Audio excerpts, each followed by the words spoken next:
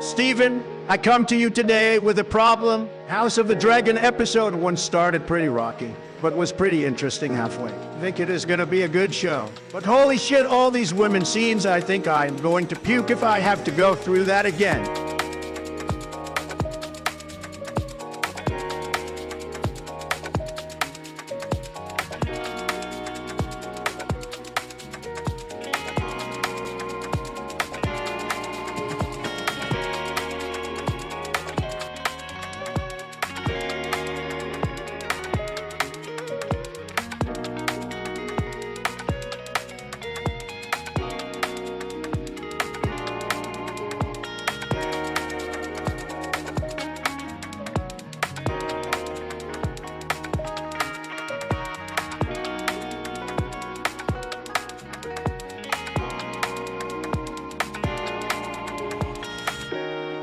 Kill John Lennon, kill John Lennon, kill John Lennon, kill John Lennon, kill John Lennon, kill John Lennon, kill John Lennon, kill John Lennon, kill John Lennon, kill John Lennon, kill John Lennon. The fifth grain of sand is red. 83 squares. Wild forest fire away.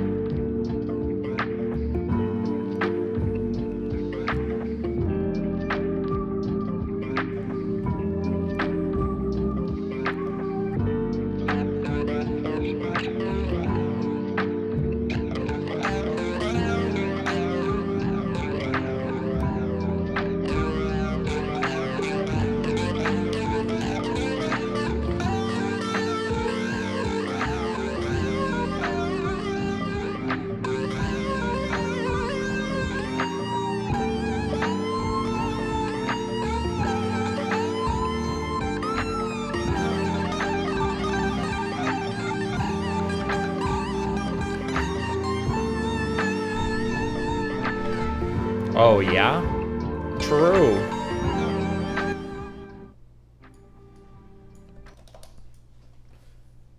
Oh!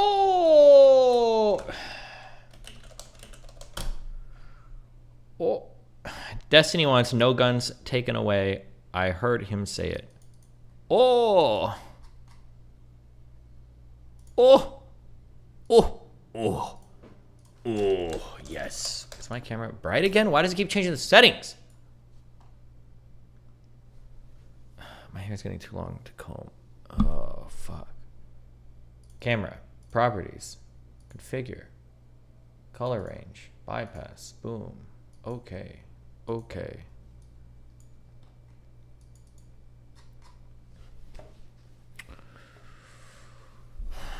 It's a frame.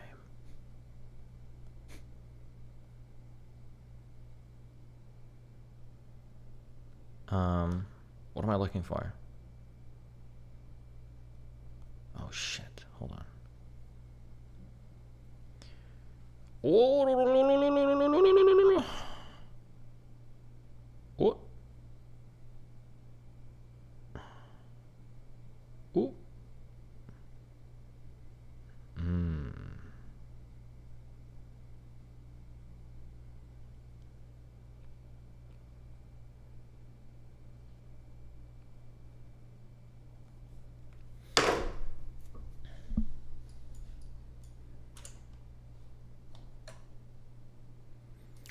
Picard explaining technological advancement to remember pre-industrial civilization. Picard explains that the other ship is at a weird angle. Why are there so many Star Trek videos? Picard explains to me. Okay, whatever. I got a sandwich. Greetings, Captain. I represent an alien race not necessarily based... Oh, epic YouTube meme.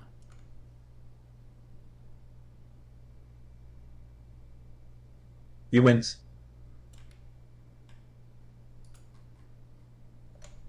upon a specific human ethnicity, but it still feels kind of iffy. We represent the vegetarian space socialists who are always right.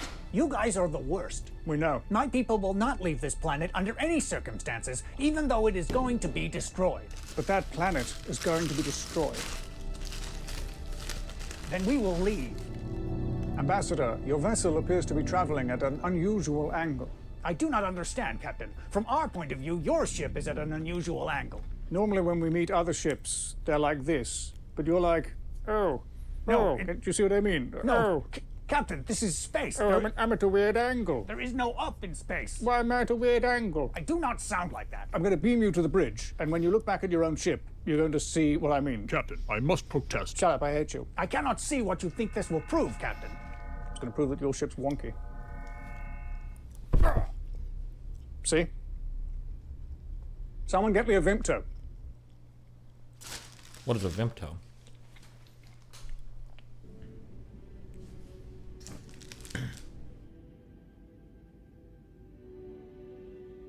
That is my home? Seen from far, far above. Yet we do not fall.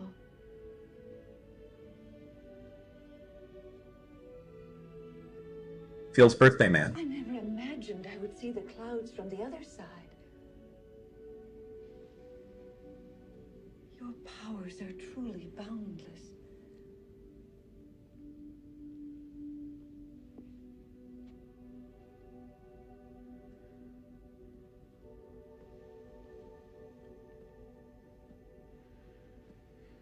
Nuria, your people live in huts. Was it always so? No. We have found remnants of tools in caves. Our ancestors must have lived there. So why do you now live in huts? Huts are better. Caves are dark and wet. So if huts are better, why did you once live in caves? The most reasonable explanation would be that at one time we did not know how to make huts. Just as at one time you did not know how to weave cloth, how to... Oh my god! They're gonna make spaceships That one would day. be reasonable. Someone invented a hut. Someone invented a bow who taught others, who taught their children, Who built a stronger hut? Who built a better bow? Who taught their children? Now, Nuria, suppose one of your cave-dwelling ancestors were to see you as you are today. Fuck. This is copyright, can't do it. This should be illegal. This guy wants to ban Tesla's full self-driving, and because of that, he most likely faked this video of a Tesla on full self-driving hitting a child dummy. His name is Dan O'Dowd, and he's currently running for US Senate. Let's play this again. New Dragon Ball Mythic in Fortnite 10 times stronger. So we all know the Kamiyamama is over.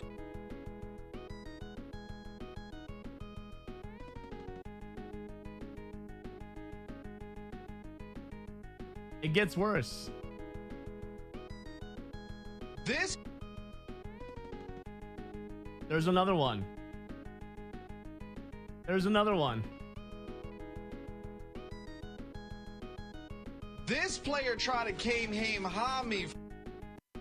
Let's play this again. On the platform of banning Tesla's FSD because he claims it isn't safe. And you might think, fair enough, this guy's just trying to protect the public. I can respect that. And that's what I thought at first. But then I did some research, and what if I told you that Dan O'Dowd just happens to also be the president and CEO of Green Hills Software, a company that specializes in, you're not gonna believe this, autonomous vehicle software systems. This is his company showing off their key products. We're showcasing our leadership in 3 important areas this year: software-defined consolidated cockpit, automated driving safety, and secure connected vehicles.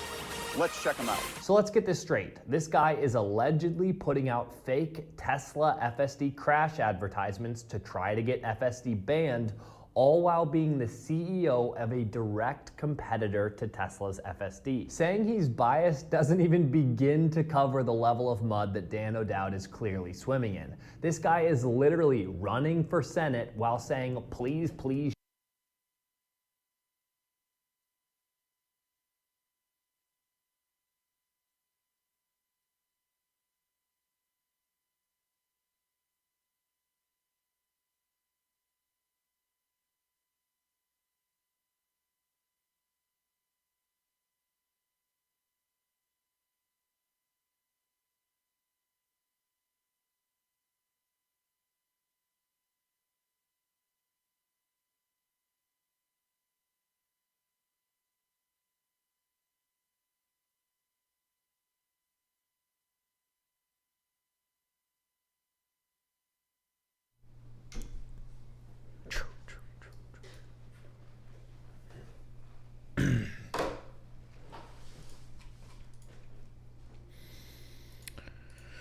Oh!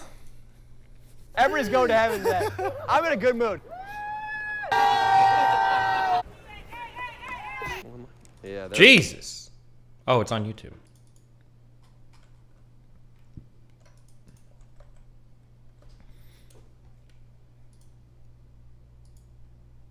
What's this? Looks expensive. This is some new bedding. David, YouTube chat. didn't I just Best tell chat. you to save your He money? wins. Yeah, I am testing this out for the stores, so work is paying for it. Work is paying for your bedding? I was gonna leave, but now I don't want to. So. What is that? Is that a new lamp? Yeah, I'm thinking of bringing homeware into the store, so that's a write-off. That's a write-off? Yeah. Do you even know what a write-off is? Yeah, it's when you buy something for your business and the government pays you back for it. Oh, and who pays for it? Nobody. You write it off. Who writes it off? I don't know. The write-off people. What? Why are we having this conversation? So if I need booze to get through my day, I can just write that off? True. That's a stretch. But the skincare products you got this morning, those are a write-off. What skincare products? You purchased skincare products? Okay. I am the face of the company. If I have acne, what does that say about the legitimacy of the store? That's not a write-off. That's not a write-off. This? Not a write-off. Oh, well, the bedding's non-refundable, so... David, a write-off is a business expense used to reduce your taxable income. Okay, well then, why isn't it called a tax write-off? Fuck, this is copyrighted too! YouTube, are you serious? Okay, boom, boom, boom.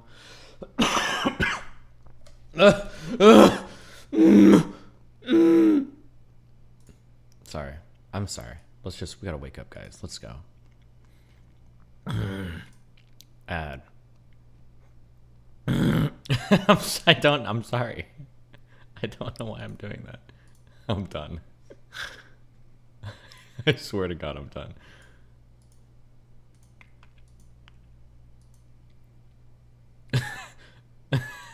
Okay, sorry, hold on. Can somebody donate so I can see if this shit works? Hold on.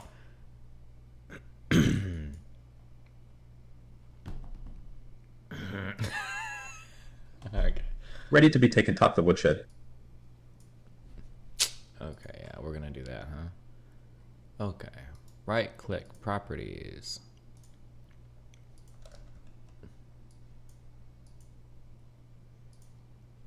Oh! Wait, was there a thing?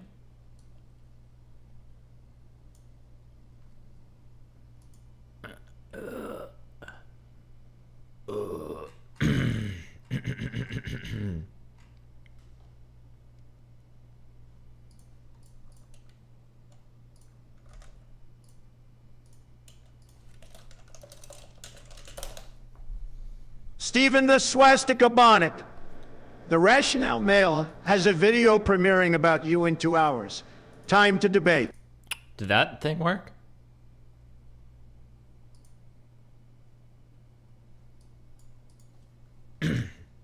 Hi. Fuck, I don't have time to mess with this right now. I'll look at it after. My bad. Pausing everything. Get fucked.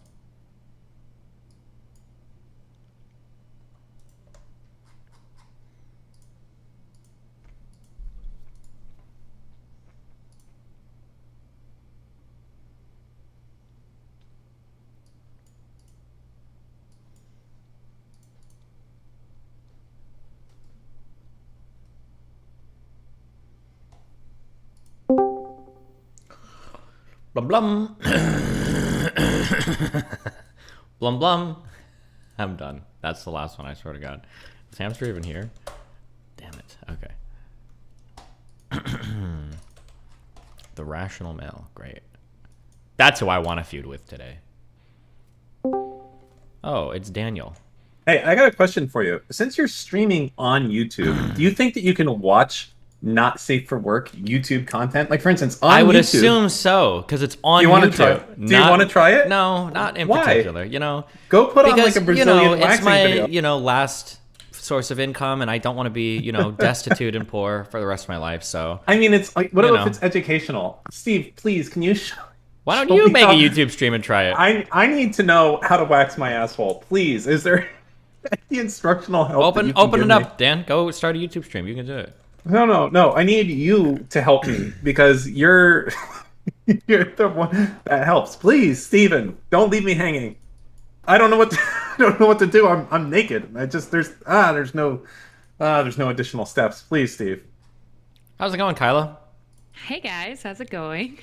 It's going. Is this gonna be on camera? Do we have like a Poggers overlay? Not yet. I'm MVP. Okay, I'll work on that shit later. Just testing the concept. So there's no Dan or Kayla video reaction. Whatever. Yeah, you can be on video. I just don't have an overlay. You dumb fuck. Ooh, not good. What kind of overlay would you suggest? I'll do it later. He's got a Mexican guy that mass produces overlays, okay, and he just wants to throw one up because it makes him feel better. Throw up the DT. No. The DT pocket. Stop. Shut up, Dan. Sorry. All right, hold on. I gotta go get ready. 1 second. What do you? 1 minute. All right. Okay, hold on, Kyla. Yeah. Okay, I have a new policy for my Discord. I do not adjust your volumes, okay? You need to take your fucking mic volume, turn it down a little bit. Okay. And by a little bit, I mean about 25%, all right? Yeah, you like it at the 79% range. Does that sound better? 79. That's my favorite number. Yeah. Should I put it to 69 so that it's even better? No, I don't like that one. Keep it at 79, okay? I don't like that one. I like Okay. 79. Reminds me of a dude who's got his legs chopped off, but has a really big dick. All right. Okay, we're gonna do this. Camera. God damn it.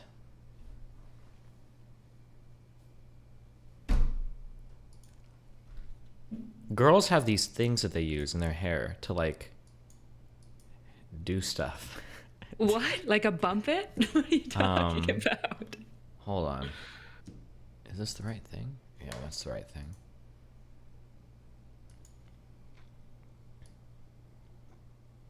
Oh no. What? Are you wanting me on camera too? Oh shit, you can't do that, can you? I'm in the new reconstruction process with cameras. Just turn on virtual cam on OBS and then add that, okay? But then you're gonna see your faces multiplied like over and over and over. Who the fuck? I can do that, but it looks like shit. Oh, the thing I was talking about. Okay, Dan, this is wild, okay? So you know how girls have a ton of hair on their head? Like all over the place? And you're like, how does it stay still all day? It must be a hairspray or something. Sometimes they have these little clips that they stick like under the hair that you can't see that like holds it in place. Do you know what I'm talking about, Kyla? Are you talking about like when they get like the feathering at the front of No, their head? they have like a little thing that they can stick in their hair to like hold, like a pin, but it goes under the hair. It's Like a bobby pin? Yeah, it's some wild shit. Wait, bobby pin? Wait. It's just like, it's very clever. Just saying my hair's Yeah. all over the place, yeah. Dan, if Do we're you gonna make do the this bobby pins? on camera, Yeah. do you have any more of that dye left for your beard, or? That's funny. Do you have any more height? You know, I can dye my beard. You can't fucking do anything about your height. Fuck boy. We're all the same height on camera, Dan. I'm sorry. No, it's not true. You sure? I'm taller than you, even on camera. Yeah, I don't know. You look a little short over there. Better aim that camera down. Hi, good job. Wait, how'd you figure it out? Well, the issue is that if I pull you guys onto my screen, then you're gonna see this.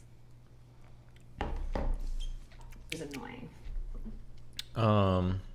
You see what I mean? Hold on. What is that sweater? Features of it's Oh, the nice. You belong to the streets. You're gonna go with that. You're gonna do the slut So shaming fun. right off the bat. Okay, good one, dude. Okay. yeah. let's see where I we're just going. wanted the vibe. Let's see. Can you do a virtual cam in OBS that only does one source? Does anybody know? I just a quick In yes or no. OBS, Otherwise, yes. In Streamlabs, I have not been able to find it. oh, why do you do that? Why do you use Streamlabs OBS? Wait, how do I You don't like unmirror my Streamlabs? camera? It's bothering people that it's mirrored. Hold on, give me a sec. I'm sorry. I'm almost done. Just chill. Voice and video. Dan, the art behind your head, is that? Did you like? Did that come with your house, or is it like a piece, or is it painted right onto the wall? It's really cool. Oh, yeah, I commissioned it from some local graffiti artists. And it's right on the wall. Oh, cool. Yeah. Did you remove the baseboards then, or are the baseboards still there? No, they're still there. They're painted over. Okay. See? Right? Oh yeah. No, I can see it. It looks really cool. Do you have like 9-foot ceilings then? So is it like a 9 foot by? Those ceilings for Dan, they're like I think 7.5. They might be 8 feet tall. Enough room for him to jump nice and high and never hit the ceiling, you know. How do you unmirror your fucking camera? Anybody? One of you guys has to have seen this setting. I know it's a thing.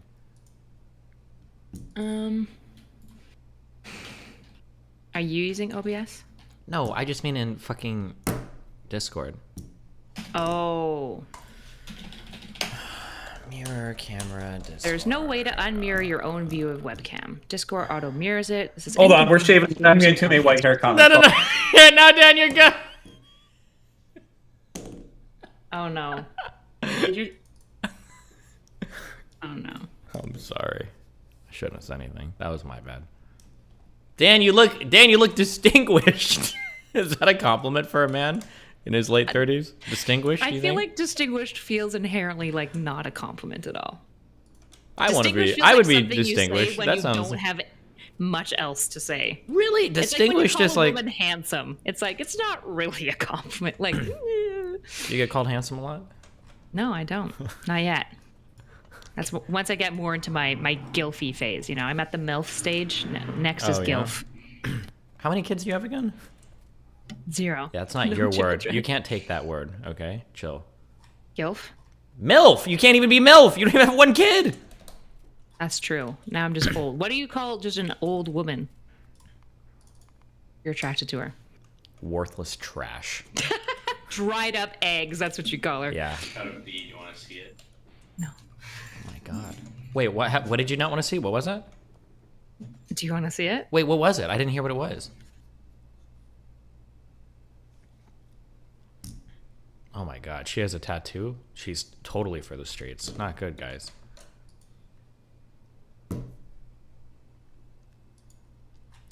Dan, really? What is happening right now? It's falling apart. Everything's falling apart. I know. All right, just a little bit of a trim, so I'm not quite as old. Now I'm more youthful speaking. Okay. I can't shave all the way because then I look like I'm too young. Were they It's still shaving? white, huh? Yeah, they were. Fuck that. That's terrible. You know, So right at you the gotta- start of my dating show too. Yeah, they need to. Stephen, you need to control your community. They're a little Not good. Not good. unhinged. True. Really. Okay, well, I think the format we're going for today is we're just going to chat amongst ourselves for 20 or 30 minutes or until we run out of stuff to say. And we're bringing in, we've got 8 to 13 high quality, pre-selected, premium tier callers. I wouldn't build it up that much because if they're not, that's gonna be real. It's gonna be real. Well, then we're tragic. going to make them feel like shit.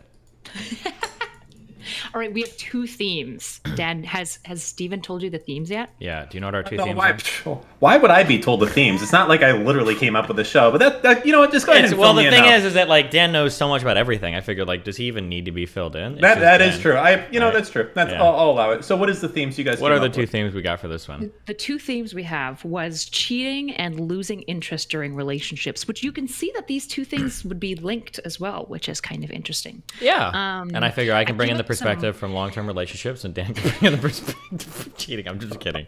Why? No. Damn. I don't I'm know just kidding. I'm what just kidding. I'm is just getting kidding. into you today. I'm just kidding. It's not about Are you what's okay? getting into me. It's about who you're getting into, Dan. I'm just kidding. Damn. I'm just kidding. I'm just kidding. Stop. Holy shit. Okay. So what do you? We have the. You get Dunkin' Donuts coffee for 1 fucking day and you're unhinged. It's because somebody brought up hot chocolate yesterday. And I realized I haven't had one in like a month. Oh, it's not coffee either. It's just hot chocolate. Why don't you have just Or hot chocolate powder in your house? Just make it. It's not the same as when somebody else makes it for you, you know? When you get really wealthy, it's just the idea of like other people's pain and suffering going into your products. It just makes it that much better. I don't know what it is, but Like, man, I sure hope there's a couple of children's blood in this. Knowing that they're only barely making the interest payment on their student loan. Oh, yeah, that's exactly. That's Oh a my good gosh, hot and I'm chocolate. just drinking away their pain and suffering with their psych degrees. Okay. Yeah. So which one of these 2 do you want to go on first? Dan, since you have been negligent in the planning process, which of the 2 do you want to go over first real quick? Cheating or losing Cheating. interest in long-term relationships? Cheating. Wow. Okay. That's a heavy hitter of a topic, Dan. Yeah. It is a heavy hitter. Is cheating bad? Let's start at the basics. Do you think it's bad? I think that Wait. if you what? Let's define cheating first so people know what we're talking about. That's a good thing. We're really backing up. Yeah. I would say cheating is when you engage in infidelity in a relationship, when you break some sort of like relationship promise related to generally how you interact with other people that are like the opposite sex. Or I guess it could be the same if you're bisexual, generally. So there could be like emotional cheating or like physical cheating or yeah. Yeah, I was going to go try and one-up you there. I was going to say cheating is anything when you start interacting with another person and you start feeling romantically about them and you keep going back. But obviously, you know, you could just fuck someone and that's cheating. Yeah. But I think other things are also cheating. Like if you really start liking your neighbor and you hang out with them all the time. What are you laughing at? What's so fucking funny? Huh? Get a fucking hold of yourself. I am. Hold on. God, you're such a child. Okay, we're here doing a serious. No. fucking channel. No. Keep. I lost track. Just go. What do you want, Snake Woman? Say what it is. Sorry. Yeah, you're a hold mess. on. No. I'm trying. Okay. I just every time I talk to Dan on a show, I can only think of this guy called Tony W, and it just fucks my head so hard. I'm sorry. Okay. Okay. Can I vibe off that for 1 second? Go ahead. Go for it. Because Dan said something that's really important that I think is true on that. Oh my god. It was like a shit joke that was coming up. I guarantee No, you. it Anyways. was true. It was. Hold on, it was true. It was. Oh yeah, that's true with your mom. Okay, unless you are a celebrity or a woman, generally cheating takes like a lot of deliberation. Even for women, generally, you have to go through a lot of stuff to cheat. And the thing that Dan said is that like sometimes people will make it sound like cheating was an accident, like, oh, I started to catch feelings for somebody and we started talking more, blah, blah, blah, blah, blah. But it's important to recognize at the beginning of that, like, kindling of something romantic that you have the opportunity to cut that off. And if you don't, you're setting yourself up for failure. You're fucking yourself really hard. I don't think it's cheating to fall for somebody or to get a crush on somebody or whatever. But if you start to pursue that, you're continually re-engaged. That's probably not something good. Yeah. Yeah, I would basically like label cheating as basically like I feel like in relationships you establish some level of contract, like even if it's not like verbally expressly like signed off of like this is what we view cheating, you talk about it enough that you broadly know what your partner views as cheating. And more importantly, I think you should actually talk about with your partner what is conceived of as cheating, because for some people it's as like simple as porn, right? Whereas for other people it's going to be exclusively more like when you're establishing a new relationship and whatnot, but then you get into poly relationships and that doesn't count. So it's like in any way where you've broken the contract of what you've both agreed on isn't allowed with other people. So that's in monogamy usually some form of like sexual and romantic relationship, and in a poly relationship it's going to be more complex, and then it has to be, I think, explicitly negotiated. Yeah, I feel like also that thing you said, I think you should, this is going to sound really cringe, but I'm probably going to say this a lot for every piece of advice that I give on the show ever, and it's always said on every forum, but it's like so true. Communication is something that needs to happen. A lot of people try to exist in the gray zones where they know their partner's probably not comfortable with something, but if they don't say anything about it, they think it's okay. I think there was a big Reddit post, I think we read this like a day or two ago, where like a wife found out that her husband had like a I don't want to say a work wife, but he had like a girl at work that he was like pretty close to, that he talked to all the time and shit.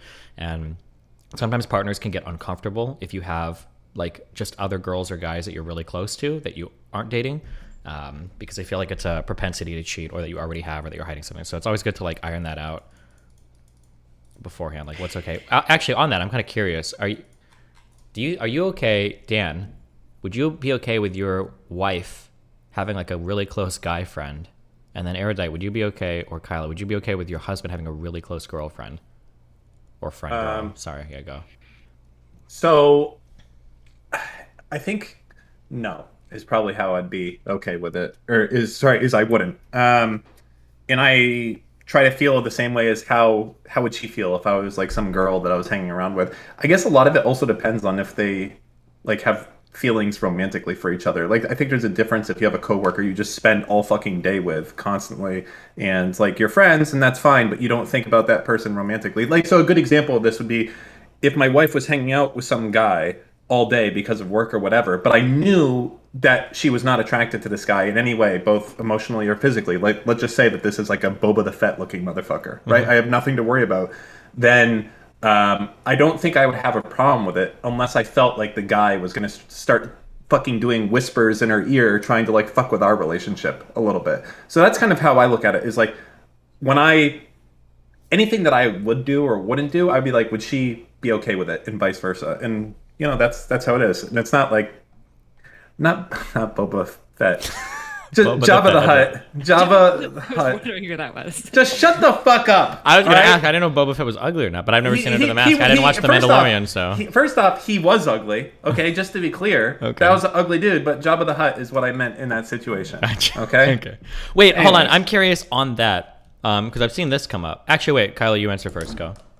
Yeah, so I think there's a difference between where I would like my relationship to get to and where I am. And I think it's actually really important that people acknowledge the gap between these two things and negotiate that gap as well with their partner.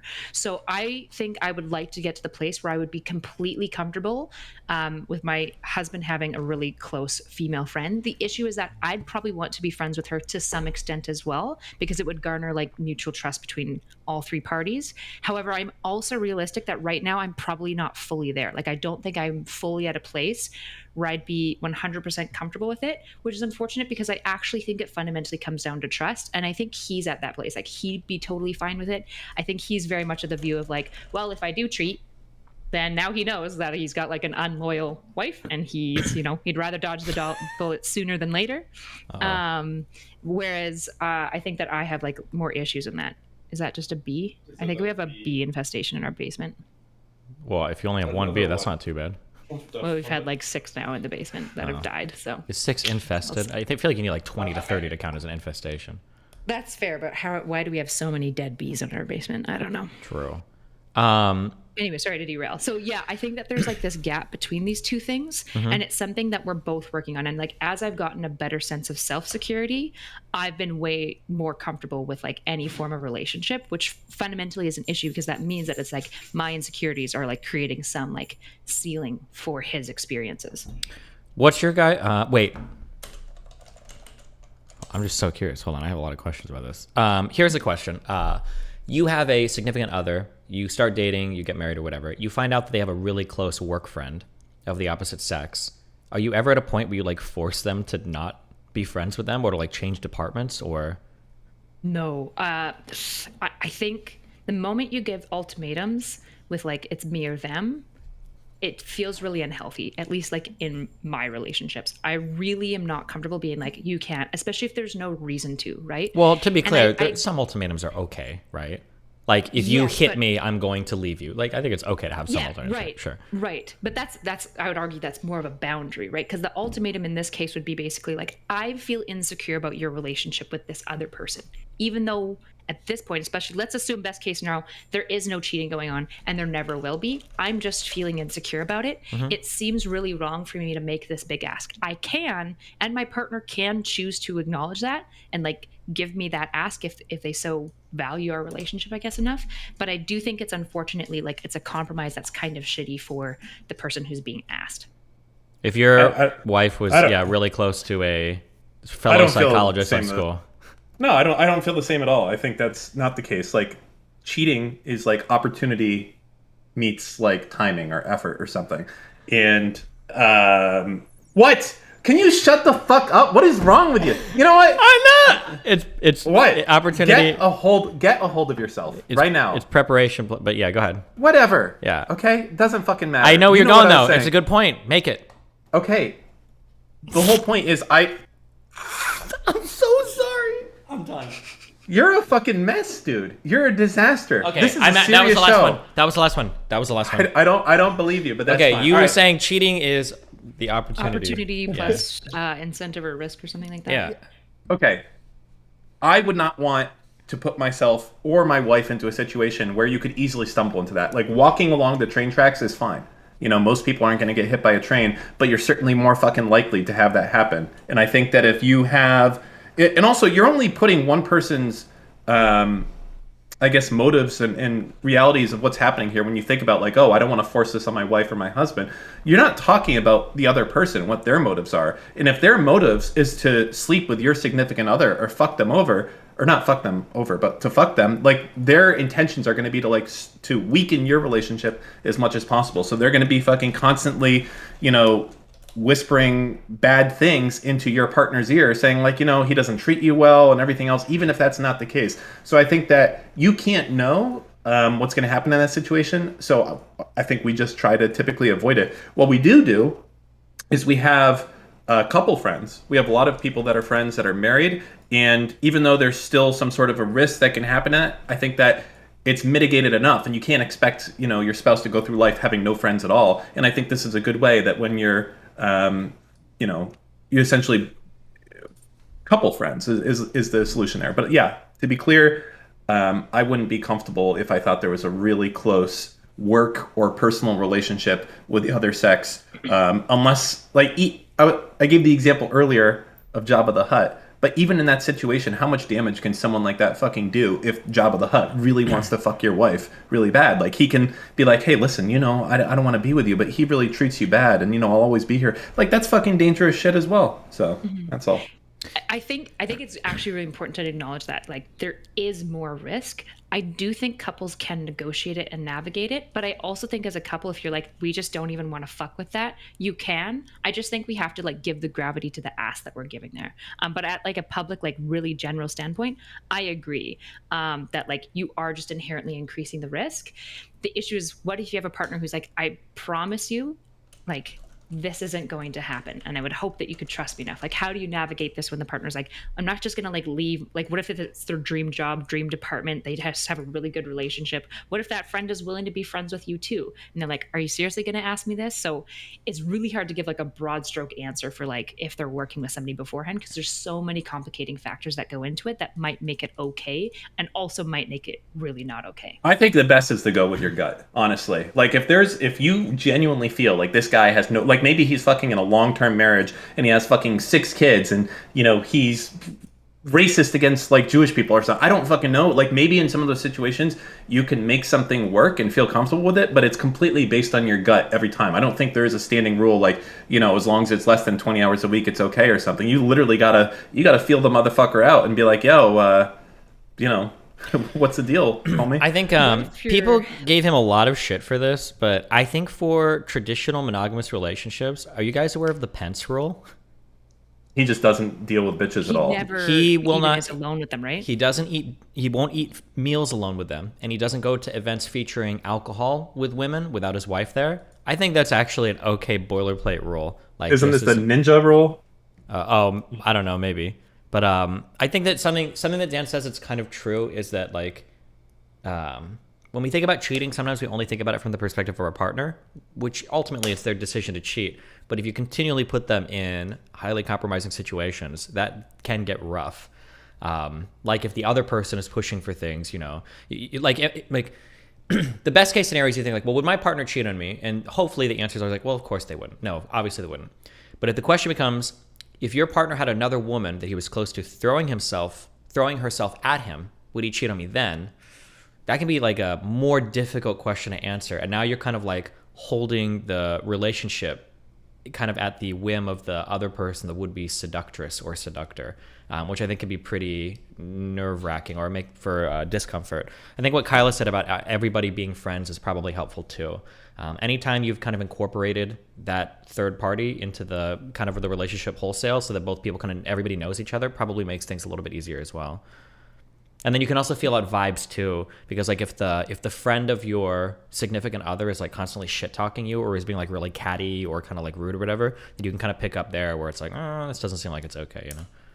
Yeah, I think in any monogamous situation, you would have to be soft friends at least with this person, like the opposite partner. So like if it's my husband, I would need to be at least friends and like know this individual enough that I would feel comfortable talking to them so that I can at least like suss them out a little bit. Here's one question though, because Dan said go with your gut. And I think that's a pretty good piece of advice for people who have pretty good gut feelings. What if your gut is consistently wrong? Like what if you have like high levels of anxiety and insecurity, and so like your gut feelings are that's the Costanza really that's the Costanza rule. Then you just do that and then you just do the opposite of whatever you think you should do in that situation, and then that's how you solve that.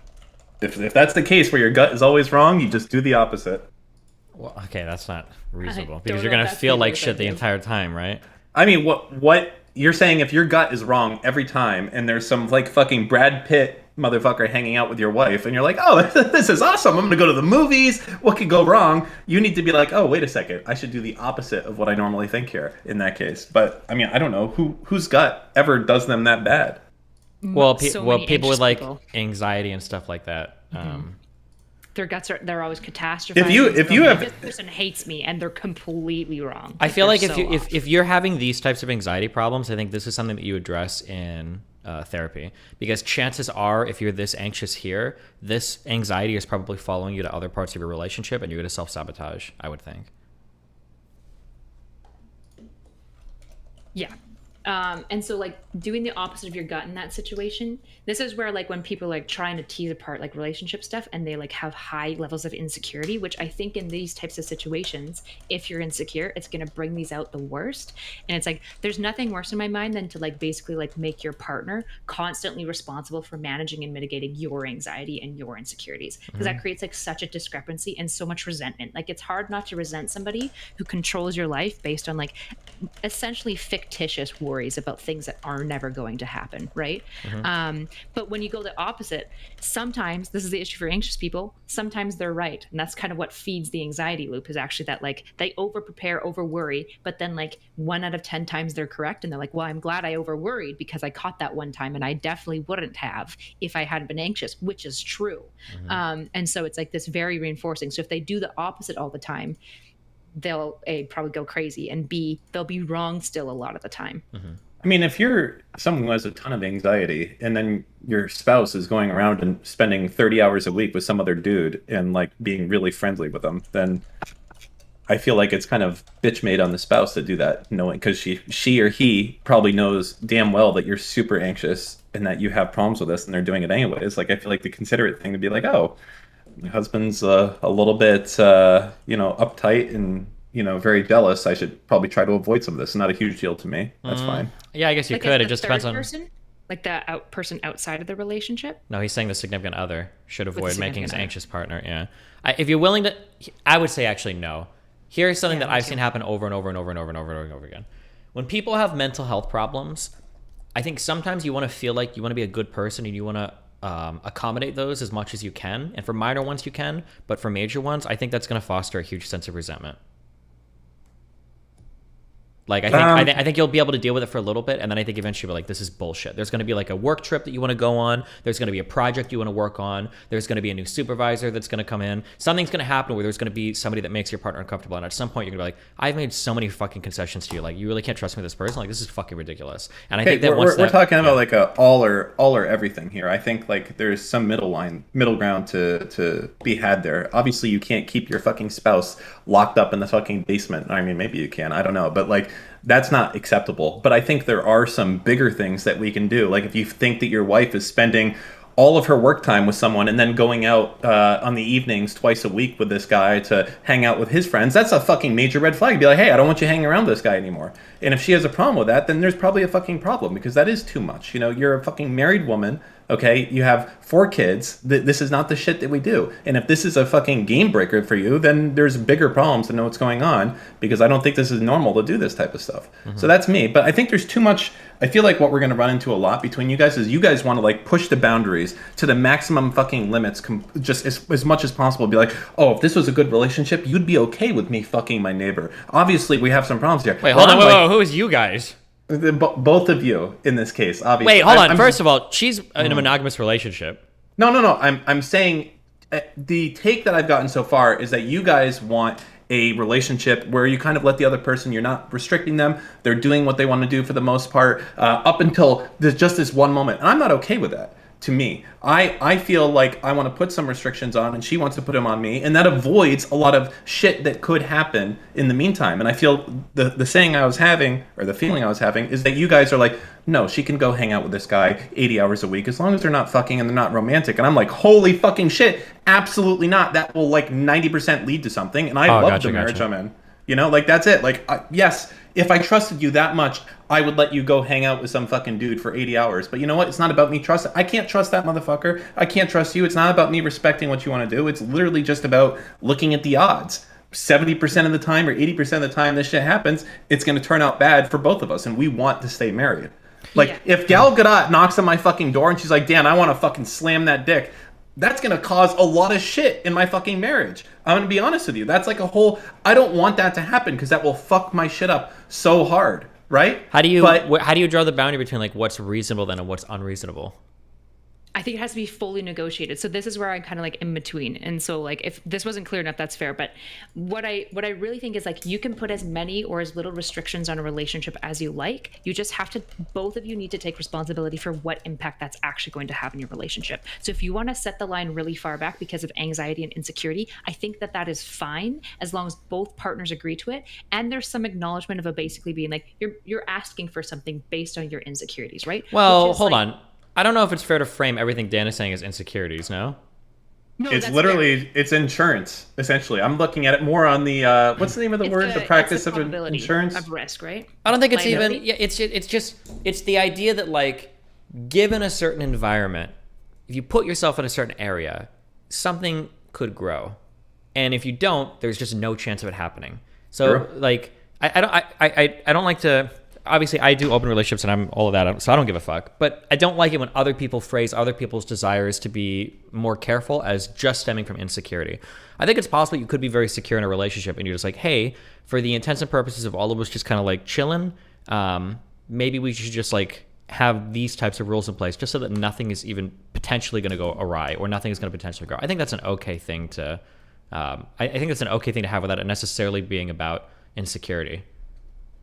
Yeah, that's fair. Mm-hmm. I definitely don't want to chalk it up to the only reason you'd pump brakes is insecurity. Sure. I guess I was trying to give a hypothetical of like in the case, because I think a lot of times it does come to that. What Dan is outlining is essentially like some level of insurance and protection. You're like, I'm going to mitigate certain levels of risk, right? If there's like a 70% chance that this could lead, I trust my partner, but like, everyone's human. Why would I risk a 70% chance of like something going on? Then he also talked about the 80-hour per week thing, right? And that to me is less about insecurity and a lot more about like wanting time with your partner. Like I would have an issue with Nick spending 80 hours a week with basically anyone if it was like one person all the time, and that means I have almost no time with Nick. That would be more of my issue that I'd be negotiating. Sure, I So think that's Dan like- didn't mean like 80 hours a week, like they're spending every week, but like they work together, so they see each other in the office like all the time. I think is what Dan was kind of going at. Not they're like hanging out outside of work and everything too. Yeah.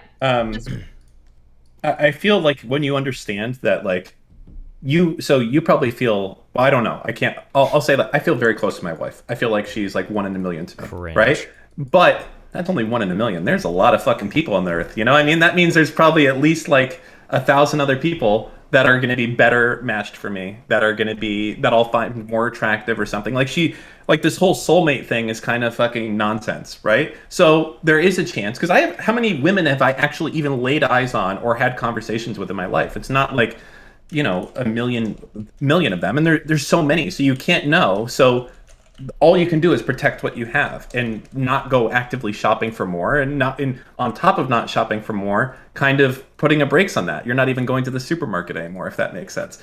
So Yeah. that's how I feel about it. Because essentially what you're saying is like I've chosen my wife, like more or less, and like because I value that choice and that commitment that I've made, I'm going to do certain things to make sure that I'm protecting that choice and not making like other things being more. Like, I don't want to have like temptations arise because the choice matters to me, and I'm willing to basically like discard those temptations because I want to be choosing my wife regardless of the like external stuff. Am I understanding you? Yeah, I mean, it's as he said, it's kind of like insurance, just avoiding bad situations across the board, and not out of jealousy or anything, because I think we're very close to each other, but just out of just knowledge of what happens. Like shit like this blows up, and then you're like, fuck. I bet so many people that cheat on their spouse or divorce as a result of that are just like, I wish I never fucking met this person.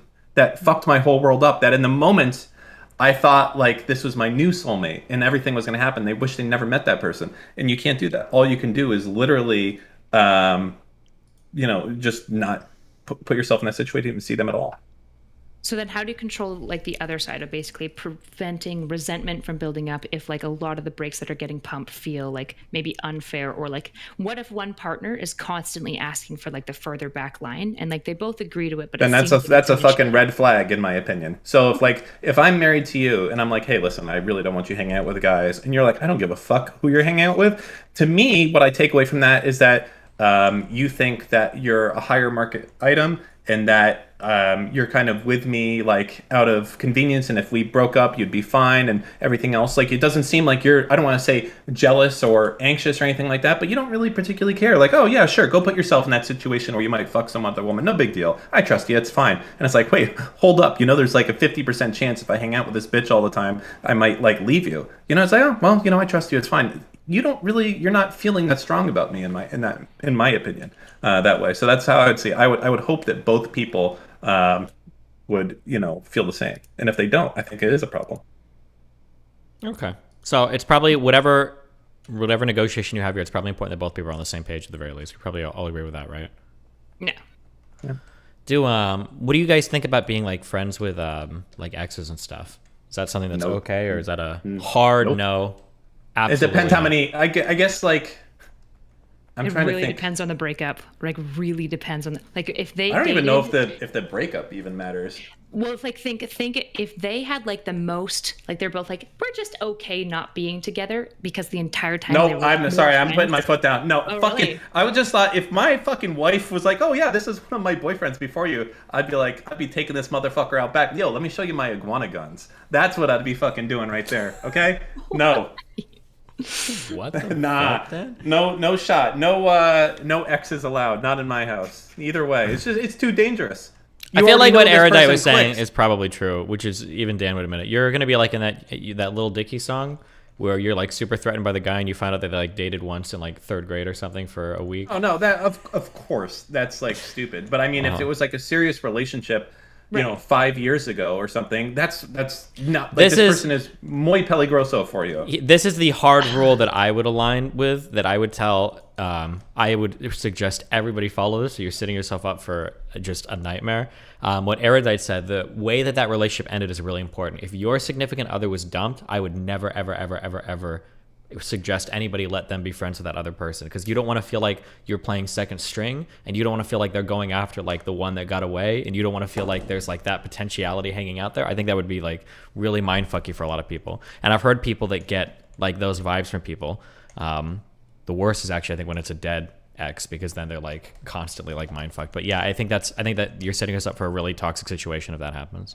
Yeah, like if they were on and off again for like years, and every time they broke up it was super messy. Usually really messy breakups are messy because like both people still have this like really intense attraction and like probably love for each other as well, but it's really toxic and unhealthy. So they can't handle being together and they can't handle being apart to some extent. And it's like, that's the type of ex where I'd be like, absolutely not. But to be honest, like if they were like that drawn to wanting to still be in a relationship with them, that itself would kind of be a red flag to me, because I'd be like, I don't know if you're actually over this person if you were on and off again for years. But if like even if they dated for like 2 years, especially if it's been several years since then, and they just like were never super into each other, and then they just kind of like naturally faded in their own life, that to me feels like a much more like natural thing. I'd probably still have so here's the thing, I would have a lot of breaks about what that friendship specifically looks like, right? So if they wanted to be friends, I'd be like, great, they need to meet me, I need to have a decent relationship, and I'd probably say like no hanging out one-on-one ever. Like they need to always be hanging out in some sort of like group or public setting. Like certain safety breaks to basically like reduce. But yeah, if it was like that calm of a breakup, you don't have those calm of breakups if you don't, like, your feelings aren't there. Like if you just are like, okay, we're cool just being apart, they probably never should have been together in the first place at that point. Maybe, yeah. Yeah, I think that the way the breakup happens is really important. And then the type of contact they have too. Like if people are like, oh my God, this is my girlfriend, and you know, we broke up a year or two ago and we were on and off for like 4 years, like I'm gonna meet them for coffee. That's probably like not a good idea. I don't think it's a good idea. If they like chat occasionally like on fucking Facebook chat or some shit to catch up a little bit, that's probably okay, but like yeah, but also like if it's like an old girlfriend from like high school and they're like the other person's like married now, it's probably not as big of a deal. But that's probably also something you'd have to feel out a little bit to see what's going on. Yeah, very frisky. Yeah, you're definitely playing with fire. Oh, you're fucking 100. You guys are like, oh yeah, you know, if you want to play with some matches inside, or just move the papers around, make sure. Fuck that, ain't no matches in this house. You gotta fucking go out in the middle of the ocean with a fucking goddamn coliseum of people watching you to make sure you're not going to do any flirting. Like even then, I'm not a fan of it. No, so this is like that to me. That's like all the danger signs. You have all the danger signs of like doing it with a work person, but these people fucked before. You knew that they were already a match for each other. That's just not for me. Nah. I don't know if they were though. Like how many like people fuck each other and aren't really a match for each other all the time, especially like when you have like these young relationships. Like so many people will get into a relationship when they're really young because they just like think that that's what you're supposed to do, and then they maintain it for like 2 years because they're both kind of like passive and a little bit AFK, and it's like not really a thing. All right. I agree why there's flags, but here's the thing, I wouldn't be willing to just say no. I'd be willing to negotiate it with my partner, unless it was a situation like we said where it was like a super messy breakup, super on and off. That type of situation I would just never. So you got to look at this negotiate in statistics again, right? I already said I'm not letting my wife hang out with some fucking random dude I know nothing about that just happens to be at work with him. Okay, that there's a certain odd that's being associated with just being a fucking dude in my wife's proximity. Okay, but let's go ahead and now I think the odds are much higher if this was some guy that she's previously slept with, because there's a lot of guys that aren't going to be a match for her. But I already know that this guy was a match for her at one point, and that's why the fucking danger is there. So it's worse than any of the other options, in my opinion. Jesus, I mean, like, Dan is just hardcore on that. I mean, no risks. We have friends. We have risks. Okay, no but risks like, in Dan's world. We have couple friends. Like, that's the way you fucking do it. There's no way that I could ever have any female friend ever, right? Because it would put her in a fucking incredibly like fucked situation to be in. Like, I'm not saying that like we can be friends, right? But like, if it got more serious, if I start like direct message, like we're not gonna have a direct messaging type of me and you. That's not gonna work out. I'm afraid to say. All right, I just don't put myself in those situations. Like today, there was a story about like this guy, Caleb Maupin got fucking canceled because he right this whole thing. And I said in Chud's chat, I was like, you know what? There's a lot of shit that can go fucked in my life, but it will never be for anything sexual assault, for sexting, anything, because I don't fucking put myself in those situations at all, period. And I think that's the right way to fucking do a relationship, completely. It's kind of like alcohol. You know how like the Bible would say like never drink alcohol, don't be drunk or anything. So the idea basically is like you probably shouldn't be drunk, like at the Bible standpoint, because you can do some crazy, bad, nasty, wild shit when you're drunk. So to be really safe, you should maybe never drink. But a lot of people actually can drink and not get drunk or not do wild, crazy stuff. But if you're the type of person where every time you drink, you get wildly drunk and you do dumb shit, yeah, you should probably never drink. But I don't think like prescribing for every relationship of being like basically never drink isn't really the solution, because a lot of people are like, yeah, but I can handle a little bit of alcohol. I'm not necessarily going to be wild. Not in Dan's world. No, it's about percentage outcomes. Okay, if you drink one glass of wine with dinner, that's probably not going to lead to anything fucking crazy. But if like you're doing 2 or 3 usually, and you're like you can handle it, the odds, if you look at 1,000 other people, are going to be way fucking off the chart. Whereas before it may have been 5% of something happening. 3 or 4 maybe takes that to 60. So that's why we look at the odds. And I think in my world, I like to keep those odds. We have as much freedom as possible to do what we want to do while still keeping it under like the 15% or something along those lines. And I think that's the right way of doing it. And you're like 95. Just don't fuck anyone, and I trust you. And it's to me, it's like 12. That's not what I'm saying though. I'm saying it feels like it. No, I'm willing to put breaks in. That's why I said like when it's a messy breakup situation, it's just a no. I don't think there's really any safe way to do it. But if it was a very like tame relationship, if they did it when they were 14 for 2 months, it's something where I feel much more comfortable with. I'm still going to have certain protections established and negotiated that I would want, right? I don't really want you hanging out alone if you've had like any sexual relationship in the past. You probably shouldn't be hanging out with them alone every week. Like there's going to be a whole bunch of safety parameters. But if they're like, yeah, but like now, what if they're their coworker all of a sudden? I'm not going to say, well, no, you can just never talk to them again, or no, you need to like switch a department, or like, no, you can't like text them every now and then. Like these are things that I'm like, these are the risks where you like, you can't have 1 sip, you can't have 2 drinks maybe. My partner might be able to handle 3 drinks really well and not do anything wild, but you probably shouldn't have 4 to 5 drinks, right? That would be kind of how I negotiate it. It's like finding the scale. Does your wife have any male friends, Dan? Wait, is your wife allowed to have a cell phone? Stop. I'm just curious. My wife has a lot of coworkers that are men. Friendship with that. I was just checking. I said I was just checking. Like ones that's just her friend and not mine. No, but we have like tons of friends that are couples that are involved typically with a man and a woman, and we're friends with both. Oh, like me and Melina. You guys are friends with us. We're like couples friends. Yeah. Oh, that's so cute. Couples friends are rough though. It's really hard to find a whole other couple where like that you're limited to just each other, that both parties get along really well. Like usually whenever you try to, I don't know if you've had this experience, but when like Nick and I try to find couple friends, it'll be like the like husband will like be really fun and we'll both kind of like jive, or like the wife will be really cool and we'll both kind of jive, but like the like other partner's like kind of left out and doesn't click as much with the group and stuff. I find couple friends is actually like pretty difficult to like find 2 other people that match super well. Me and Melina get along super well with Dan's wife and his life, and we have a grand time every time we go out. It's amazing. I'll tell you some of those stories in a year or 2, guys. It's pretty wild. I don't know what's happening. But final question I have on this topic: what is your guys' policy for devices? Are you allowed to go through your partner's messages at any time, or how do you feel about that? Do you ever? in my relationship, our phones are pretty open. The only thing is like there's like certain stuff that we keep private as far as like diaries and stuff like that, because it's like if you're emotionally processing by yourself, there's probably a reason. So like on my husband's phone, his notes section is where he'll like write down his thoughts and stuff. So that's an area where like we keep it private, but that's because like you need some privacy and you should like negotiate it. But other than that, like basically everything. And I'm sure like if I really push and I was like, I need to see your notes, he'd probably let me. It's just at this point, because of like, we've also been separated. So this is like a whole negotiated thing. I really understand what the purpose of his notes is. And we can check each other's phones. We're very, very chill with that. Wow. What about you, Dan? Yeah. Does your wife go through your messages ever? I'll be right back. I don't think we ever go through each other shit like that, but she's like, she'll use my phone if she's doing something. It's not like, oh, hold on, let me go and delete these. I don't know. I never felt the need to go through it like that. So I've never done that. I don't know if she's done it. Probably because I'm kind of a giga chad a little bit, so I wouldn't be surprised. But that's fine. She could keep doing it. That's fine. That's fair. Yeah. Wow. Well, she just left. We can't do calls, so we're waiting for her to come back. Good. Do you have a camera cover? Yep. Wait, do you want to just cover your camera and say nothing and see what she says? Sure.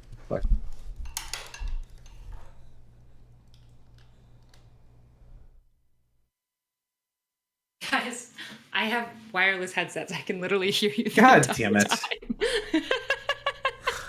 So stupid. Okay, well, anyway, that was cute. It was a cute little prank. Shut Should up. I have acted surprised? No, okay. On the second thing, okay, well, let's zip. Wait, I have a hypothetical. Yeah, what's your question I hypothetical? prepared for cheating. Okay, so this is something I heard a relationship counselor or whatever speaking about. Actually, I think it was Jordan Peterson brought up this hypothetical. Wow. So you've got a hypothetical situation. You have already cheated. It was a fuck up. You know it's never going to happen again. You've done everything personally that you need to do to ensure that. So this is the vacuum. You know that it's never going to happen again. Do you tell your partner? Because if you tell your partner, it's only going to do damage to your relationship, but it's honest. And again, in this hypothetical, you've assumed it will never, ever happen again.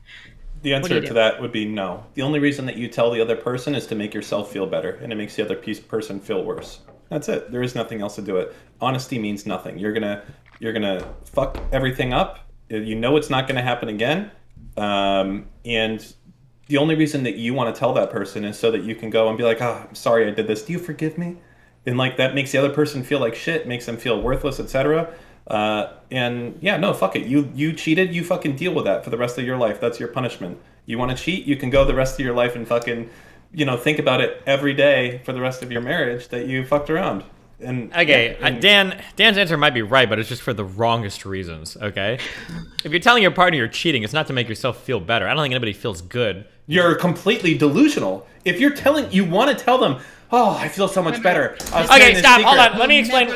No. Hold on. I need to explain why Dan is wrong, because he's applying the general understanding of apologies to this specific situation because he doesn't understand why it doesn't work. Okay. Inform me. Yeah, I will. Usually, when you apologize to somebody, usually that apology doesn't carry any consequences, so it's just done to make yourself feel better. You go up to somebody like, oh my God, when I said that mean thing to you, bro, I'm so sorry. When I said that mean thing, I'm so that was such a bad thing, blah, blah, blah, blah, blah, okay? This is why apologies are worthless. This is why when you apologize, at least in the Catholic Church, to God, just the confession doesn't matter. The other part of that, I believe, is called penance. It's arguably the most important part. You have to go and do an act or service to show God that you are actually sorry for what you've done. When we talk about apologizing to a partner for cheating, the apology part is easy, but the difficult part afterwards is you don't know what they're going to do. And when you apologize to somebody for cheating, what you're really doing is admitting you cheated, which means that you're giving them the opportunity to end the relationship, which is a scary part for you to be in if you don't want the relationship to end. So just telling somebody that you cheated is not something you do for yourself. If anything, you're doing it for them because you're giving them the agency to make a decision based on what's happened in the relationship about how they want to go forward. Yeah, but we're in a vacuum, and whatever. We're I in the disagree. vacuum, right? So you're in the vacuum. Let's assume that they'll never find out. You can keep it from them the rest of your life, and you know that you're never going to do it again. And let's also assume your relationship in every other way is an excellent relationship. So you know that if you tell them you're going to just do harm, it's going to probably blow up your relationship and make everything worse. And so this is the one. I'm not actually on Dan's side either. I'm giving the hypothetical because I have no idea where to fall on this because I can see such good reasons for both answers. No, there's a really easy answer to this, I think. No, there's not. Fuck. I was gonna say you should do whatever you want your partner to do. If your partner cheated on you, and you would of course want to know. If that's the case, then you should tell that them. That they would want to know. That's the issue. Yeah, right? but everyone wants to know. But Well, do they? It's not that simple. Do they wanna they know? do. I Yeah, don't they think do. so. No, they do. I don't know. guarantee- Sometimes I almost guarantee you that Nick probably wouldn't want to know in this situation, and He I would. would. He would. I don't think so. He would. here's a question.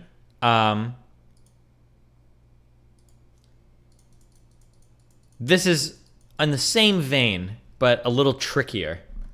Okay, are you ready? Yeah, I'm listening. Okay. You exist in a community. Let's say I do. Wait, so you would want to know. That's what you're saying, Dan. You'd want to know if she cheated? I'd wanna know. I would want to know. Okay. Let's say that you could flip a switch and all of a sudden you're like Kira from Death Note. You can see of all the men that you interact with, every single person your wife has had a sexual relationship. Would you want to know that? Like what, in the room with me or something? No, just like wherever you're at. Like you could tell like, oh, she was with this guy or oh, she was with that guy. You would know instantly. Like maybe you have a Like, it's mutual like a friend, power, like, maybe you you have have like an an old aura friend of on them. yourself and all of a sudden you can see like anybody like, oh shit, she had a Would you want to know all of that or would you rather just not know and not care and just interact with people not knowing? I mean, that would. Sorry, I'm trying to understand where you're going. For me, that would be useless. You know, she grew up in Okay, Russia and the engage Soviet with the Union. fucking hypothetical that you didn't, fucking What I- enslave what I- her okay, from what I- Eastern Europe as a sex slave I to will- fucking I will marry you for a always- green card, okay? Okay. Assume it's a normal relationship. Because here's the thing that some people don't know, okay? Or here's the thing that bothers some people. Sometimes people, they find out that their significant other has a friend, and that friend is totally fine. They read messages, everybody gets along, they're chill, blah, blah, blah, blah, blah. And then like 5 years later, a friend of a friend gets drunk, and then they found out my significant other fucked that person in high school or college. And now there's a huge problem, even though nothing has really changed or whatever. So I'm thinking in those situations, would it be better to just not know at all? Or is all the information really good? Because sometimes people find out things like that, it fucks with their head a lot, and they're like, fuck. Or even, to even go more fundamental, like that question of like, should a girl tell a guy her real number, right? Some guy might be totally in love with a girl, loves her, everything's great, great, great. Or past sexual experiences, right? Everything's great, and then, you get drunk, you're like, oh, what's the craziest thing you've ever done? And she's like, oh, well, one time, I had a gangbang with 4 dudes. And then the guy's like, I can never see you the same again, I'm breaking up with you. And it's like, wait, did you just nuke a good relationship for no reason? So I'm just kind of curious, all in the vein of like, is all the information good? Do you want all the information? Do you truly want it all, or? You think you do. Like, I mean, going back to the example of the whole cheating thing, like, I was thinking about it. Like, I would want to know if my wife cheated on me, but I would also just prefer to continue going through life as I am right now, not thinking about it, assuming that she hasn't. Does that make sense? Like, no. Yeah, this is the answer I would give basically. I think most humans are curious enough that like when we're given this hypothetical, we want to know, but probably our lives would be better if we didn't know and if we desired that. Like that, I think that's kind of what I'm like. I know that I'd want to know, and I also know that my life is worse for that propensity to some degree. Like my desire, my like insatiable curiosity and like wanting to have all the information and stuff probably also makes my life worse because there's an element of like control in like wanting to know, right? My life would probably be better if my predisposition said, fuck it. If my relationship can be happy, I'd be better off knowing. That's probably the healthier orientation to have, but that's not my personality at this point. it's very much like a counterintuitive type of thing, but like right now, the way I exist right now is I feel and I know with like 100% certainty that my wife hasn't been with someone else while we've been together, right? That's what I feel and that's what I know right now. But if you ask me, hey, what? Kelly, what are you joining this for? We're in an official show. Yeah, go. You got. I gotta say something real quick. Go. What do you want? HIV can take up to 3 months to show up, so tell your partners if you fucking cheat on them. Okay, hold on. Firstly, if it was going to be any STD, it's going to be herpes, HSV, not HIV. The chances of you getting HIV from cheating in straight sex is like fucking astronomically low. Okay, but that is true. Zero, is it, buddy? True. Anyway, Okay, yeah. tell STDs are a compounding factor. That is true. Sure, you should always be getting tested if you do cheat. Some of them can take a few weeks or a few months to show up, depending on the STD. Yeah, that's true. Okay. Yeah, don't be selfish, fucks. Okay, I'm done. Cool. Sorry, Thank you. Bye. Okay. Remember the STDs, guys. I'm completely derailed from whatever we were talking about, but yeah. All right, can we start doing callers? I guess. Yeah, I think we're an hour late and now an hour in, so hopefully. Okay, hold on. Firstly, I said this was at 2:00 today, not. 1, so fuck you. We're not an hour Our late. tweet and everything was set up at 1. No Everything shot. It was on my calendar at 2. I don't believe No, I you. checked our tweet and everything. I was like, but I didn't want to say anything. 'Cause I Good. didn't wanna be Don't. that Well, guy. and here you are still talking. So drag in the callers. You made me that guy. Okay. This is your fault. All right. I'll let our caller know. No call-in guy. Yeah, bring in the first one. Yeah, we never got to the second topic. Just don't get bored of your partner. Okay, there you go. Oh God, I'm getting horny. Sorry, I'm just kidding. What you know what you're doing with that? Yeah, I want to listen to that music. No, stop! Who's Stop! got that Stop! song? It's like Stop! the Egyptian Just song. stop it. Okay. What the fuck? Brad Loop. What do you want? I'm sorry. Hold on. Brad, welcome to the call today. Caller? Yeah. Can we judge you a little bit by your avatar though? Like, I feel like I already know so much about. No, Well, I you mean, cannot. you know, they say don't judge a book by the cover, but like we all do anyways. This is the break that Brad would like to apply in your relationship with him, Dan. For insurance purposes, he would like to not tell you. It would be better if you didn't know. If you didn't know what you thought about his avatar. There you go. Okay. So I know you're not biased. Okay, what do you got for us today? All right. Well, you guys kind of hit on it a little bit with your little Kira vision hypothetical. It was something related with like, if you have an ex you still interact with, do you have should you tell your partner about it, and if so, like why? Because I can go into detail like the exact situation if you like, or we could just answer that question and I can add more layers onto it, whichever one works. Yeah, tell us a little bit about this ex. How long did you date? How long were you... Wait, real quick. Tell us a little bit about yourself. What's your age? Oh, wow. Age, sex, location. Let's do it 90s style. Go ahead. I'm male. I live northeast. I'm 26 years old. Neat status. Hello? What is it? Neat status. Are you employed, working, school? Oh, I'm working. I work in big tech. Oh, okay. Yeah. A little bit about me. I'm kind of a nerd. Spend way too much time online. I like video games, anime, etc. I have a lot of other hobbies related to cosplay and things like that. So that kind of leans into. I can like segue towards the situation I'm dealing with, if that's okay. Okay, go for it. Wait, tell us real quick about your ex. When did you date? How long? What happened? Why did you break up? Yeah, all right. My ex, we dated for like a little less than a year. We met through one of my hobbies, which was like an anime group. The relationship started off okay. We kind of hit it off immediately, but then we kind of met. She was on some like abusive bullshit, and she ended up breaking up with me because I got more controlling personally. I think I just had boundaries, especially with like sleeping over in places and So stuff like sorry, when that. you say she was on abusive bullshit, do you mean that she was saying that you were being abusive, or she was being abusive to you? What does that mean? I would say, in my opinion, that she was a little bit abusive, very cold whenever I kind of expressed things to her. There were certain like boundaries which I didn't explicitly make, but I felt like it was kind of assumed. Okay, wait, real quick, because because we care about you, okay? And we're trying to do some real ass shit. We need some deets.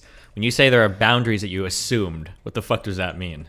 Like she wasn't allowed to talk to other men, or she wasn't allowed to like fuck other people? Like what is the assumed boundary? Because there's like that could mean a million different things. Yeah. Yeah, I'm literally not on some like fucking like Andrew Tate bullshit. Like, well, listen. Hey, everybody's all crazy people present as sane until you realize they're crazy. So talk to me. What was? Give us an example of like what's like one boundary that you assumed was a boundary and they broke it or something. Like if you have a choice between staying over the night at one of your male friends' place or my place, if it's like the distance is like a 20-minute walk, you should probably choose my place. She was staying the night over at guy friends' places? Yes, exactly. Okay. It's a little weird, but... Yeah. Also, like when we would hang out, she was like a little distant, stuff like that. There's a lot of nuance to these types of things. Do you want more details or? How'd you guys break up? Let's get to the breakup. Let's get to that. Oh, okay. So there was so she would do that, and there was one point where, okay, I'll be honest. There was like an event, anime-related event at this guy's place, and after everything was done, I thought she would come over to my place because like it was 20-minute walk, obvious stuff as in a relationship. And she decided, like, she said like she was tired and she wanted to stay there, and I was like, what the fuck? And I kind of blew up on her, said like said some possessive stuff, and she was taken aback. A few weeks later, even though I apologized, I explained what I did wrong. Wait, real quick, can you give me real quick, how old are you guys when you're dating here? Like 24, 25, 23, what? I was 23, fresh out of college. She was like 21 or so I was a little older. Okay. And she's getting tired and staying the night at guys' houses? Are these like in the context of like 10 or 20 people hanging out at a house, or is this just her and another person? It was around 7 people. 3 people were staying over. Okay. Changes things a little bit, but all right. Yeah, but I feel like still, if it's a 20-minute walk, just as a respect. Okay, hold on. I'm just making a lot of assumptions and then asking questions. You can tell me if it's right or wrong, okay? Sure. Were you guys in conflict often where you were kind of hanging around with nothing to do and she had the opportunity to like go eat with a friend or go do something, and you're kind of getting thoughts in your head of like, why are you going out to eat with this friend when like you know that I'm available now? Or like, why are you getting coffee with this person when you know that like you could have called me to woke me up and I would have been able? Like, were these things that were like popping up a lot, or do you not think so? Or no, we weren't having any issues like that. Like I'm perfectly okay with like having a girl who has her own shit going on. Mhm. I think there was only certain choice situations where it's like, okay, you should probably stick with me. Like if she has her own friends, she likes to go on her events alone, like that's perfectly acceptable. She's a human being. so this thing only came up when it came time to like who's sleeping, like her sleeping over at houses or whatever. Exactly. Yeah. Gotcha. Were you ever invited to like any of these Houses, party yeah. things, or? Oh yeah. So yeah, definitely. You either A, I was invited, or B, like I'd set them up. So Wait, Wait. then why weren't you over at any of these sleepovers? Yeah. so I'm sorry if I didn't explain this properly. So what would happen is we have an event at someone's place, and then like it would be like a party or a showing for a new anime, things of that nature. And then after, it would be like maybe 11, 12 a.m. And then like you can either like stay at the person's place or like go somewhere else, go home. Mhm. And she decided to not go home with me. Yeah. Also, Oh this is wait, not- did you yeah. go home or did you have the option to stay yeah. as well? I did have the option to stay as well. Okay. All right. Okay. This is a lot But different. I'm also- understanding more now. I'm sorry. I'm not trying to throw you under the bus. I'm trying to because Yeah. initially, as you present it, it almost sounds like she has the opportunity to spend the night with a guy, or just like take like a 20-minute walk to your place, and she's doing that. And it's like, well, that sounds really shitty. But now it sounds like what's happening is not to say that anything's right or wrong. I'm just figuring out. So you guys are kind of like all hanging out. There's like a party going on at somebody's house, or like a get together, whatever. And then as the night winds down, some people can kind of sleep over and hang out. Other people can go home. You wanted to go home with her, but she was like, oh, I'm kind of having fun here. Like I want to just like sleep over and hang out, basically. No, like sleepover. I mean, like it wouldn't be hanging out. It'd literally just be sleeping. Sure. But you were there first. You left and she stayed. Yeah. What would she say when you would say like, "Hey, can we like go back to my place?" Like, what was her response to that? Like that. Yeah, she was like tired and whatever and stuff like that. Would it just Also, be this her isn't- alone, or were there multiple? No, it people sounds like there were staying 3 or over? 4 people staying over. Oh, okay. Yeah, Well, wait, is there a but- chance that she? How many? Is there a chance that she was just tired? I mean, hypothetically, yeah, but like again, I'm retelling these things, there's a lot of nuance. It's if it was just a one-off event, then Uh-huh. I wouldn't have been okay. But it was more of like a periodic thing with her being someone disconnected, like little slights here and there that even other people I knew was like, "Yo, bro, is she okay? Like, your girl's acting this way and whatever. Like, it's kind of off." So yeah, and that was kind of everything kind of accumulated up to that point. And also, this is not the thing I wanted to talk to originally. So Well, yeah, sure. Okay. But these are important background things. fair You enough. said other people were noticing she was off. What do you mean by that?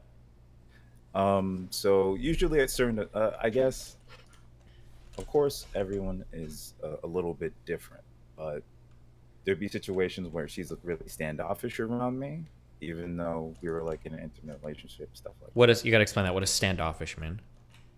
So, like we would be at parties and whatever, and she would like be on the opposite side of the room, not a lot of like physical touching stuff, even though later on, that's like a personal thing, but there, you kind of realize how like that's really weird after I give some information later on, because she's definitely touchy most of the time, but when she was with me, she was very disinterested in doing stuff like that.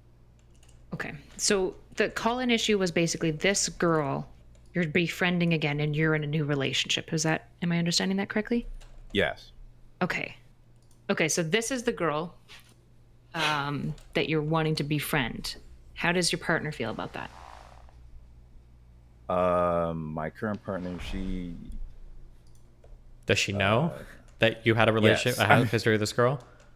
So the main issue was, and she does know now, but the issue was I like the relationship wasn't that good. There's no chance of me trying to cheat with her again.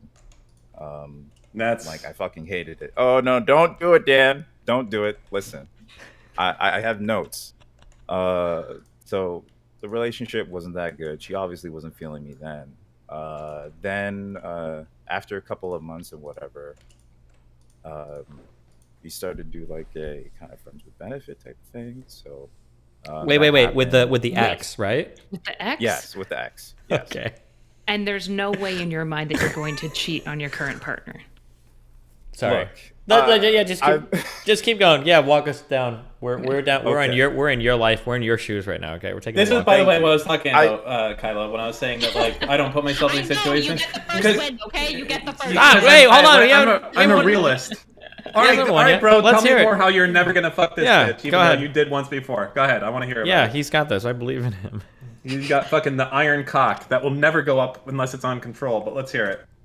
Look, I'm happy in my relationship. Okay, I stopped it off with her before like a decent amount of time before I met my current partner, and but the issue is like we're still we have a lot of the same hobbies, we're in the same groups, and despite some like bullshit that she pulled, other things that's kind of unrelated that kind of upset me, like in between the time where we broke up and I got with my my current partner, like there was like one time where she knew that I was dating my current partner, and there was this guy who was bi, I suppose, and she with him kind of asked me to have like a threesome, and I was like no, and then they keep on pushing it or whatever, so that was really fucked up. But we're already part of a group, and I wanted to keep the peace, especially since everyone is like, she was fairly popular. She's like one of the 3 girls who's a part of it. So like I still had to interact with her because I couldn't get her kicked out, because to be honest, our group is full of fucking soy boys who don't give a fuck when women are like mean or whatever. Long story short, we ended up having like a party, and this entire time I haven't really told her that she was my ex to my girlfriend. Wait, just real quick. Use a few less pronouns. Just a second. So you haven't told your girlfriend at this party that you're at. How long have you been dating her? Around like almost a year. Okay, so you've been dating your girlfriend for a year, and now you're going to a party and you're running into your ex, and she doesn't know that girl's your ex. Okay. Yeah. Okay. And you said this other girl that was your ex tried to get you into a male female threesome. Yeah. Did she know? Did she know about that Wait. invitation? Wait. How long ago was that? Was that during your current relationship? Yes. Yeah. Okay. Wait. Okay. Keep going. No, I don't think I don't. Hold on. I'm gonna stop for a second. I need to hear the end of the story, but go ahead. No, I don't feel like we really need to go on much further. Your shit's a mess, man. Okay. Like, no, I gotta hear the. I gotta hear the. I gotta hear the party. I gotta hear what happened to the party. What a mess. What a mess. Okay. Look, thank you. Long story short, we were drunk and whatever, and I guess one little thing is like I'm not used to being interacted with women in like a romantic context. Like I was ever since through like high school, most of college, like girls didn't really see me in a sexual light. So me depending on me realizing like, oh yeah, she's flirting and whatever. It was really hard for me until very recently for me to actually grasp. Okay, real quick, when you said Usually it's just she's being flirting, you're friends. talking about your ex is flirting, right? Yes. She's okay. Keep But, going. Sorry. but I'm not even sure if it was flirting because she was like super touchy and friendly with everyone. So I'm not sure if your mod person is gonna like send you a picture of an example. Mm-hmm. Maybe you should tell him. Or I could just send it to you, either one. Yeah, I got that picture. We're looking at it. Yeah. So I'm like, so you have like the girl who's like in the front, like looking straight at the camera. She's my current partner. Okay. And then the girl behind was my ex. Okay. And it looks pretty bad, but like I really didn't care. I wasn't. Wait, are you in engaging it at all. between? Is that your head popping out in between them? Yeah, with Oh, I didn't That's see what I that. Oh, I thought it was just one face in the front because of the censoring. Jesus Christ, mate! I'm just gonna say it. This is just like red flag after red flag after red flag after. Like, you're not very good at telling if somebody's flirting with you. You guys were friends with benefits. You had an extremely messy relationship. It doesn't seem like she's particularly respectful of your relationship. You've not told your girlfriend about this previous relationship or that she offered you sex. There's just like so many red flags that I don't know how you spin this around and have any of us go behind you and be like, yes, you can definitely be friends with your ex. This sounds like a great, healthy balance. Yeah, fucking get rid of this bitch, man. What the fuck's wrong with you? You know you ain't supposed to be around her. Wait, okay, what is your so what exactly is your question? No, I'm that's so curious. he wants fucking like, hey, is it cool if I do it? No, motherfucker, it ain't cool. Yeah, wait, You're a I'm dick. curious. No, what no, no, no. what exactly is the question? I have to know now. Is it my fault for not explaining that she was my ex? Yes. Because, What else? Okay, hold on. No, I'll give you a better answer, finish? okay? Because I'm nicer than these guys, okay? It's not your fault for not explaining that. But if you're not going to explain it, you can't be hanging around this girl constantly and doing all this shit, okay? No, not at all. You can like, if you want to just never bring this shit up to your girlfriend, that's fine. But you guys can't be doing this shit. You said you're an anime fan, right? Yeah. Yeah, okay. If for no other reason, okay? If we want to play fucking mind games with people, if for no other reason, because why would you jeopardize your entire fucking existence on other people revealing that you had a relationship with this girl? Why would you even leave that up to chance? Like, also, oof. So I'll say one thing first. If she found out that you guys had a close relationship from somebody else, she's not going to trust you about any of this. Is that what happened? No, she found out from me. How? So after that event, she was still fucking touchy, and she felt uncomfortable at it. Asked me an explicit question like, "Oh, do you guys have history?" And I said, "Yes." Okay. So when your girlfriend asked that, so there's something that you said earlier that I don't think is quite right, or your girlfriend's just paranoid and was lucky. But earlier you said, this girl seems like she's touchy with everybody. If she truly was like that with everybody, I don't know if your girlfriend would have asked that question. The fact that she asked you that specific question kind of makes it seem like she was really touchy with you in a way that stood out from other people. Because if there was just some drunk person, I'm trying to imagine if I was with Melina and we were at a party, and we've been at parties before where they're like drunk people that are stumbling around, they touch everybody, do it. Like Melina would never fucking ask me a question like that. But if I was hanging around with some girl, she was really flirty, really close with me or whatever, Melina's like, were you guys like together at some point? That's a pointed question that is showing that like, okay, she's clearly engaging with you in a pretty special way. Especially if you're like the photo you sent us, at least your girlfriend is sitting on your lap and she's touching you from in behind. I don't know if that's just like for the photo or is that emblematic of the whole party. But if in the whole party you're being decently cuddly with your girlfriend and she's touching on you, that's a lot more weird. Like even a really touchy girl is going to be like deep. Like it's weird to be like having a guy with his arm around his girlfriend and hang out with her, and then to like come up alongside and be like hello and like touching, and like that would be very odd. And not even touching. This is like a full-on hug with like boob pressing against your arm and everything. Your girlfriend's on your lap. Yeah. So okay, so to return back to the, I'm sorry. What is your question? Are you trying to figure out if it's okay to remain friends with this girl? No. Then what? The issue is like after everything happened, like the fallout was just so, in my opinion, a little bit disproportionate. I don't really think When so. you say fallout, you mean your girlfriend was hella mad. Yeah. Okay, because what initially it sounds like what she was trying in her head to think of as like, okay, maybe this girl's just like kind of touchy and kind of flirty or whatever. Now when she looks back, she's like, oh, this girl was all but fucking my boyfriend right in front of me. It's probably how she felt retrospectively. Which is why I would say you had the responsibility to tell her sooner, which is where like we would Or at disagree, least before because you're like emotionally cuddle fucking this woman. she feels betrayed, and she like, it's understandable because in her mind, especially if you tell her about the threesome offer as your girlfriend, I would want to know if somebody that you were Propositioned you. intimate with in the past was propositioning you, knowing you were dating me, to have a threesome. And I wasn't invited on the threesome. Like, it feels so disrespectful of me as your girlfriend to like know that you didn't share that with me would be really mind fucking. Which part of what we've said so far today do you not know? What parts did you not know when you came into this call? I guess I knew all of it, but it was just. I thought so. You know you fucked up. You know. Listen. No. I don't think so. Okay, so which part? Oh wait, yeah. Wait, he didn't think he fucked up. Okay, go. How? Thank you. Well, no, I'm not agreeing with you. I'm just saying this is what you think. I want to hear you justify it. No, chill. Can you just let me talk for 1 second? Look. Long story short. As for the. Huh? Go ahead. Go ahead. For the threesome thing, like, I rejected it. I was very upset. It was really fucked up, and I made that clear. Like, straight up, yo, what the fuck? Not cool. And there's also I mentioned it before. It wasn't because I was like on some parasocial shit. I just wanted to tell you about my life. It was, we're part of this group. Wait. Can I ask you real quick, because this is actually really important. What do you think is the bad thing in the context of your relationship about that threesome stuff? It was bad because she knew that I was in a relationship, and she tried to play it.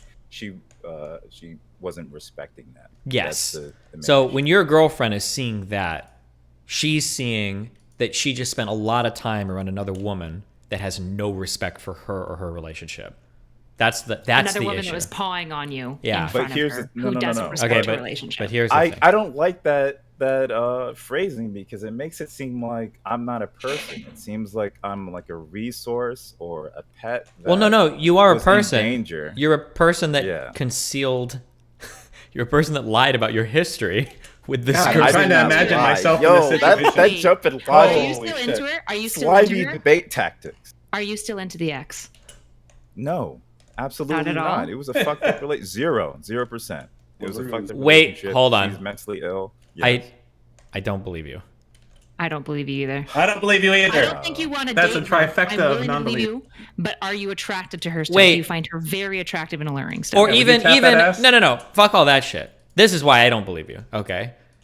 In my mind, if I was trying to hide something from Melina, there's only one reason why I wouldn't tell her something, and it's because I don't want to lose access to that person. That's the only reason why I would hide something. Because I know if I tell her, she'll be like, man, fuck this bitch. You need to kick her to the curb. Don't ever talk to her again. Fuck, okay, well, I'm not going to tell her that shit. I'm going to keep that shit hidden. Why wouldn't you tell your girlfriend about your history with this girl if it was likely that you guys were going to meet and come up again, if it wasn't because you were trying to like maintain some level of friendship with that girl and you knew your girlfriend would be mad? That's my question. I didn't think she'd be mad at me. I think she would be mad at like her, and it would cause a lot of drama and shit like that. Wait. That's why. Cause a lot of drama? What do you mean by cause a lot of drama?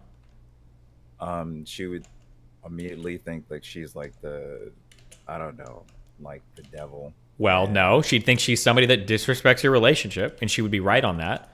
And she probably wouldn't want you to talk to her anymore. That would be the only consequence, right? It's not like she's going to go fucking kill the girl, right? And she'll probably the tell your issue- friends that she did that because she did. So the issue is I didn't have a chance to talk about this again. Is like we're part of like a group where we all do things on the same. We have events where she can invite herself if she wanted to, and it would be difficult to kind of like break off. I would have to make the choice of being like, okay, I guess this group that kind of worked with everyone with to like build up from zero to where we are right now. I'd have to give that up and just. Do you think that find you're another friend group? Do you think that your girlfriend is a reasonable person? Oh yeah, of course. Well, because if your girlfriend is a reasonable person, then you should be able to have a mature conversation with her about this so that the both of you are coming at this like it's a problem that you both need to solve rather than this is just you trying to deal with something on the side where you're concealing shit from everybody so that you can get what you want out of all the situations, right? Because there's a world where you could have told your girlfriend, like, hey, this weird shit happened, but obviously we've got like a shared group of friends or whatever. Like, how do you think I should proceed? And it would probably make her feel like she's more involved in the decision-making process and figuring out relationship stuff rather than you just trying to like, because you understand from her perspective, it looks like you're just trying to get everything you want on the side while keeping her in the dark about everything. That's what it looks, and that probably is really what's going on, right? No, that's not what's going on. It's That's just how it looks. But that's how it looks to Yeah, your girlfriend. fair. Sorry. And Okay. you Also, you got to wrap it up yeah. real quick because Dan gets really bored when we do too much on one Yeah, call. we got it. You Okay. want to fuck this bitch? It's an awkward No, I do situation. not. I do not. Well, what do you want, 'Cause I man? You would've- can't be in that situation. That's the real talk I'm giving to you. All right, you can't be there. You got to say goodbye to the ex and move the fuck on if you want to stay with your girl. No. That's it. That's how it has to be. Two things. Okay, here's the two things. No, you there need to is take. no other I'm way gonna out of give it. you- I'm going to give you your two TDLs. Number one, you need to take responsibility for the fact that your girlfriend feels betrayed. It is fully understandable that she feels betrayed by you. Number two, you need to figure out and take responsibility for how you're going to navigate these relationships in the future. And your girlfriend not liking this girl and feeling betrayed by you are all completely valid, and it is on you to rectify this situation. Are there anything else you got for us? You good? Look, I'll say this. I did try to improve and like to get her kicked out of the group, but it's not gonna happen. I guess I'll just have to I feel like it usually when something like this happens, it ends up causing a schism, and then a lot of people have to choose sides and shit. And I was probably trying to prevent that, but Well, listen, right. you're probably not the first, and you won't be the last. Okay, those girls are trouble. There's a reason why in gaming I agree groups with that. we have strict no girlfriend rules. Okay, because when you bring girls into shit, it gets complicated. Fuentes has the right idea. Okay, No girls in your I'm gaming not saying discords that. either. No girls in your Seriously. workplace. Yep. No girls in the gaming discord. No girls inside of Rust groups. None of that. You fucking did the fatal flaw. You deal with it. Anyways, good luck. Get rid of this bitch. Maybe you'll have some luck. Otherwise, not a good look moving forward. All right, thank you. Yep. Be careful, babe. Jesus. Hello, hello. Oh, we are deafened.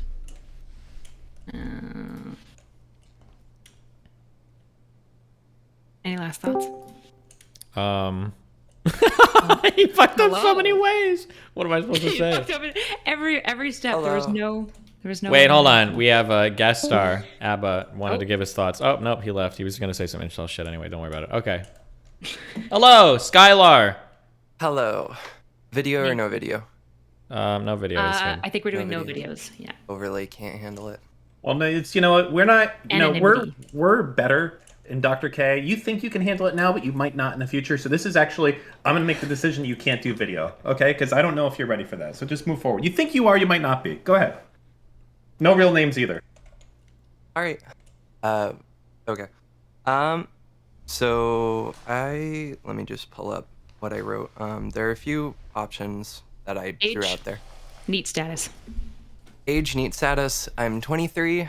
I work part-time and do school part-time. I don't know if that makes me a neat. Okay. No, it's just what you're doing, but okay.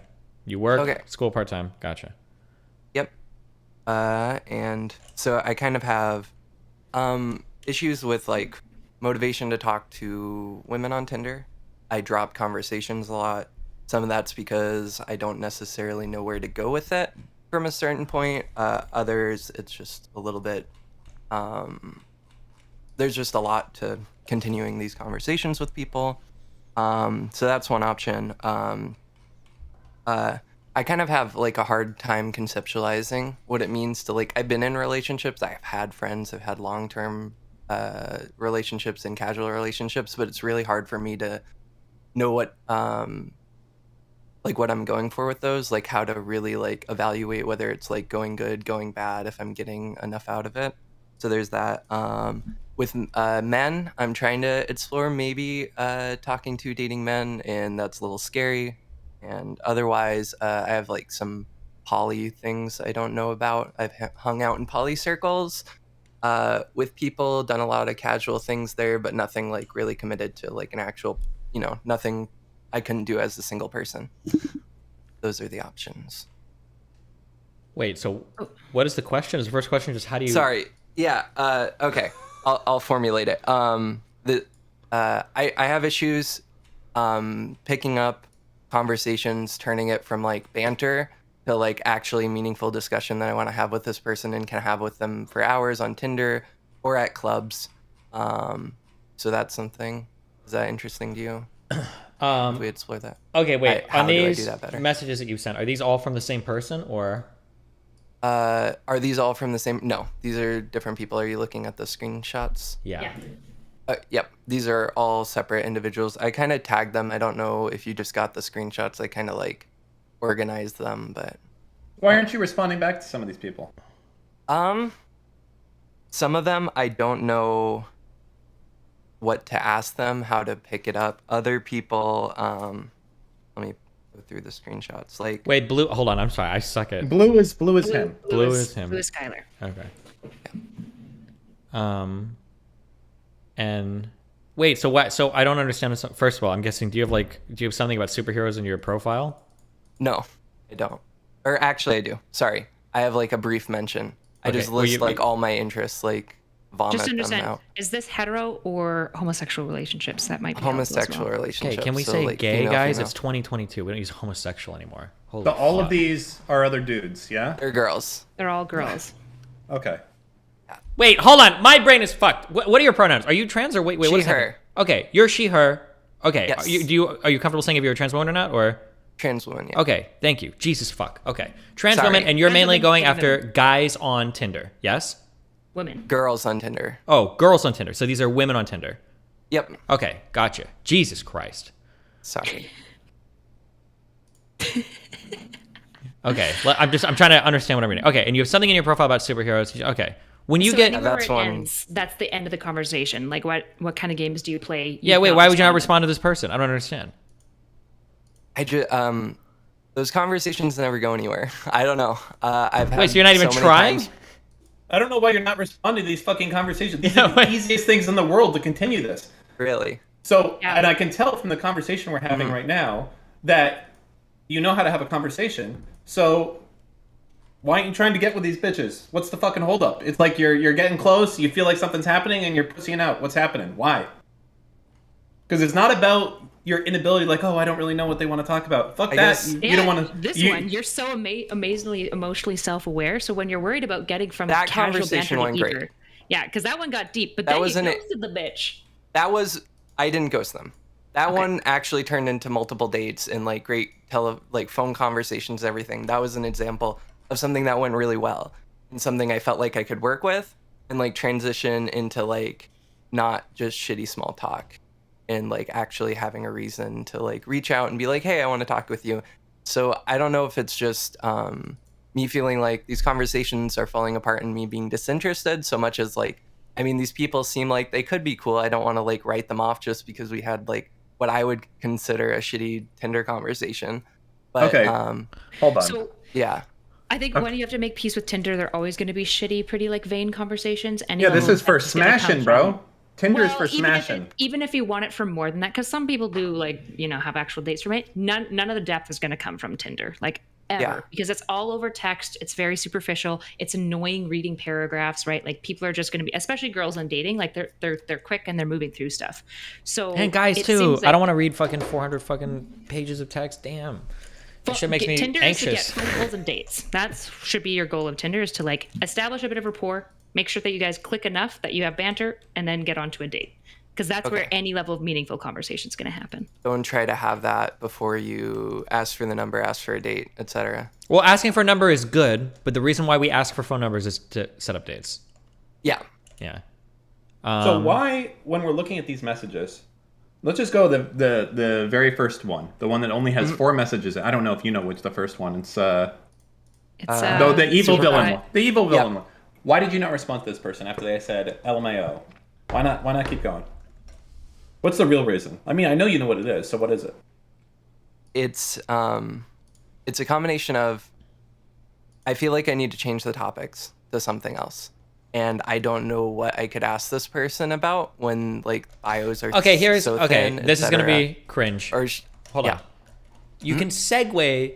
Like there are ways to segue goofy conversations into more serious ones. Like you can interweave like comedy and shit too, right? With like more Yeah. serious topics. So do you care if I read some of these out loud? Sure. Yeah, you can. So like, I don't know what this person's profile is. So they said, "Hey Skylar, how are you? If you could have one superpower, what would it be and why?" And then you respond with a joke, and then you ask them, "Which evil villain organization do you work for?" And then she said, "Lympheo, it's a new and up and coming one with the crying laughing emoji," right? You could respond to this with a simple question of like, if you could make one evil villain organization, like what issue or group or thing or advocacy or whatever would you target? That's like it's kind of like playing off the joke, but that can transition into like a serious conversation, right? Because she might respond with some shit like, "Oh, I actually like environmental stuff," or she might do another joke and then it's just like loose. But like that, there are ways you can segue these things into more serious conversations. And then if you want to go down that route, you can. Although again, I would suggest that if you're on Tinder, the goal is usually to get like an IG or a number as soon as possible, so you can have these conversations in person. Yep. Wait a second, hold up. What? Here's another fucking part. I don't know if you noticed this in this conversation. Look at the fucking date range. June 3rd, she reached out to you. You didn't respond for a month and a day? The fuck? Yeah. True.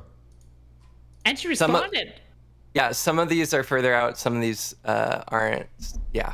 You're highly successful. The fact that you responded a month later and she still responded is really impressive. Like most people kill to get this level of responsivity on Tinder. Yeah. So like as far as like hooking and like getting the door open, you're already killing the game. You're probably just like getting in your head a little bit about like how to transition. I would just keep the conversation flowing. Like worst comes worst all, if you feel the need to transition to a little bit deeper, you could always just mirror. So like if somebody makes a statement, let's go pull up your messages again. Some of these a little cringe.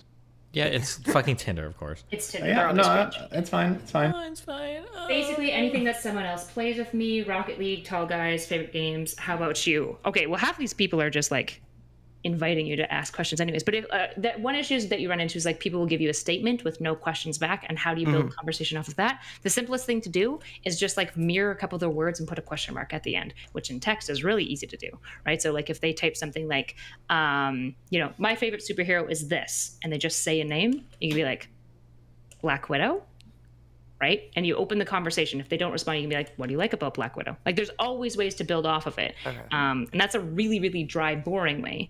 But I don't even think you'll need that skill because you're pretty good at conversation, it seems. You think you're just getting in your head? Like getting, probably. Like, yeah. I mean, yeah, a lot of these just fall apart, and I'm the last one to not respond. So yeah, so it's not even falling apart. You're destroying them. Yes. Okay. And getting uninterested. And it might just be the case that like all the people that you've like been ghosting, you just like get bored of and you're not as interested in. And in that case, you just got to keep trying and talking to people. You're going to find somebody that you click with eventually, because your conversation skills and dating skills seem to be just fine. Or at least the conversation ones are. The dating ones might be a disaster. So who knows? That's true. Yeah, I think they're good. Yeah, I think phone calls, I always try to get like a phone call in like as soon as possible, and then hopefully a date. Here's a question, okay? Because you're on a dating show, so hard questions. Yeah. Do you write in your profile that you're trans? Do people know that? I do not, but they may or may not know, and then I bring it up later, and no one seems to have had an issue with it. So. Okay, because something that could happen is that if you don't bring that up initially and then people find out later and then you end up getting ghosted, that could mentally fuck you because now you feel like... Yeah, I don't, because a lot of like work I do and stuff is related to it, and like I tend to bring up like some aspect about it that's going to make them like curious, and then like I'll, probably end up talking about it, so. Sure, just that's... So I would, this is just me as a non-trans person, because what the fuck do I know? Yeah. But I would feel like that would be a topic that I would want to breach before I ever met them in person, because really? if I found out in person, I knew about my height, but I'll tell somebody on the dating app, I'll ask like, how tall are you? And I'll say like, I'm 5'8", because I don't ever want to be in a situation where if I meet somebody and the girl ends up being like 5'9", and she's like, oof, you're like really short or some shit. If like, I've never had this happen, but if it did, like, why would I put myself up in that situation, right? Like, there are some things I'm going to talk about beforehand, like, hey, like this or that, because I don't want to show up in person and everything is fucked, So that might be something you might want to change going forward. That like maybe you want to tell them, or maybe you want to put in your profile, maybe not. But because if you don't, yeah, finding that out in person could be like really mind fucky. Just as a thing to think about. Yeah. All right.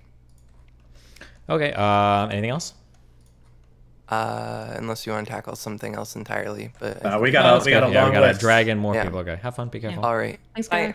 Wait, 2-minute break. Oh my god! Okay, What? wait. Why No, the go, fuck go, so leave, fast, go, quick, bro? quick. I know. Drag him back out. No, You can go, get dragged- leave. No, leave. Yeah, drag him out. Prison. Drag him out. Get out of here. Hello. Leave. Leave. Get out. Leave. All right, I'll be right back. Okay. Oh man, these poor people. They come on for the first time, they just get screamed at. Good. That's They don't life know. sometimes, okay? How do you enter the world, okay? Is it Naked and life? screaming. Is it Yeah, life? that is life. In what world do you just like enter a room and everyone's screaming at you to That's get literally out? how you enter reality when you're born, okay? Get used to it. Okay, good one, Steven. Yeah. Stay mad. You're just woman brain. You can't handle the reality of life. It's not my fault, okay? That's true. Cry to your I need to mom. be protected at all costs. True. So people keep mentioning a Sneeko and Reverse Fresh and Fit with Sneeko. I don't know. Abba. Maybe we'll see. Hey, I think Destiny. What? I think you should call out Kyla. About what? Which thing? Well, earlier she said that her and her partner be checking each other's phones if they want to, and like it's open and shit. What's wrong with I'm that? pretty sure I do that with... I remember you telling me that if you're at the point where you want to check your partner's phone, you should just break up because it's over. No, there's two different ways you can go about this. So like me and Melina have an open phone policy. If we want to look at each other's shit, we're generally allowed to. There's a difference between that versus like people that traditionally don't, and then somebody starts digging. That's a different type of thing. Ours is like open phone, except Yeah. for the notes section of his phone, because that's like his diary. What's the difference I don't between check that? his phone. The difference is that in one I policy... don't think I've ever just gone through his phone and like read all of his messages. That like basically never happened. Yeah, the difference is that in one end, you guys are just like open with your shit and you can look if you want. The other is like somebody's like, I know this motherfucker's shit. I'm gonna go fucking find it. And you've already got like those really kind of like toxic thoughts. But under what circumstance are you just going through her phone or her messages if you don't suspect something's weird? Basically never, but sometimes, for example, like this is where we have open phone, right? If he's driving, I'll be on his phone. He'll be like, hey, can you call my mom? I'll call his mom. I'll be reading Google on his phone and like scrolling through stuff, like just chilling out. So at any point in time, if he was cheating, the girl could text and it could come up, right? And it's like, if he was worried about that, he probably wouldn't let me have his phone. But as far as like both of us, it's just like, if you want to use my phone at any time, he could theoretically check through my messages at any time. I don't even think I'd be that uncomfortable unless he was being like, what's going on, right? Like, what are your messages between like you and like Steven or something like that? And I'd be like, yeah, and then for me and but he's Melina, welcome to. Yeah, for me and Melina, it's usually just funny to see other conversations. On my end, it's funny to see like streamers that are trying to hit her up and shit on her end. Sometimes we go over conversations of mine that are funny. Like it just depends on what's going on. But there's a difference between like just kind of like looking at each other's shit versus like I'm gonna go look for shit. Because the problem with that I'm gonna go look for shit mentality is usually one, if they're looking hard enough, they'll always find something that'll make them upset. And two, usually it's never enough because they'll start thinking like shit got deleted or there are hidden messages in other places. Like usually there's an underlying thought that's like mind fucking them more a little bit there.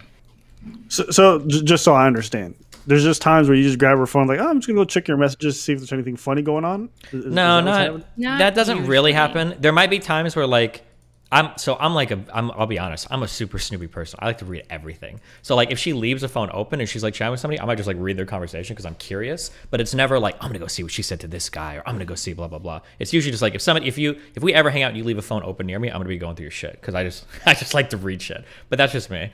And then on my end, what Kyla said, like if we're hanging out with each other and somebody just wants to use somebody's phone for some shit, you can just like do whatever. But yeah. I mean, I don't know if you know this, but this shit sounds so unhinged. It's crazy.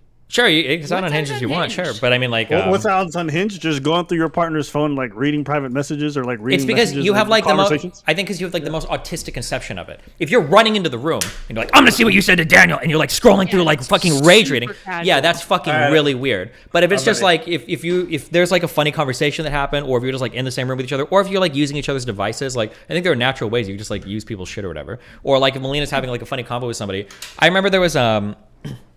That's another story. But no, like sometimes it's just like funny shit that you just like show your partner on your phone. You don't care if they're like on your phone, they're going through shit or whatever. Who cares? But it's not like going through shit like they're like, hey, like I'm gonna do my weekly investigation of all your DMs and see what's going on. Yeah. Like that would be really weird. That would be unhinged. That'd be weird. Yeah. Yeah, it's like say Nick is texting somebody, right? I love that you guys are just backing each other up, even though both of you sound crazy in this circumstance. It's cool. I think we just have an autistic. I actually think you're thinking about this when we were at. Like Nick will be on a phone and he'll be talking to me about a conversation that he's maybe having with somebody, and he'll be like, "What do you think about this?" And he'll be like reading to me some of their thoughts, and I'll be like, "I don't know," and then he'll just give me his phone, and I'll just quickly read through it to get an idea of like what's going on, and then we'll respond, right? Or say like I'm driving, and he and I need to text somebody back on my phone, I'm driving, I'll just give them my phone and be like, hey, can you message this person? And then they'll like do sometimes they'll do like a full conversation for me of just like typing down what I say and like reading back and forth, unless it's like a private conversation for that person. But it's not private because of I'm embarrassed about him seeing it. But like, say if I'm messaging my friend about like her husband and they're like in a bad situation, then I probably wouldn't let him read it. But that's to protect my friend's privacy because she hasn't like essentially consented to having it out. But like, it's really chill. Like, it's not this like weird thing. It's usually very chill and casual. There's not really a time where like I'm just like going into like Nick's room and grabbing his phone and like perusing through everything. Yeah. Okay. Well, listen, I'll let you guys get back to the calls. I just want to fill the time while Dan was going and grabbing his wine. So be careful, Ben. Carry on. It's not a wine. It was a mixed drink. How dare you? Yeah. All right. Next. 315. Hello. Hi. Hi. How's it going? Good. So age, pronouns, neat status. I'm 32. I'm a he, him. And wait, what was the third one? Neat status. Okay, we need a different word for this because nobody knows what it means. So are you employed? Yeah, I work full time. I'm an art director at a marketing firm, and I live with my wife. Jesus. All right. Good. This sounds like one that I can get no. into. I'm gonna sink my teeth into this one. Oh boy. Go. Okay, so this is something I've kind of been like dealing with, like just dating as a guy in general growing up. I think like the past few years I've been like kind of dealing with real it quick. better. How long have you been with, and then how long have you been married to your wife? We've been together since 2018, so 4 years, and we've been married a year, just over a year. Okay, gotcha. Okay, keep going. But yeah, like I feel like I've always just like had a higher sex drive than my wife, and I think that kind of just goes in general with girls. Like guys generally have higher sex drives, and whenever I would like initiate and I would get turned down, I would like feel with like feelings of like feelings of inadequacy, not feeling good enough, not attractive. And growing up, it's always just been like, she hates me, she thinks I'm ugly, like I'm just gross, and like that's kind of like I don't know, like growing up, and I especially in this relationship, I've kind of learned that like really it's not me, it's more just her and like how her feeling is, and usually that has nothing to do with me. But I kind of just generally like wanted to get your guys' thoughts on like how to deal with that, because it is like I feel like that is like a common thing with guys dating who, you know, don't get laid as much as they wish they could. So to be clear, you want our thoughts on the fact that you're not smashing as much as you want to. And you Wait, feel yeah. bad. First question: how often are you guys having sex? At least once a week, usually. Okay. Sometimes not. How old are you? I'm 32. And she's 27. Shut up, Dan. That's not too old for fucking sex. What? No, that's.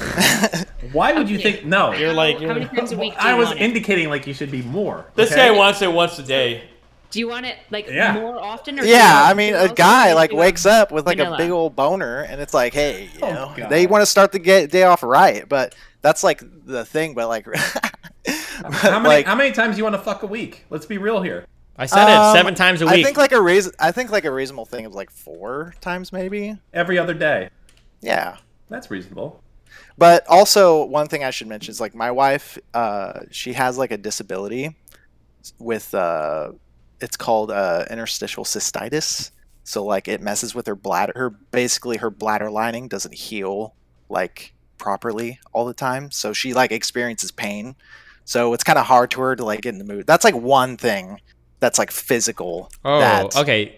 Sometimes Physical she has problems, like flare-ups. Yeah, physical problems are really good because these can be like remedied using physical means. Does she see a doctor or Well, anything, or what's going on with that? Well, she's gone to a doctor. The thing is, there isn't really much. There's like certain things she could do to like offset like flare-ups, but there's not really any like, you know. Okay, never like, mind. That's not good. Then you're fucked. Okay. Yeah. Another question: is she willing to give you like hand jobs or blow jobs if she's Oh, yeah. not super into? Well- so she's willing to like get you off and stuff like that, but you want sex.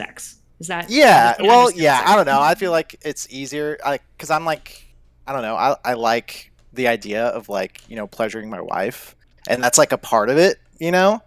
But Yeah, you don't want them to feel like you're just like with a sex slave or whatever. Yeah, and I know like I know Dan's epsilon method is to just go like jerk off in the shower, and like sometimes that kind of works.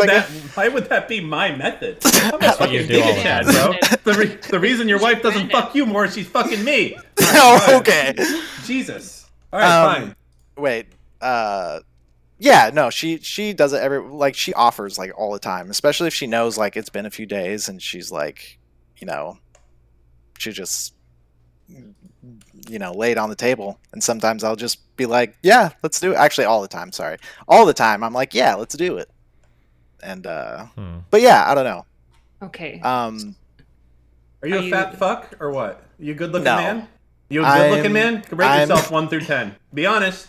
Maybe like a 6 or 7. You gotta fucking pump those I can turn on the numbers up. camera if you want. Shit. No, because as I said, you're not prepared for the lifetime. I'm an adult, Dan. It's fine. It's not. No. We have to can't know. protect you. We have to protect you from yourself. Wait, Listen. protect you from who? Wait, you think this guy's ugly? No, it's not. I'm about not. what it is. I don't have like issues with like my appearance. You don't know what's gonna happen in the future. Okay, listen. What the fuck are we even talking about right now? What do you think is gonna Just happen to this? Pay attention. Listen, you got to. I've done streaming before, dude. If Like, you feel like you're a fine. 6, okay. If you feel like you're a 6, At do stuff- least. Okay. So what can you do to improve that? And like, No, this is not the reason why they're not. I don't Okay, think all right, it's. bro. So It's- Brad Pitt wanted to come in with his wife. She's gonna be like, "Oh, sorry, I'm not in the mood." Yeah. 6 days out of the week. Yes, it happens. Oh, it sounds Yeah. like you're assuming. No, I think Dan, you think that like I need to like work on my appearance to like get my wife in the mood. That's not. I don't think that's the case, dude. Okay, so here. Okay, hold on. This is okay. Jesus Christ. For one reason or another, sometimes marriages can become sexless. Okay, or the amount of sex decreases a lot. Okay, it's really common that one partner is asking for more and the other partner is not giving it. This happens too, right? Obviously, because it usually doesn't fall off on both sides; it'll fall off on one side. If that is the case, that's what's happening, then the first thing you have to deal with is if there are any physical problems, you've got to clean that up. And then the second thing is if there's like some sort of therapy you can do or some sort of like deliberate whatever you guys can do, you can like work on that next, because you're going to feel bad. If one partner's asking for sex and they're not getting it, then it's pretty normal that you're going to feel like pretty shitty about that, right? Like Yeah. that's an understandable thing. But I don't think that unless something like severely she's physically willing. changed. Yeah, she's willing to do hand jobs, and yeah, but the problem is that like if like I wouldn't like that. If I really wanted to fuck somebody a lot and like I'll jerk you off or suck you off or whatever, I'd feel like shit after a while. Like, okay, well I just feel bad. Like I'm not here to just like use you as a sex object, right? It makes me feel like a shitty person that like I can't get you off, or that like it makes me feel like less of a man or less of like a partner in a relationship. Like I can understand that not feeling very satisfying, right? What if she doesn't want to get off? Like, what if she just isn't as interested in getting off as often, but she's like, because you're making it be like, she's like, I mean, I guess I'll touch your dick if I have to. But what if she's like, no, it sounds like she's enthusiastic. She's like, yeah, like or she's offering even. She's like, That's "Do you want not me the. to He's jerk not you looking off?" for the enthusiasm of him getting off. He's looking for the enthusiasm of her wanting to get off with him. That's what he's looking for. He wants her to be like, I want to fuck you and have fun doing it because I'm horny for you. That's what he wants. Not like, oh yeah, sure, like I love you, so I'll blow you. I think like one thing I've learned over the few years is like girls look at sex way. I mean, I think this is obvious. Girls look at sex way different than guys do. Guys, it's like, oh yeah, like yeah, I just want to get off. Like let's get off together. It feels good. Like it's a good time. It's fun. But girls, it's like I feel like it's just a lot more deeper. I still don't completely understand it, but there's like a deeper thing going on there where like things have to be like right in their mind for them to like.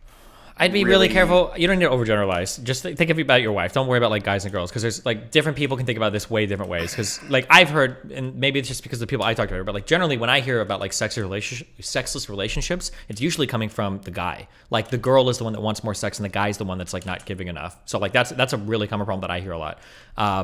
So yeah, I wouldn't try to like gender it too much. But like, I think that you probably need to have like an important conversation about your wife or with your wife and about her desires, and then figuring out like the physical stuff too, because sometimes like minor dumb physical things can be like a huge impediment towards certain types of sex.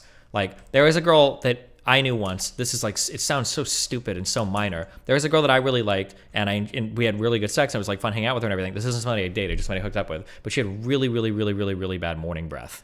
And that was enough to make it so I never wanted to do anything with her in the morning, ever. And I felt kind of bad about it, but this was a long time ago, and I was too much of a pussy to bring it up and tell her, like, hey, fucking do some mouthwash in the morning. But like, it wouldn't surprise me for your wife, if there's something that she feels like insecure about, or something weird about with like the bladder stuff, where she just like, it only takes like a little physical thing like that, sometimes be like, I don't even want to risk it. And that could be a big turnoff. So it's worth like having that conversation with her, I think. Yeah, sometimes after we have sex, like her bladder like flares up and like she gets like sore. So like she can't. If we have sex, we probably don't have sex like for like a day or two at least. Because she's in pain afterwards. Mhm. Yeah. Like somewhat becoming associated with pain. Yeah. Like she gets cramp. Like sometimes it's not as bad anymore, but when we first started dating, like she would wake up like early in the morning and like be in the bathroom for hours, like just sitting down up against the wall because Yeah, like, this is dealing something with she cramps. needs to figure out. Like, if you've got this sort of physical impediment, like No, like I said, like that used to be a lot more common nowadays. Like she kind of like adjusts How's her it diet. improved? She like doesn't. She just like watches what she eats. Like she stays away from like acidic stuff and like just is generally healthier. I can't really think off the top Is of my there head. still the things. pain though when you guys have sex? Everyone, afterwards? no. It like sometimes like when we have sex, like there's no pain, but it's like afterwards, or it'll be after like maybe like a spicy meal or something like that.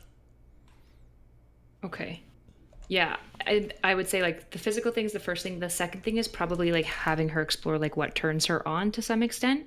And then I'm going to be honest, in a married relationship, I think there has to be some negotiation of like, obviously if one time a week where she like wants to be turned on by you and like wants to engage in sex, like if you need more of that, communicating that, figuring out what turns her on so that she does want to have sex, and then also figuring out ways to minimize, because it's good that she's not having pain during sex, but if you're having like, if 50% of the time that you have sex, you know that you're going to have like pretty bad cramps afterwards, I also would be pretty demotivated to be having sex, especially if you have a decently low sex drive. It's like, I don't really need it, and there's a huge cost to me. I'd love to get you off. I don't want to have it.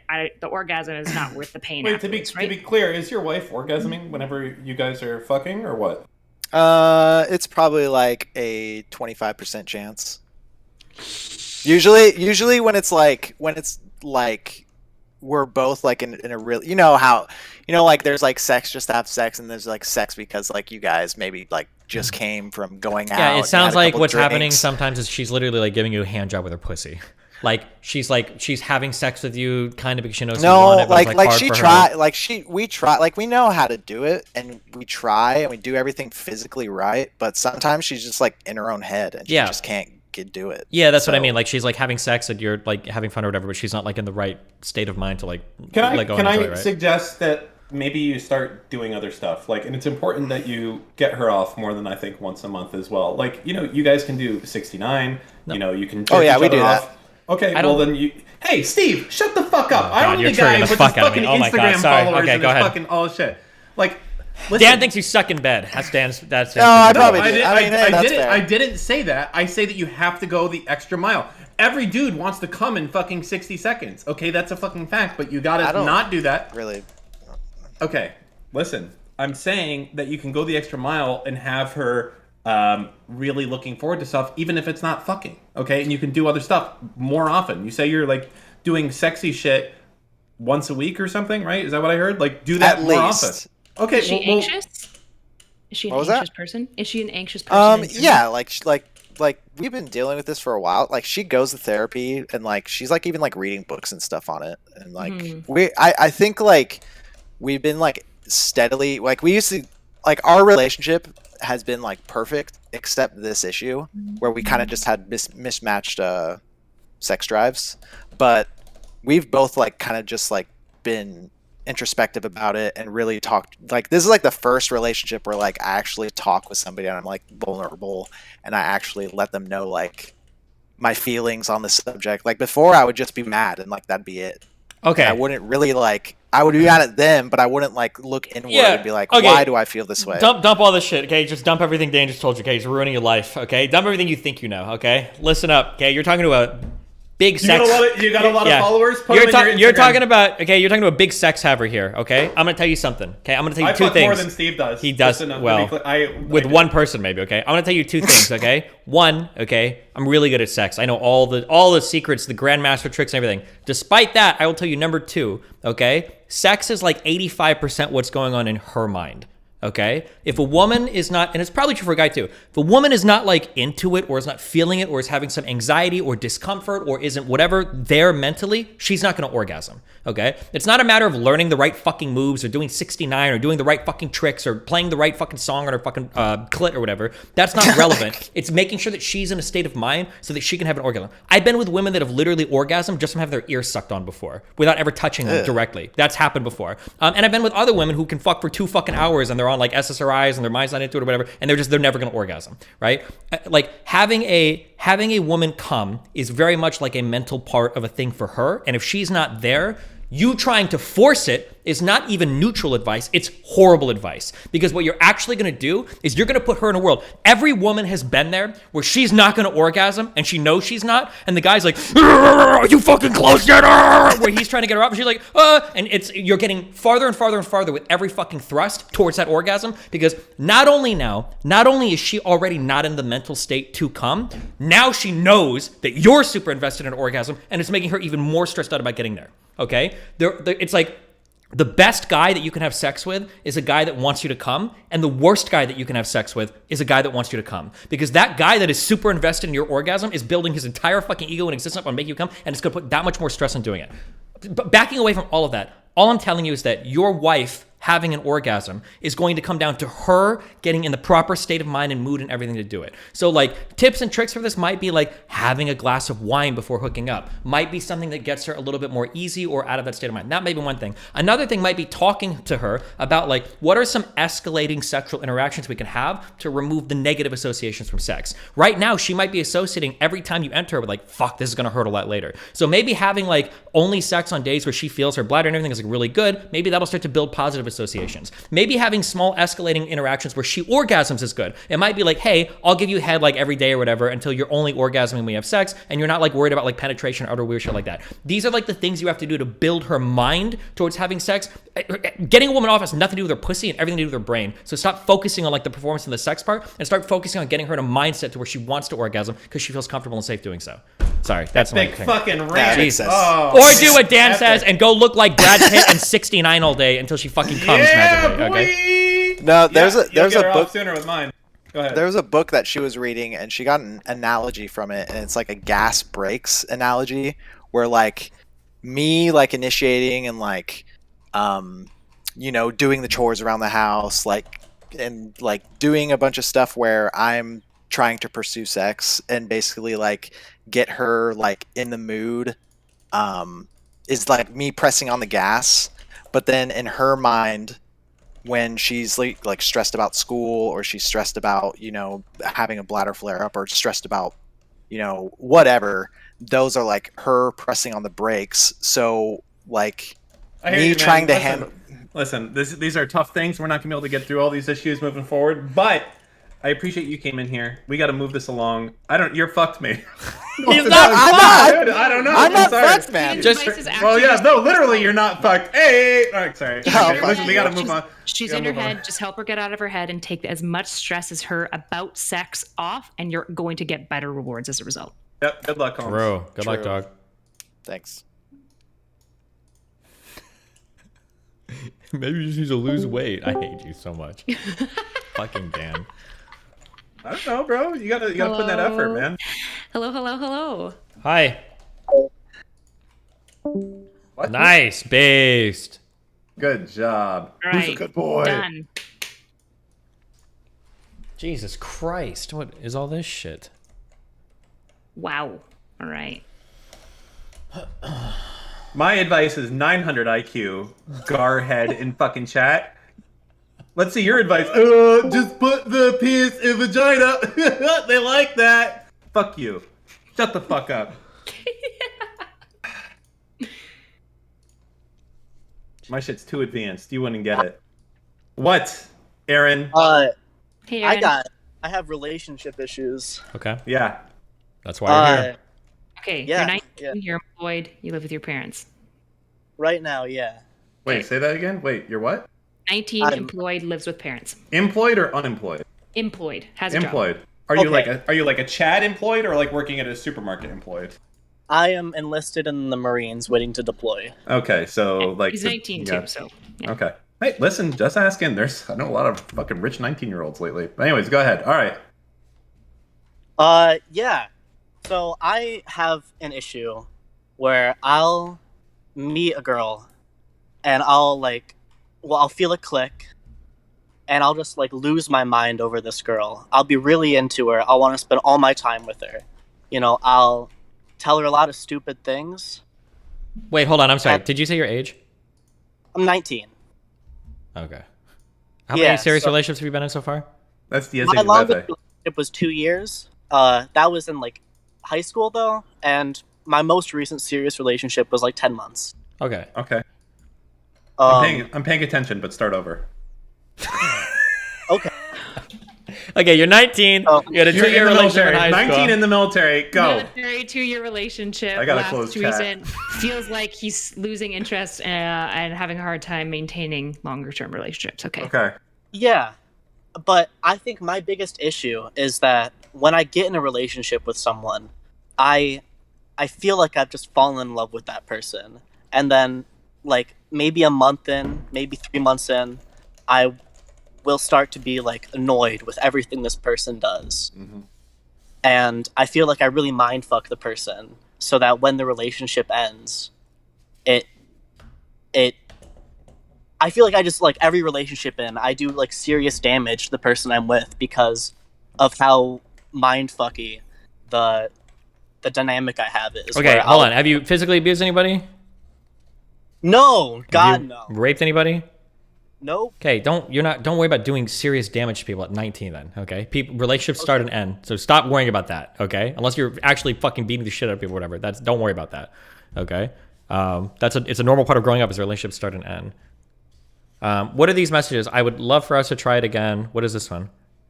So that was after I broke up with the lady, the gal, and she the 10-month. She just like, oh no, this was. Why'd you break up with her?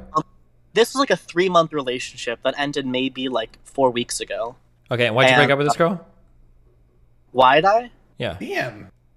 I just everything she said was uninteresting to me. Like I didn't feel like there was anything to her that was like something new coming to me that I was like interested in. I know I'm using the topic in my sentences a lot, but I just didn't care about her at all. Okay, what is this? The Snapchat girl. How long did you date this one for? 10 months. Oh, that was Is the this the same one? No, different. Yeah. One. Wait, I thought you said Different the other one was 3 months. Yeah, okay, this is a different one. Yeah. Oh, okay. So this one you did it for 3 months. Same thing. Just got bored. Felt like there was no. Yeah, substance? and the text messages where I'm like a huge asshole were to the girl in the 10-month relationship. Don't ever do that. Don't do that to people. If you're breaking up with somebody and you say things like, "Oh, like it's me, I'm just a jerk" or whatever, I know it doesn't seem like it, but that's an invitation for them to push harder because they think that you're still into them, but you're just blaming yourself on problems. Don't ever do that. I don't think I was. I'm doing that in retrospect because I don't like how I acted in the messages. That's fine, but just don't tell them that at all, because all you're doing is like putting them in a state where they're going to keep chasing. Right. Who is this? Who is this person? I don't want to be with you anymore. Why? That was the 10-month girl. Oh, that was also the 10-month girl. Okay. Yeah. Okay. And I felt like that was where I was being like really not okay, but like that was just the headspace I was in. Is like this typical in your texting? Like where they'll text a lot and you'll text very minimal, or is Yeah. this only for breakup? These are emotionally intense women. They're crazy. Sorry. Yeah, like there's just a lot of energy from them and none from you. The text messages are a little bit misconstruing in the Snapchat because those are the saved messages. So like the really emotionally heavy ones were not like the most consistent, but they're the only ones that I have saved right now. So But what is the? What's the? I'm sorry. Was that the 10-monther as well? Yeah, all the Snapchat messages are from when I was with the girl for the longer period. No, these are the texts later on. You're fine, baby. I'm sorry I made you leave so fast. I knew I wasn't in the... Right blah, blah, blah, headspace. blah. Okay. Can I ask you to... What is the question that you have out of all this? So I'm looking at this, like, what are you thinking? What's the piece of advice you want to get or thoughts right now? I need to know if... You're a psychopath. No, if the girls I'm with are crazy. No, Like, if I okay. haven't- Here, listen. This is what's happening, okay? You just Yeah. need to spend more time dating. Like, it seems like right now what's happening is you just haven't found, like, the one yet or somebody that you could be compatible for a long period of time. You found some girls. Maybe you have a spark in the beginning. A lot of people do. And then it just gets kind of boring. And that's it. And you're losing interest. You just have to keep searching, and eventually you'll find somebody that you're more clickable with. Did I make this? You said you were 19? Yeah. Yeah, you're 19 years old. Like, this happens. Like, this is totally normal. Like, it happens. Yeah, you just haven't found somebody that you're, like, long-term compatible with yet. The most I would do is look at your past relationships, see what started turning you off, and try to like notice those behaviors sooner so that you can end the because you don't want to like waste 10 months on somebody that you're not really that interested in, right? So like try to like just like look back. This is what the point of dating is. Date, figure out what you like and dislike, take note of what you dislike, and then when you start dating new people, if they start showing traits of things that you know you'll dislike, try to end that relationship as quickly as possible so that you're not wasting your time or theirs. Is it wrong for me to think that in some cases the issue is me? Like, there isn't anything wrong with the relationship, but like, I'm just thinking of No. Here's hold on. Not yet. No, here's the issue. You're thinking that like if you're ending the relationship, something has to be wrong with you or wrong with them. That's not true. People can just be wrong for each other, but both people are perfectly fine. And that might be the case here. You're fine, the other person's fine, but it's just not you're not right for each other for a relationship. Like that's okay. There's nobody's fault there. Relationships start and end all the time, and it's not because somebody's to blame. Sometimes people are just not compatible. Okay. Yeah.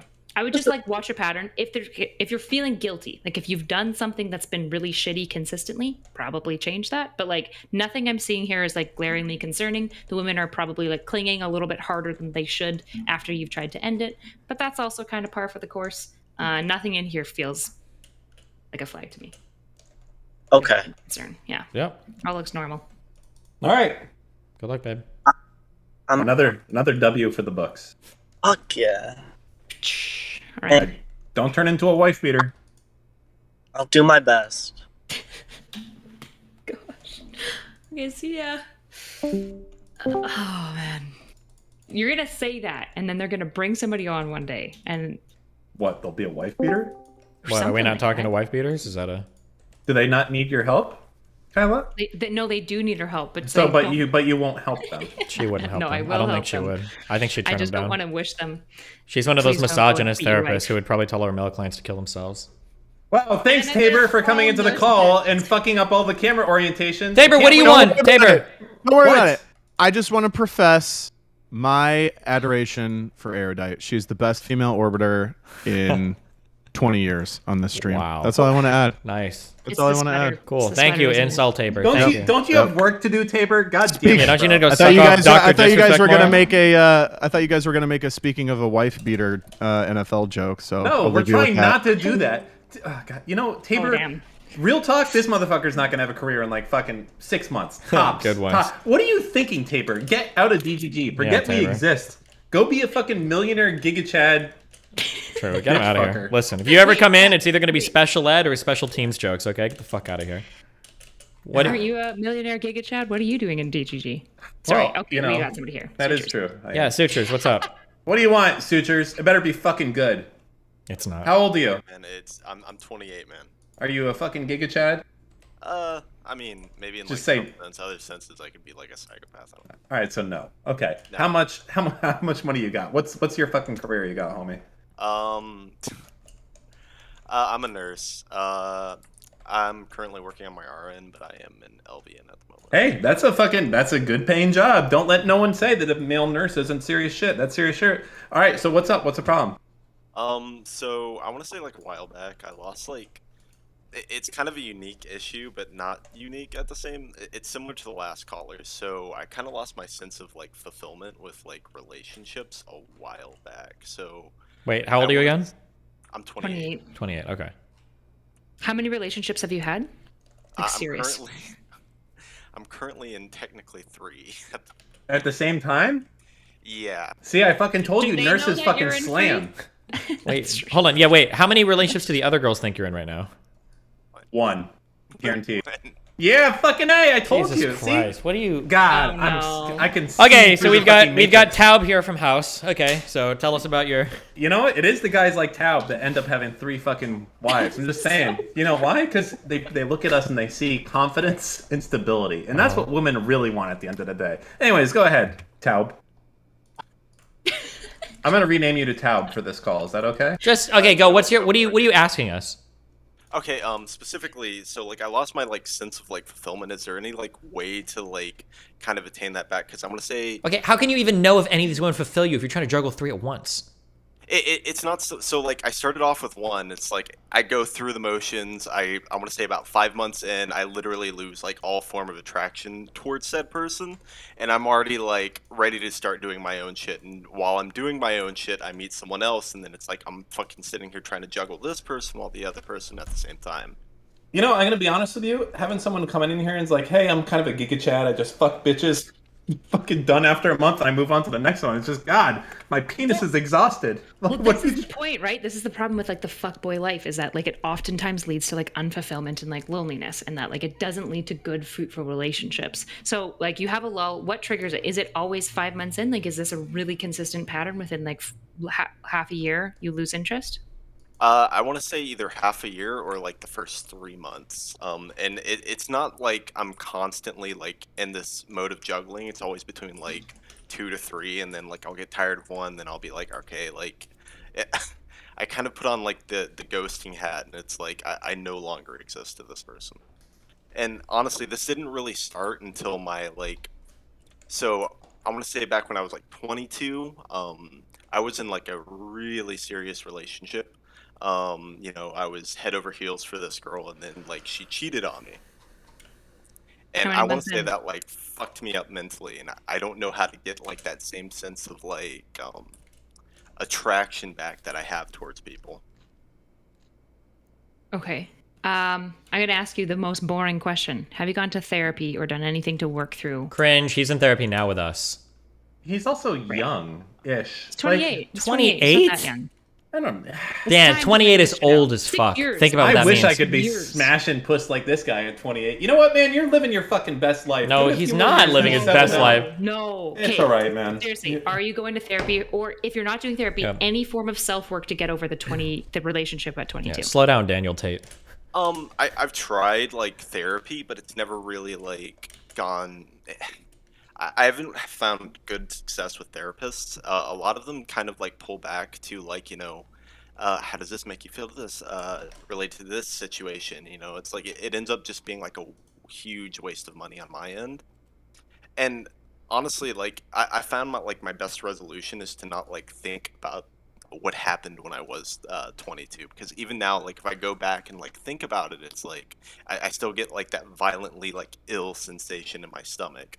Okay, so typically if like every time you go back to it, it makes you extremely sick, it means like you're not over it, and like tucking it under the rug and just ignoring it doesn't make it go away. It just makes it get infested, right? And so like I know that this is not what you want to hear, but the reality is like something happened at 22, right? Like when somebody betrays you in that serious way, it kind of like fucks with you, right? Like big time. Like everything you thought you knew and understood about yourself, about other people and the world get like broken all at once. You've been betrayed. You don't know how that could happen. It like leaves you into the sense of like chaos and misunderstanding, like what the fuck even is the world. And so like how in the hell are you going to lean into a new relationship when you still haven't like fully come to understand how the fuck that thing happened to you in the first place? Because like our brains are incredibly self-protective, and if you have this giant festering wound just hiding under the rug that was caused by a relationship, why in the world would your brain ever let you lean into another one in the future? Like why would it do that?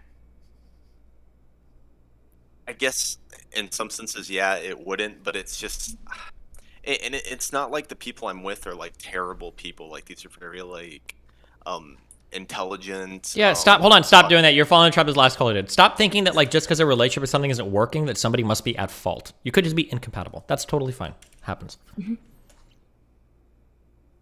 As far as like the like.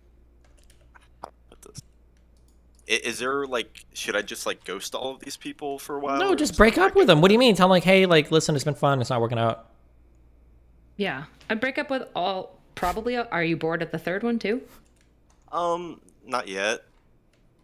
That could be the one, the third one. It could. The issue is like Just never tell them about the other two. Solve your problems, right? Like if you like have this like pain and this like lack of betrayal, and if it's like really mind fucked you, relationships won't fix that. And if you go into a relationship with, even if in the back of your mind with some level of goal of hopefully this will fix it, all you do is you fuck up two people, right? And so like what you should do instead, I would highly recommend, I know this is boring and annoying, but like you gotta make sense and peace with the betrayal. Like it's never going to be like you look back at your cheating ex and be like, man, that was such a good time in my life. But you need to have some understanding. Like your brain needs to know like what happened, how it happened, what were the signs that you missed, and how do you prevent that from happening in the future. And like really understanding these things so that in the future when you're getting into a relationship, there are things that you can look for, being like, is there a betrayal that's coming up in the next one? You probably also need to work on stuff like leading in. It's also possible the women you're finding like you aren't also attracted to, but I don't know, the fact that like the 22-year-old stuff like still like lingers for you in such a deep way is concerning to me for yourself, not for like Afraid of going deep he is. Yes.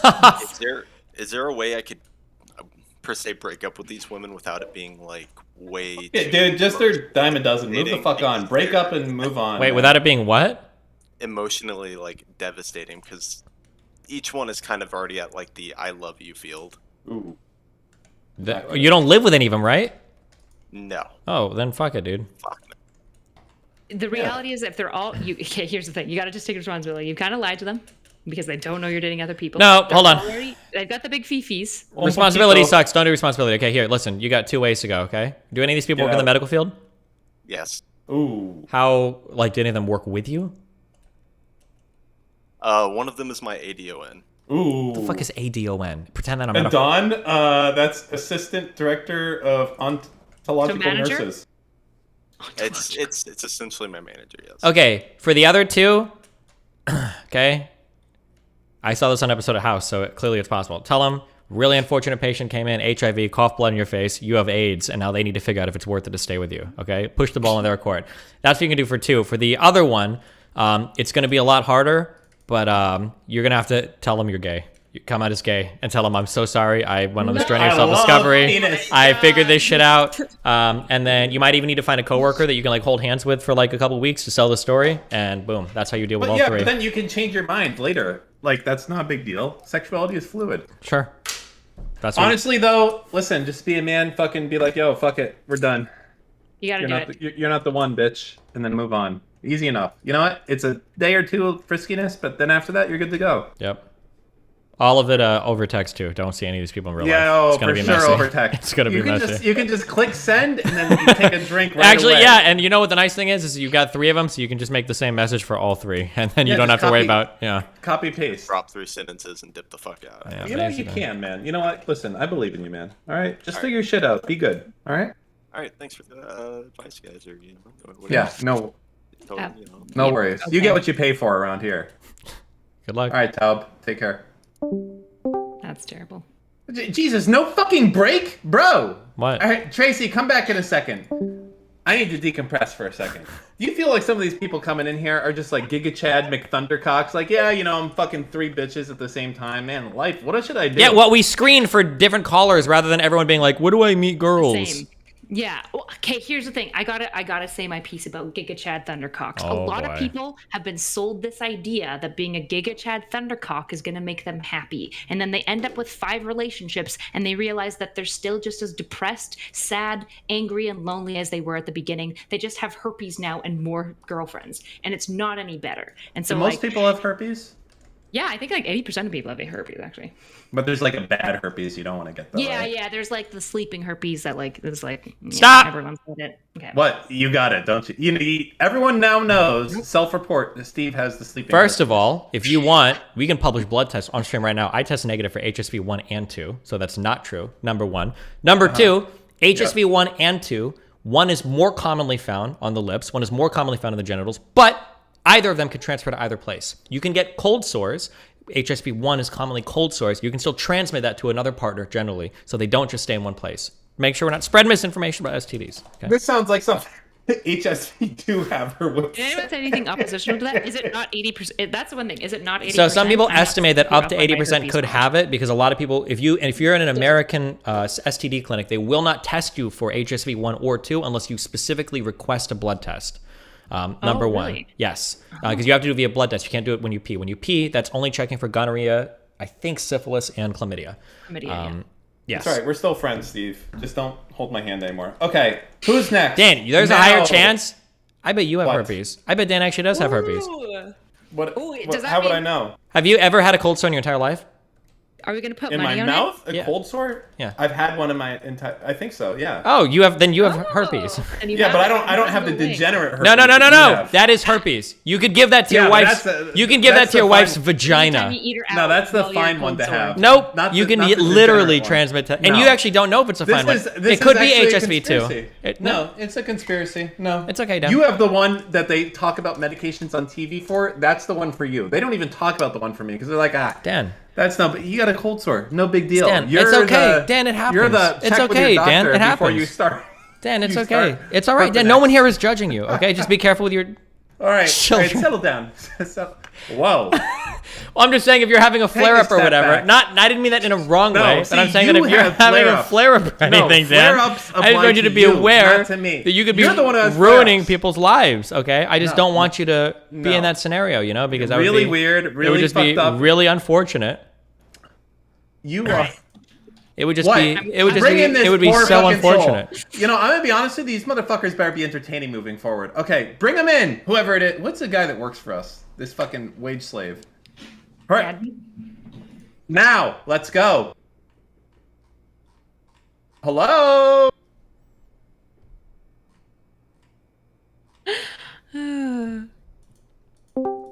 There we go. Tracy, the fuck do you want? Hey, Tracy. You're 20. You go to school. You live with your girlfriend. It doesn't know how to use a fucking computer, apparently. Bad signs right off the hop. True. I can already see the problems in this relationship. Yeah, this one's a fucking moron. Come on, Tracy, get your shit together. Let's go. Voice activity. Come on, Tracy. I'm gonna be the only voice of reason, I think, from this point forward, aren't I? Tracy, What? Tracy. Just get What? Chad Thundercocks coming in. Tracy, hello. Okay, next. Tracy's gonna have to come back. All right, fuck off, Tracy. Fucking idiot. Figure out how to use a computer. Next. Yeah, smash that keyboard. You know when I slam my desk, you guys don't hear it, which is kind of fucked. It just fucking echoes it kind out. of clips. Like, yeah, you kind of clip. Yeah, how do I fix that? So you can hear my slams. Get a worse mic. Yeah. God damn it. All right, Raw BB. Raw? I can already tell this is a guy that likes to fuck. Yeah, it's a raw BB. Okay. Or Rob. All right. What's Rob. up? Yeah. What's up, It Rob? goes by Rob. You like How it? You like guys it doing? raw too, don't you? Go ahead. What's up? And that's the only way, brother. That's the only way. Yeah. So, you guys need to know what age and occupation. Hey, yeah, shit give like us the that. details. Go ahead. Yeah, I'm 24 years old. I work in Mhm. finance Mhm. for a pretty big marketing firm, and I fucking hate it. But that's not what we're here to talk about. But yeah. So, the last relationship I've been in was probably 7 years ago, and I don't really consider it that much of a relationship either because it was a high school relationship, and we were together for about like 10 months. And long story short, I mean, like, she did a number on me. She cheated on me. Got fingered by another dude like 2 days before I asked her to it's be my not girlfriend. Well, it was a little 2 days before I asked her to officially be my girlfriend, but we were pretty exclusive for a couple months before that. But Well, hold on. If you were exclusive before that, why did you have to ask her to be your girlfriend? Yeah, you know, everything goes before the fucking proverbial. I mean, rain I don't comes know. on. Like, you gotta. Sometimes you gotta like put it like I guess like ask. All right, it is a non-important. No, Go wait, ahead. hold on. It is important because I've had girls do this shit to me before. We're doing shit and I'll be like, hey, do you want to be like boyfriend, girlfriend? And they'll be like, what do you mean by that? Have you been with other girls? Like, what? Yeah, we don't have anything official yet, bitch. That's a bullshit ass question. If you guys were, so she didn't cheat. You guys You got weren't dating fingered. yet. Yes. You were. Yeah. Yeah, you This were is not okay. right. You were in the This ain't fuck about business. her. Go ahead. This Yeah. ain't about her Okay. or that relationship. This Okay. is not about that. All right, Okay. it was 7 years ago. I don't really care. basically, like, I do relatively all right in terms of like casual hookups and just dating and stuff like that. But recently, I just haven't really found as much fulfillment in like the people that I am dating, or sex is kind of seeming like, this is gonna sound like a scumbag move, but like sex is seeming more like a chore now, and there's not really much in it. And I'm trying to find somebody that's like emotionally available and wants to start something more serious with me. But I feel like every single time that I'm becoming like telling them about like my past, or telling them about like more about who I am and stuff like that, and they tend to get to know the real me, then they kind of like leave. What is the real you? What is that? What the fuck does that mean? Were you like an ex-hitman or assassin or drug dealer? Or? No, I mean like no, none of that. I'm more so like just like problems growing up, past trauma, stuff like that. When I tend to date girls, and then like I don't trauma dump, I don't think. But okay, hold on. Whenever hold on. Yeah, we're trying to give advice here. I need to know some shit. Okay. If you're on date 2 with a girl and you're talking about how your fucking uncle raped you or some shit, that's gonna be a crazy fucking thing for them to deal with right off the bat. If you're talking about past trauma where it's like, when I was growing up and you're on like date like 7 and you're like, yeah, my parents are kind of neglectful and I was really shit about it, that's a reasonable amount of like quote unquote trauma dump. But it's gonna depend on how you're approaching the conversation, how much you're unloading, like, and how soon you're doing it, because that's gonna dramatically impact. So when you just say like, oh, yeah, I open up about some stuff and they don't like me, I don't know what the fuck that means. It could be entirely reasonable from your point of view, or you might be going way too hard with way too much personal information way too quickly. So yeah, I need. Dogwart's only on like the 5th date for sure. You don't have to say. You don't have to say explicitly what it is. I'm just saying that like if it's a really high gravity thing, just be aware that the sooner you open up about that, the more kind of red flaggy that can be with somebody. But 100%. And I guess I was just wording it really bad and very vaguely. I mean, more so like if I'm talking to a girl for a few months and like I'm really trying to get be something with her, and then I tell her a little bit about like she asks about like my family and stuff like that, and then I end up telling her.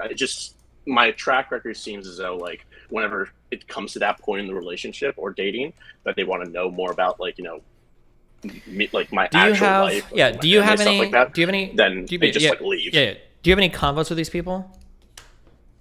Do I have any convos with these people? Yeah, like texting. Texting? No, I don't. Okay. I'm not a big texter. It's so hard because this could go so many different ways. On one end, because on the most extreme end, it could be that like you're opening up a bit to a girl and she's leaving you and it's like, oh no.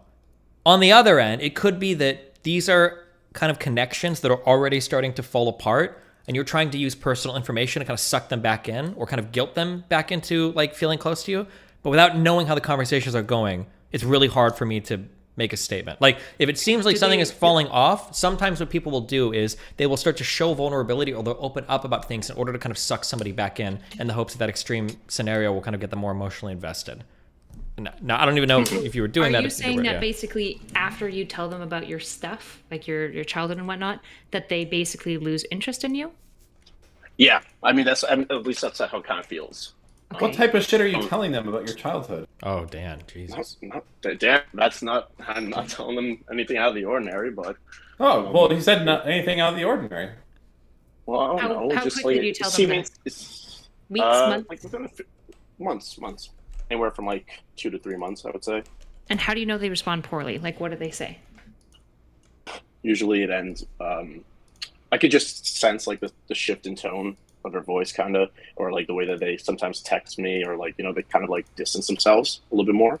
And now I'm kind of like reverting to not reverting, but rather trying to in this kind of headspace where I just don't want to tell anybody about anything anymore, and kind of like live like this secretive life where they don't need to know anything about like my past or like my family or stuff like that. Man, it's so hard to answer because I have no idea how you're communicating this, right? Like there is this pattern that I've had like a lot of men tell me, which is that like when they're emotionally available and vulnerable to the woman, that she gets really unattractive and turned off and she's kind of like, look, I don't want to deal with your emotions. And I don't know what to make of this. It's possible that that's happening. It's also possible that like men are consistently poorly communicating like their stuff so that when the woman hears it, she's either like, yikes, like really scared, it feels too big, too much, too quick. And it's really hard to gauge how you're doing these conversations, because most women that I know, if you tell them about like, hey, I've got all this stuff, like a lot of women tend to be like decently like, what's the most common job for women? Nursing. Like women literally pick a job. Psychology, therapy, yeah. Yeah, it's all like helping jobs. And so like the idea that just like most women are responding really negatively to people's trauma feels odd to me. It feels more like maybe there's a communication, which is possible. If you had a really messed up childhood, it's possible that like you're not the most regulated person. You're not the best at communicating your emotional stuff. So it can get like overwhelming for her, but it's really, really hard to answer this without like screaming. I understand. Yeah. Yeah. Sorry about that. I should have looked for some screenshots. Can you give us like a sample conversation? Or just tell us like. You want me to like look through my phone real quick? No, just demo it with me. Yeah, just like talk about like how does this come up? Usually like within a couple months of knowing them, we go out for dinner and stuff like that, and it gets pretty intimate, and we're just talking about life, and then I'll casually put in like when I was little, like stuff happened, like my dad was pretty abusive to my mom, kind of made a weird dynamic in our household, so that's why I'm not really close to him, and that's why I kind of have an issue with like just people in general and not trusting. And then it gets a little bit like that, and then she's just like a couple days later like, hey, I don't really think this is gonna work out. I'm like, all right, cool. Okay, so everything I'm saying is this is the most bullshit conjecture shit, because I truly don't know, but there are ways where this can be brought up pretty organically in a conversation, and there are ways that this can be brought up where it's like so heavy and unnecessary that the other person feels like it's like oppressive. Like somebody might say something like a girl might be saying like, oh yeah, like every weekend I really like to go hang out with my family or whatever, and it's a lot of fun. And I might joke back, it's like, oh, sounds like fun. I didn't get to hang out with my family. They didn't like me very much, right? And that's like kind of like a funny way to do it, and we might have a laugh on it. We might go a little bit deeper. Somebody might say, oh, I like to hang out with my family every weekend. We have a lot of fun. And I might say, I didn't get to hang out much with my family growing up. They neglected me a lot, and they were busy with work a ton, and I really wish I could have had that experience. And that will like definitely do the former. Okay, maybe, I don't know. The problem is I'd have to hear the interaction, because it's hard to know without hearing it, because you might be you might be bringing up really heavy topics in kind of unnecessary ways that feels like you're either one-upping what they're bringing up, or you're just getting really heavy for no reason, and they're like, yeah, but I don't know. It's really hard without seeing it, unfortunately. Yeah, the thing that I'm having an issue with is like if you're delivering it in the way that you've kind of communicated to us and what it sounds like, there isn't any reason that like anyone would be like really thrown off. Like if they're like, hey Rob, like what's your relationship with your mom like? And you're like, oh, like it's kind of tense, and then you kind of like outline a bit about your relationship, and you kind of allude to stuff that's not well, but you don't like go into gory detail about everything like right off that question. No like sane, reasonable person would just be like, that's too much for me, unless basically every single woman you're dating is like incredibly selfish and unempathetic, which would be like, maybe you just are selecting really bad partners. That is possible. Yeah, I mean, so reaction doesn't make sense though with what you're telling us, basically. Yeah, no, I understand where you're coming from. I guess it's better. It's like good to point out that like whenever they do ask these questions and stuff like that, it's not like I'm full on like getting into every single nitty-gritty detail of like what happened. But I just feel like in today's dating culture, at least for me, because I live in a pretty populated city, like a really, really huge city, and the girls that you date around here are not necessarily the nicest, I guess is the way to put it. They're pretty superficial in my experience, at least. And whenever I do end up getting close to like one of them or something, it just seems as though like whenever I'm vulnerable, or the minute I get vulnerable and like tell them something, then they lose interest immediately, and I'm kind of Where like, are you meeting these stuck. girls? Where are you meeting them? Bars. Okay. Maybe bars, clubs. I don't really go clubbing actually. Bars and just book clubs, really.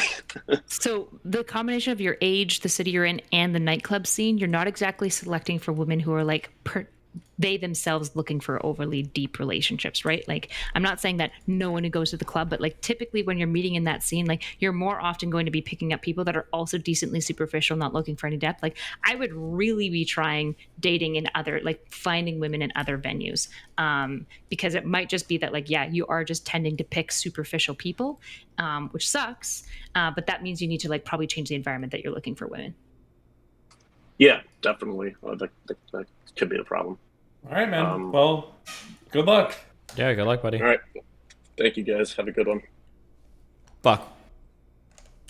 Okay, wait, 2 quick things. Fuck. One, for our call screener motherfuckers, these are the things where having the messages would be like the most important thing. Because I feel like on that caller, I'm not accusing anything, but I feel like he's probably having a social interaction that is like not good, that he doesn't realize. That's the feeling that I get.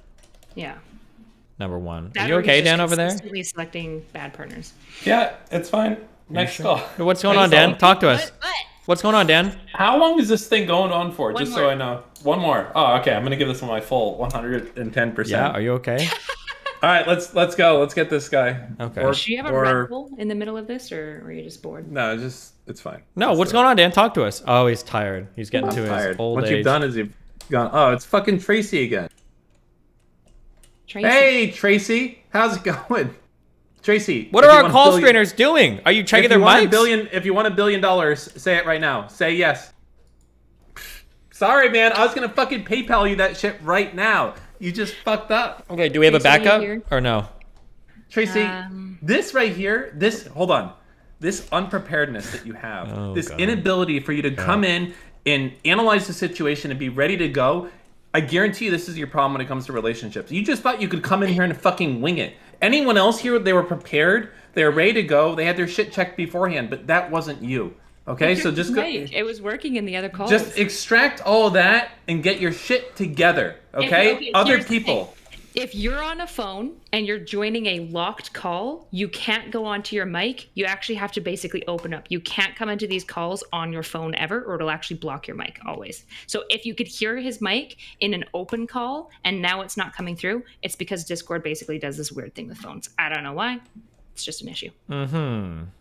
Well, you know what? If you care that much, you can get off your fucking phone and get onto a computer. Okay, this is here for serious advice, not like, sorry. Okay, Trey, do we have one more in the rafters or no? You fucked me over, Tracy. 3 no-showed, so. Okay. All right, see you later. Wait! The show is over. We have one more. Who? Wait, was that the last one? That was that the was last the one. last one. Oh. That was it. Okay. Well, Good. Thanks What a for fucking- joining us, Dan. It's been fun. Any last thoughts? No, Yeah, thank my you. I'm tired. I had a drink in the middle of this. What was that? The pink mix, like with the pink Yeah. bottle? The Cosmopolitan. Oh, it's so good. Yeah, it makes that you was- sleepy. Everything makes Dan sleepy at that age. That's funny. Yeah, Is it tequila or vodka? It's vodka and curacao, and you're supposed to use cranberry juice, but I use pink Cringeberry juice is what he uses. Funny. Wow, good one. Says the guy drinking hot chalky from. Yeah, that is hot true. I'm a chocolate? fucking. Oh, also, are we getting dinner or what? Is that today or no? I need to know now. If it's not today, it's tomorrow. Tomorrow's fine, but tell me. I need to know now, not later. I got because I'm hungry. Are you gonna tell Dan about your 9/11 adventures? 9/11. Riveting. I have 2 hours left of this stupid documentary. I should finish this tonight, and then tomorrow we can go to eat. All right, tomorrow. No Okay, problem. Tomorrow night. Well, I don't know why you're Last thinking like I'm going anywhere. This is my fucking house. Dan, any feedback? Are you gonna join us regularly, or are you? Yeah, well, how Bitch. you feeling, Dan? Hold up a second. The question is, are you going to be joining me regularly? Sorry, yes. Am I gonna be? Do I was here when the fucking sacred texts were Dan, created. stop using that same fucking quote. You're It's sundowning. good. I don't care. It See, matters. Now I must be in the dark because my misunderstanding is that I suggested this idea to Steven. And so is there a miscommunication that Steven There is. has There Steven is. has 2 girls on the out? Is No, that I what's happening? created this. I was here for the Were original. you dating Dan first and then you didn't tell me that you had this great I said everything out in the open on stream. You can go find the logs. I said that Erudite was a go-getter. She fucking called me, scheduled shit, and that's why we're doing shit. Okay. I mean, let's be clear. We both I know am the a real go-getter. reason that you're getting like a little bit more attention than me, and that's fine. But What I is can the work real against reason, that. Dan? Well, the real reason. Yeah, tell us. No, tell us. Tell us. Be honest. What do you think is, Dan? Go ahead. Go. No, say it. I don't feel comfortable. No, go ahead, Dan. Tell it. You don't feel comfortable. You're on a dating advice show and you can't tell us. No, I feel like the three of us all know, and that's probably really enough. That's enough for me, really, okay. at this point. Cool. Yeah. Gotcha. Okay. Let's just say it's not based on. We're just gonna assume the worst. Well, it's not based on merit. You can certainly assume that right there. Wow. Wow. So you're doing the thing where find a girl and you just blame everything on sex, basically. That's her whole credit for everything, Dan. So I have no quality at all. I bring nothing to the That's table. fine, Dan. Just as long as you're honest about it. Okay, Dandrew Tate, it's okay. Go ahead. I feel like there are hotter girls that you could select for this, to be honest. Like, well, he tried with another female psychologist, but didn't. Wow, Dan's going full on there. Nice, Dan. I'm sorry. Only one that you know about. Any more drinks you want to slam down there while you're hanging out? Are you okay? No, I'm good. I'm good. That was it for. Yeah. That's it. You're just assuming it's pure Coomer. I've nothing else to say. No, it's fine. It's a little hurts a little bit, Dan. It's all right. Well, I get frisky when you try to ask me get if I'll frisky? be back on What do you mean by my you show. What do you mean you get frisky? Dan, that's kind of a weird choice of words there. No, it works fine. People know what's going on. Don't put yourself in a bad opportunity. That you were interested in the show at all. He was like, "Should we bring Dan along?" When you came on the first time, I was not. Really? Wait, hold on. I'm the one that suggested. Hold on. She's weaving tales. Okay. I've got the messages. She's weaving stories. I bet there's a lot of interesting DMs going on there. Go ahead. Oh yeah, Dan. You know what? I trust you enough. I would open my full DMs with Steven to you. I'm not at all worried about it. Okay. It's boringly platonic at this point, I think. For now. After the if I was your husband, I redacted would not allow it. Shut up. Why? We're all married here. So it's all good. Yeah, all three of us are married here, okay? There's no drama in my life, Dan. Sure. Miami, and all of us are just gonna hang out. Stop. Everybody's cool. Everybody's chill. Okay. Do you have any feedback for us, Dan? Or do you just want? We can just plan everything, do everything. If you don't want to say anything, yeah. Okay. My feedback is, I think there needs to be a more strict fucking schedule or not even timing. Sometimes other callers you want to get in a little deeper because that's where all the interesting shit is. You want to be done with them in like 4 minutes. Okay, go ahead. Listen, sorry, my bad. I didn't know you were so intoxicated. I would like to have some sort of journey that we can put these callers on. That it's like a pre-written path where we can come in and they're like, hey, I'm Dan, I'm fucking 19, I'm a sex addict. And it's like, hey, Dan, what's up? What can we help you with today? It's like, well, I really want to fuck my neighbor, but they won't. And it's like, okay, Dan, well, what else do you have? I'd like to go and have these kind of pre-formed questions already so that we can go and do it. What are you laughing about? Instead, people coming in here and it's like, hey, yo, I'm Steve. I like pussy. All right, where do we go from here? It's just too long, too drawn out. We can fly through these fucking questions. We don't need to be here. I don't want to know. I don't want the goal. The goal should be like a good 10 to 15 minute question, like an interesting story. Yeah, but we're going 30 minutes for each. Sure, one. Because some of them are interesting. But when somebody's like, "Hey, my girlfriend's cheating on me. What should I do there?" Oh, Dan's like, "Oh, break her up. Boom, next one. Come in. Hey, I'm talking to a girl. We've been talking for 6 months. Does she like me? Does she touch you? Yeah. Boom, did her. Go. Next one." Like, that's what you want to do. You want to do like a fucking assembly line of questions. I'm not saying it has to be an assembly line, but I don't need to hear the same fucking long story short 10 fucking times in a row. I get it, bro. I get what's going on. Okay, you need to sort your shit out. That's it. We all know this. Shit. If we were just gonna say to everybody, we wouldn't do any advice call-in show. We can be succinct. We have a lot of people that are interested in what we do. We're screening them. We're only bringing like 10 to 12. Okay, I agree. We need a balance because sometimes we linger too long because we spend so time trying to find the meat, and then you're like, there's not a lot there, But sometimes when we dig, man, we find fucking gold. So we need to figure out. Yeah, but you can't go digging every time. You got to let if gold presents itself, we will take it. But otherwise, okay, bro, that sucks. I don't know what to tell you. Stop fucking that other bitch. Stop watching anime. Haven't thought enough to present to you the gold. You have to dig for it a little bit because most people aren't they're not even self-aware enough to tell you where their own interesting parts of their story are because they just people don't think about it. I don't know what to say, but okay. Yeah, maybe.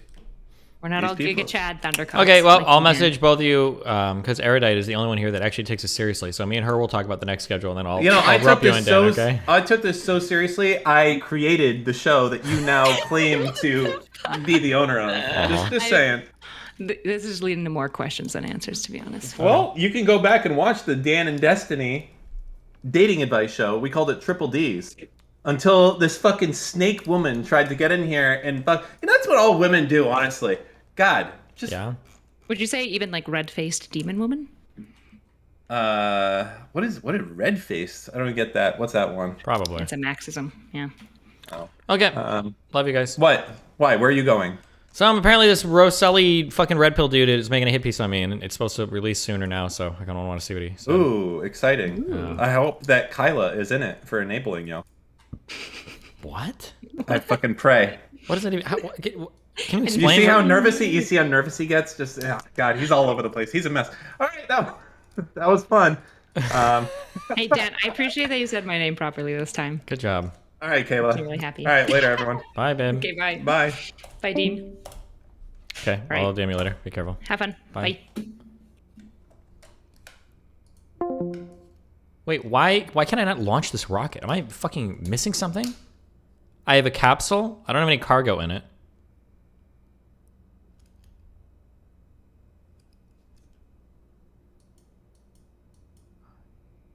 Status constructing rocket. Oh wait, is it? Do I need to like? Oh, I'm a dumb fuck.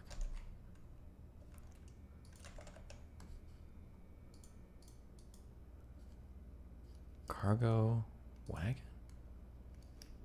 Cargo pods? You need 100 cargo sections. Oh. Cargo rocket section.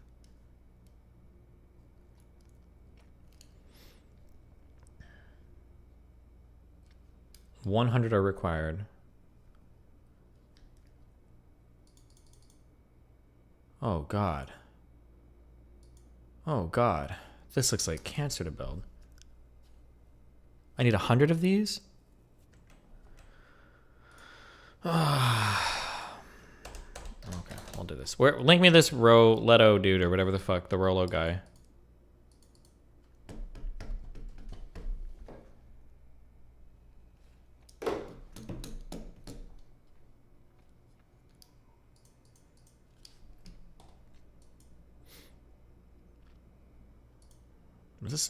Why does this look so weird? The proportions.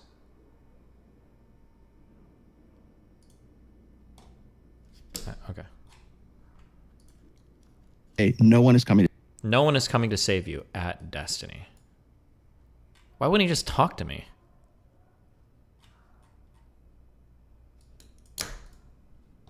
Okay. Hold on. I'll be back in like 2 minutes, and then let me get a rebel and stuff, and then we'll listen to this guy. Somebody donated $50 during the call-ins. Isaac, GG. Dan needs to always be on. He is absolutely the best. Thanks, buddy.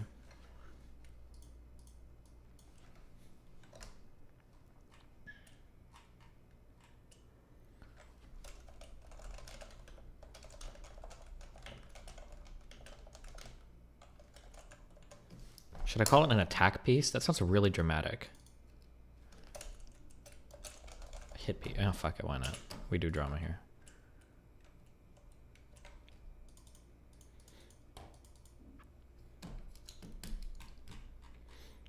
Okay, be back 1 second. Fuck, I gotta figure my donuts out too. I'll do that before we do this.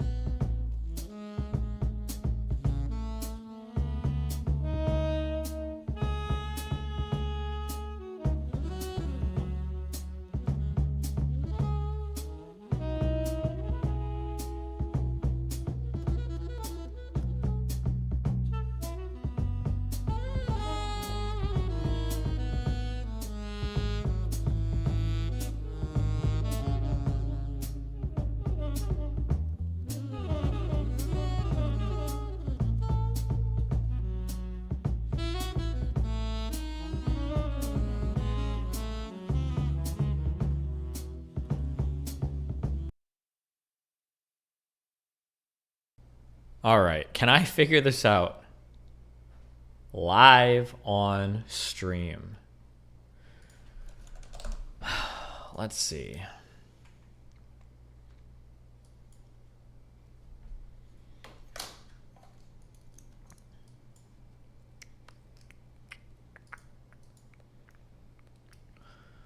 Okay, refresh this. It's possible to make jazz music as a chiptune? You can probably make any music as a chiptune, huh?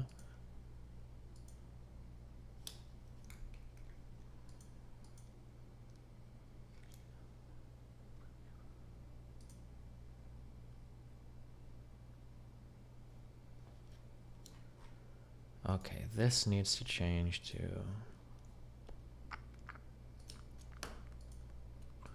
Bro, why would I not open to the same folder? Hold on.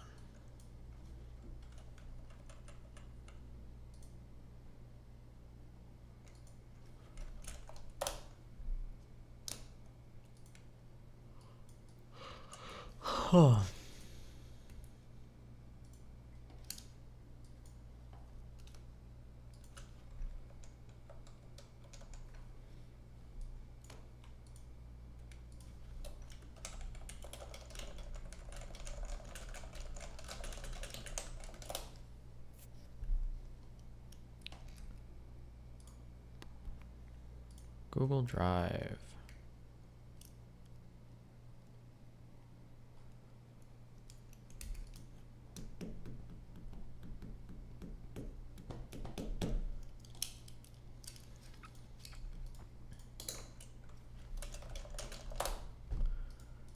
Add browser, meme. No, that's not right.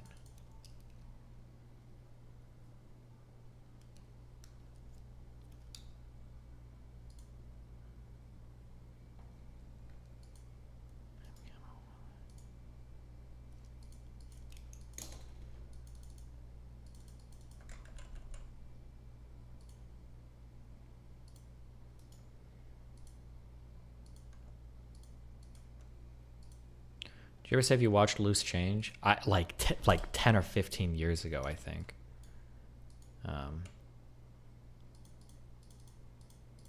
Long time ago.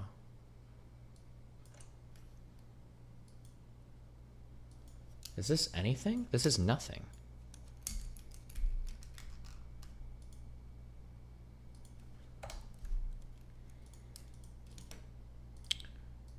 Okay, delete this.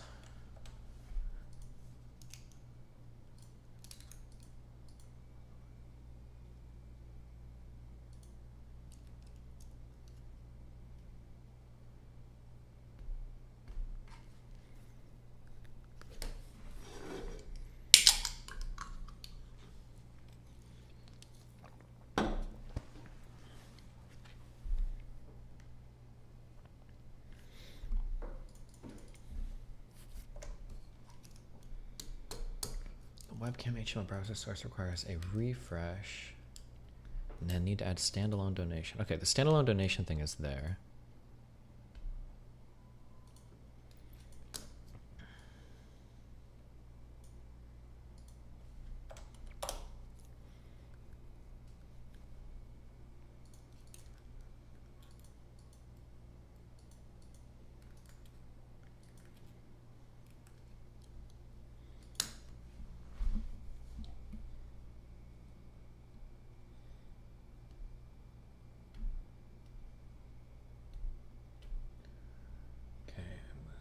Current webcam.html, that's that file there.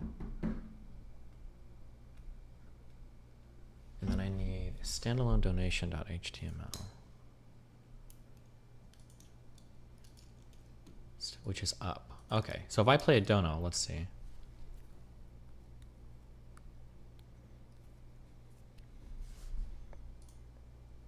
Yo, Destiny, did you see the Meat Canyon vidw/Andrew Tate and Sneeko? Just dropped an hour ago. Fuck, they're not going to show up except for as they come in, I think.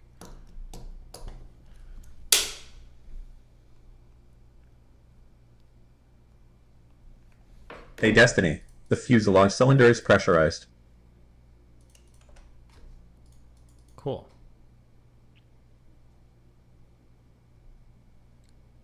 Fuck, okay. Okay. Overlay guys figuring that out. Alright, we're just gonna watch this. Destiny is a modern woman. It's pointless to debate people about your own work when they have never read it, or had even a casual interest in your work. That's where your Stupidity is concrete forgivable. answers are. Ignorance is malice. Rolo.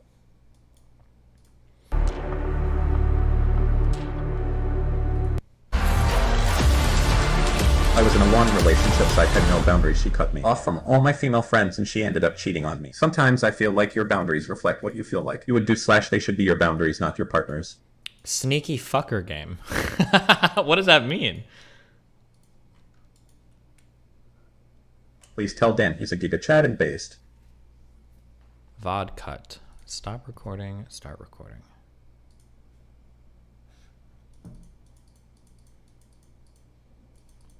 I think that's an Evo Psych term. Oh, wait, for like the hidden longer gay white man, dudes smiley face. that pretend to be gay and then fuck the women or something? Reload the browser to OBS. I was pretty sure the little thing above your head on the stream. I tried to reload it, but it wasn't loading. So I don't know if something is wrong with my file structure right now or... Destiny is 100% correct about the state of mind thing for orgasm. If you try to force it too many times without trying to get her in the right state of mind, it might turn her off to having sex with you at all. Oh, is it the sneaky male feminist? I don't know. Aside. Fuck. Oh. Hold on. Hit piece, we need an angry color scheme for that. One sec.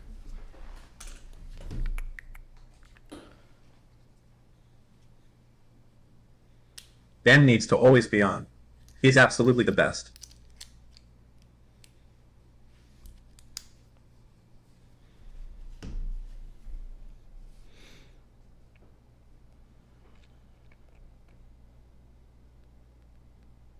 You need 100 cargo rocket sections to launch rockets. Also bring a couple thousand of each science and enough for space, labs, and a landing pad for the orbital platform you need to build. Damn, what? Sounds like a whole lot of shit, my dude. Okay, what should our... Please come back, Blittrain. Chat hasn't been the same without you. We miss you. You need to come back and Kirk and Post. Miasma and Kia and Scanton and Yetis and O's Bits and Pellet all miss you. Please, buddy. You're Ocock.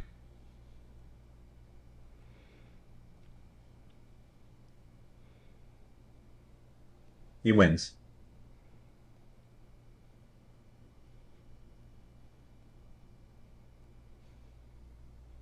Jesus.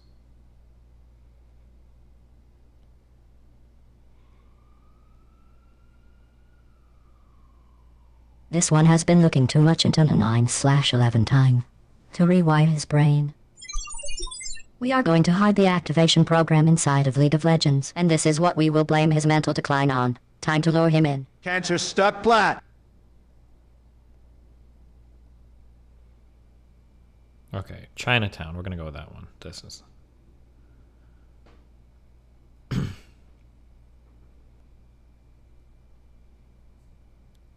There we go. Very red. We like it. This is our hit piece vibes. That's our nighttime vibes, normal vibes, hit piece vibes. There we go.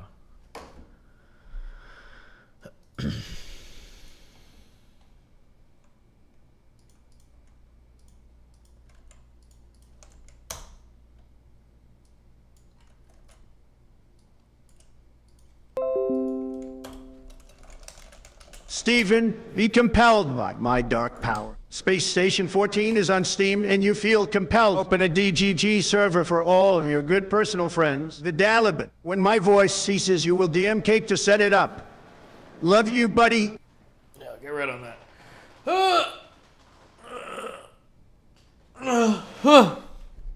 There is no overlay. I know there's no overlay. Please, the guy's working on it. Please don't bring this up a million fucking times. Perspectives on topics. Please keep pushing back when your guests say irrational statements. Keep up the great work. Thank you, buddy. I'll do that. Just for you, because you're black. Thank you. Okay, good luck. I don't know, popped up for a second. Yeah, he's working on it. He's working on it.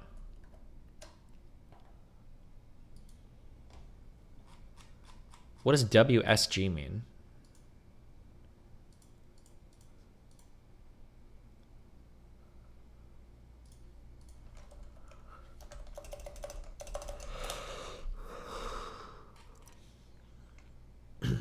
What's good?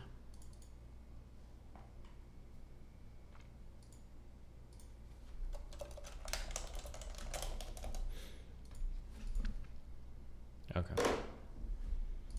All right, good luck, guys. I'm about to get destroyed.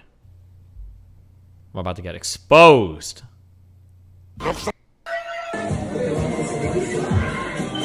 Okay, hold on. Can you please answer my question? Regards to your conversation with Sneeko, you talk about external internal validation. How do you build discipline to shield oneself from people's insults while strengthening your own internal validation? Does strengthening your internal validation come from having a strong social network? Does it come from family? Does it come from unconditional love from your partner? Listen, okay? That's a whole fucking topic, dog. You gotta know yourself and love yourself and be okay with yourself. And from there comes your internal validation. Okay, you can do it. I believe in you.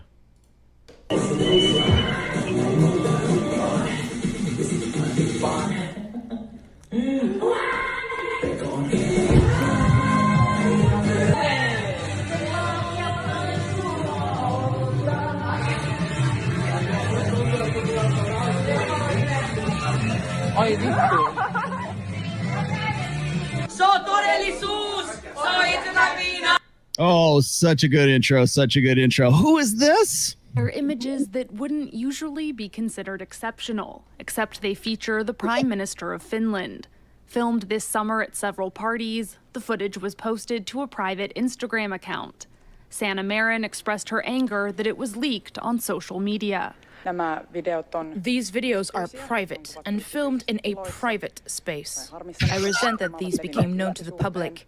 I spent a night with my friends. We just partied, also in a boisterous way. I danced and sang. Did you use intoxicants in these situations? Alcohol. And drugs? Not that I know of. Some have interpreted comments heard on the videos as referring to cocaine.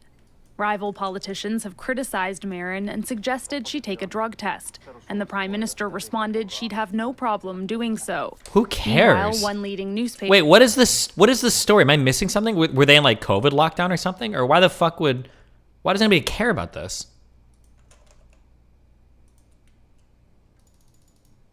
Paper said the footage raised questions about her judgment. Marin may have acted in good faith, but she should not be disgullible. The Prime Minister can, in a sensitive situation, put the weapons of information warfare in the hands of those who would like to hurt Finland. Oh man, Scandinavia, how the mighty have fallen. I'm so fucking confused right now. Wait, what the fuck is happening? Because she isn't supposed to behave like this, but she... Okay. I'm so lost, but I'm... Okay. People ask me to do this. I don't know, like you know what? I was gonna pull this from the stream, but I'm not gonna do it now because it's too good. It's too good to keep. I have to. Oh god damn. Oh, but like, you follow me. Jeez. I gotta find a way to turn this into some kind of like B-roll. Kevin Savo, turn this into B-roll for me. Of course, after a while, like by 2020, like with half an hour later, nobody cares who this person is. That's Sarah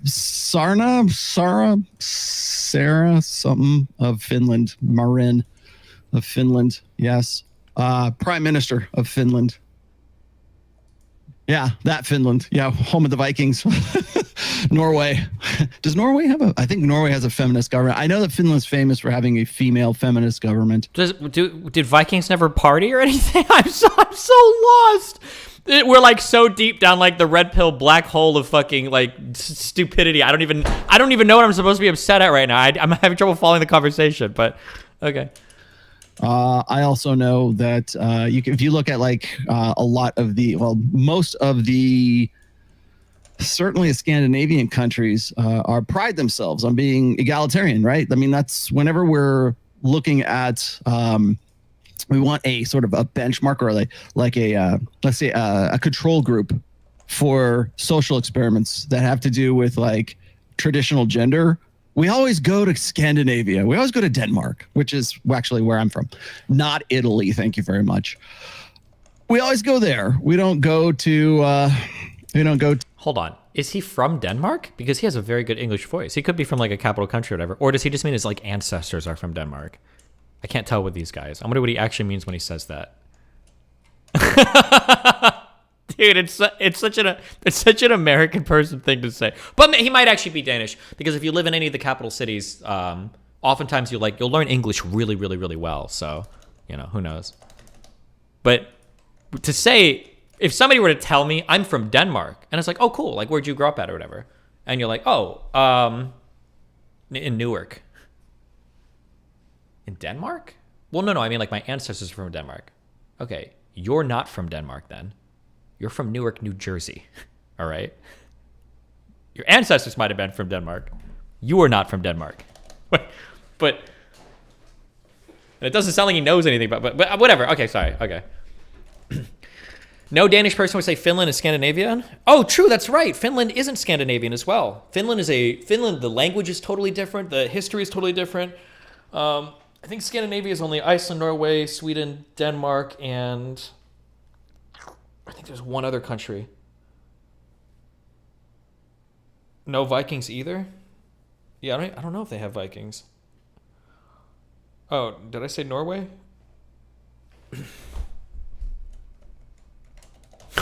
Wait, how has this guy got so much shit wrong? Like, the Faroe Islands? Yeah, I was going to say that, but I don't actually know what the fuck those are. I just see them on a map sometimes. I've never heard of them outside of the context of that ever. Norway, Sweden, Denmark. Scandinavia is a peninsula. I'm pretty sure Iceland counts as Scandinavian as well. And the Faroe Islands, whatever. It's only the three kingdoms? No shot. Hold on. No shot. Scandinavia, Wikipedia. I'm almost positive Scandinavia encompasses a little bit more than that.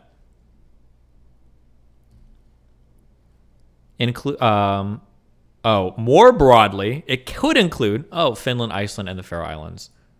Scandinavia most commonly refers to Denmark, Norway, and Sweden. It can sometimes refer more narrowly to just the Scandinavian peninsula, or more broadly, it can refer to Finland, Iceland, or the Faroe Islands. Okay, we'll give him a light pass here. He's saved by the wiki.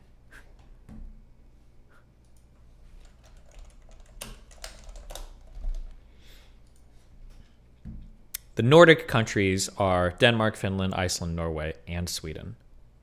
And the autonomous territories of the Faroe Islands and Greenland. And the autonomous region of Åland, whatever the fuck that is. Okay. Let's see. I don't know, Costa Rica? We don't go to Panama. We don't go. No. We go to, let's see, the home of the mighty Vikings, the Norse, Norska, Northmen. Oh God, what happened? What happened, man? Gentlemen, what happened? my Viking, Norwegian, Dane brothers. What the hell happened? Or I can also make the case for what's that chick's name in New Zealand? Jacinda. Yes. Okay. Well, there you have another.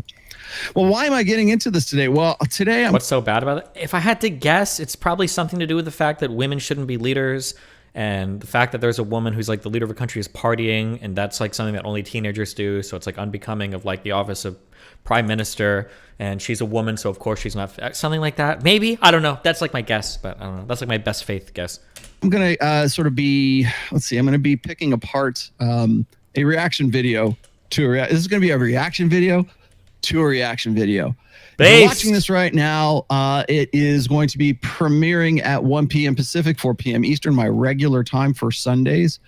The reason I'm doing a pre-record right now here on a Saturday evening is because I will be, by the time this is ready to go, I'll probably be in a car headed up to trailering up my wave runners and mountain bikes and 2 Greyhounds and maybe a guitar or an oud.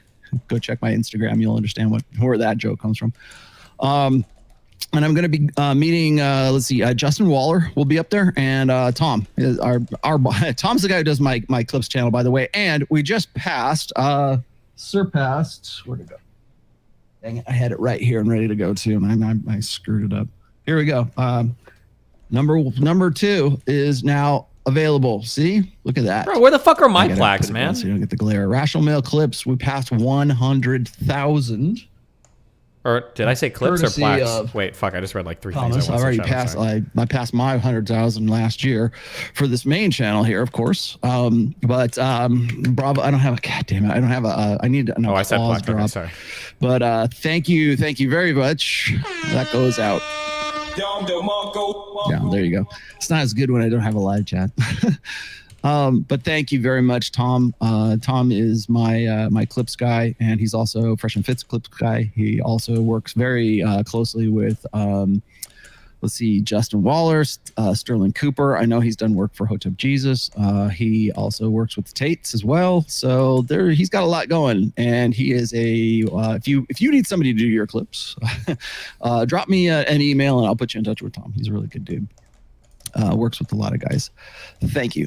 But good job, we'll Tom. be seeing him up at the lake. We're going to be spending about a week up there, so we'll be doing some quick hit videos. Most likely, we'll be doing some Instagram stuff. If we can work it out, I'm going to bring my full. The great thing about going to Tahoe is I can bring all of my gear. So I'll be bringing my full traveling gear with me. So I'll have a camera and everything. So I might be able to live stream with the laptop too. So look for that. If I do, well, you know what? I probably will. I will do a midweek on Wednesday with Justin and possibly Miguel from Cultivate Crypto. He is coming up from Las Vegas. Okay, and, holy shit, I don't have care. him up there context, and then have other people straw man you and tell you like what it is that, here you go. Straw man you and tell you what. He's got like a little thing for all the fallacies. I should get a soundboard where I can play like straw man, ad hominem, dude. Oh shit. Like what it is that, here you go. Straw man you and tell you what you are saying. Right? No, dude, I'll tell you what I'm saying. Okay. I'm happy to explain this. And people want to say, well, he's very verbose and he just can't get to the point, blah, blah, blah. Well, okay. Let me see if I can be as succinct and as comprehensive and see if I can tie this up with a nice little bow that like 8th grade readers can like wrap their heads around. But again, to jump in and say, well, this is what he meant. Or let's poke fun at this. Or he's trying to force this whole thing into his own little ideological bubble. Well, that's not. I don't use the word ideology with me. I mean, unless we're talking about ideologies. But don't really. I don't get into ideological debates. I don't get into full philosophy ideology. Oh my God. If you want to talk nuts and bolts, if you want to talk data points, if you want to talk connecting dots, I'm all there. Let's talk about that first. And then if you want to say, okay, well, here's how I interpret this data. Okay, then we can get there. But let's establish what it is that we're talking about first. Instead of going and saying, well, here's what I think he means. And I'll get into it. And again, I don't necessarily take offense to this. At least there's like some, I don't know, I can see the sort of the gears working in the head here. But I want to touch on that. But now I also have some other videos for you later on that are kind of related to this one. Why do I feel like this guy just talked for like 2 minutes and didn't say anything? What are we doing? Hold on. But I started cognitively there. And of women and girls and their empowerment.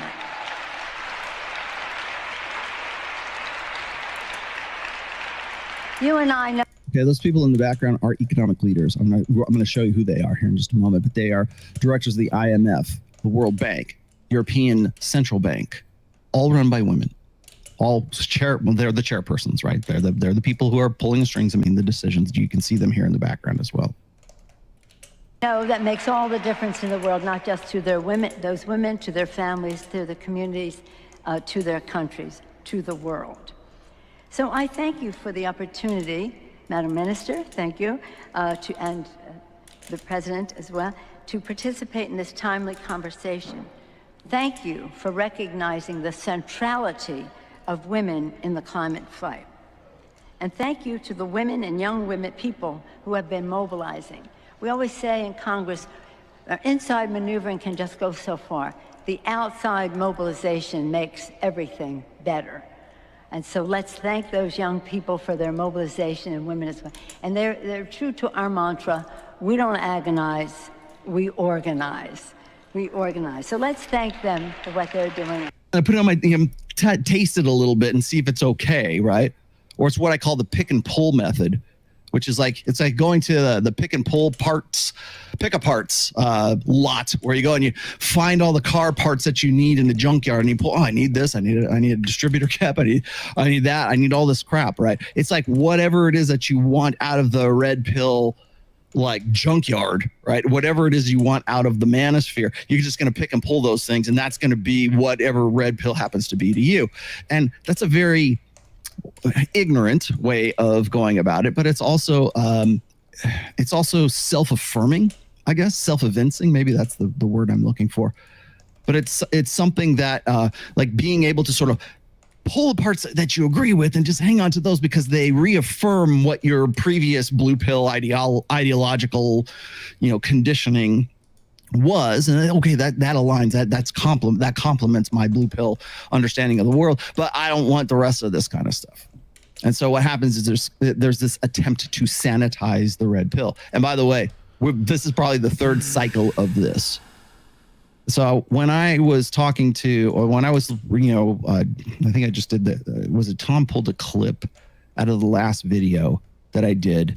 And I was talking about Tim Pool and how Tim Pool was getting into a red pill space. And that was me doing a reaction video, of course. I'm talking about Steven Crowder for a little bit. And I think a lot of people misinterpreted that because they thought I was trying to say, oh, how come people don't say my name? How come people, I wasn't crying about that. All I want is accuracy. In fact, I hope they do that. If you want to read my books, if you want to, that was going to happen, I don't know what to tell you, man. Andrew Tate has lost so many Twitter accounts, I can't even keep track. So it's just another Twitter account to me, but we make a huge deal out of it because he's become such a huge deal. Dishing out right after his Dr. Oz show, when he was on Dr. Oz and he was doing the fat shaming show, and they pilloried him. He looked like a shamed little boy, and he said he got like ambushed in that, right? Well, I don't know for sure, but I do know this is he must have had some kind of money from that, because almost immediately after that, he goes on his world tour. He goes through Canada. That's where he got the beer till 2017 at the 21 convention. But that was the right time. It was the right place, right time. People always ask me, like, how come you didn't do it sooner? How come you just don't use your real name? And how come you just show your face immediately? Because Australia, you mean like that? Because should we do this? How me will automatically work for you. So when I get people who are saying, show me how to live, give advice is not anything like that. I don't say jack shit about that. I say nothing about that. Oh, how come he doesn't talk about his marriage? Well, because I'm not going to sit here and insult you by saying that if you follow these quick and easy steps, you're going to have a great marriage like me. I respect Rollo. Hold my hand and walk me through life. Guru guy over here, give me 12 rules for life. Jordan Peterson. You over there, give me the 7 tips to a better life, and the 4th one will shock you. If you believe that no one is coming to save you, that fundamentally conflicts with the idea of somebody saying, I've got this plan. I've got this. Here's the template. Here's the list. Here's the things to do to get a better life. You don't get to, you get one or the other.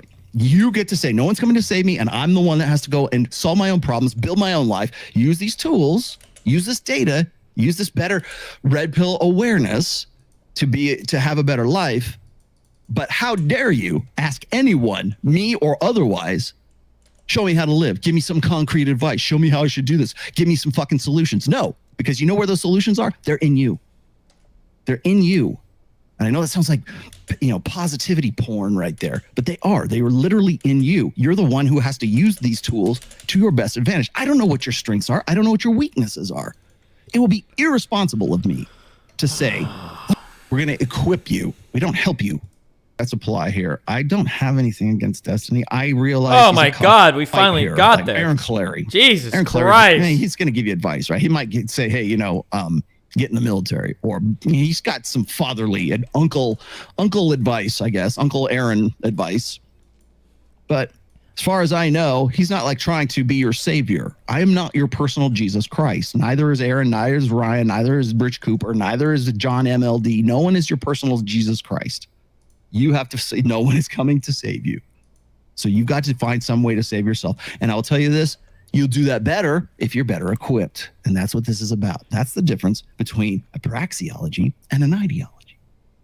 I can tell you, if you want an ideology, I'll be happy. What was it? L. Ron Hubbard says, if you want to make $1 million, sell a book. If you want to make real money, start a religion. I'm paraphrasing, but I believe that's a quote from L. Ron Hubbard.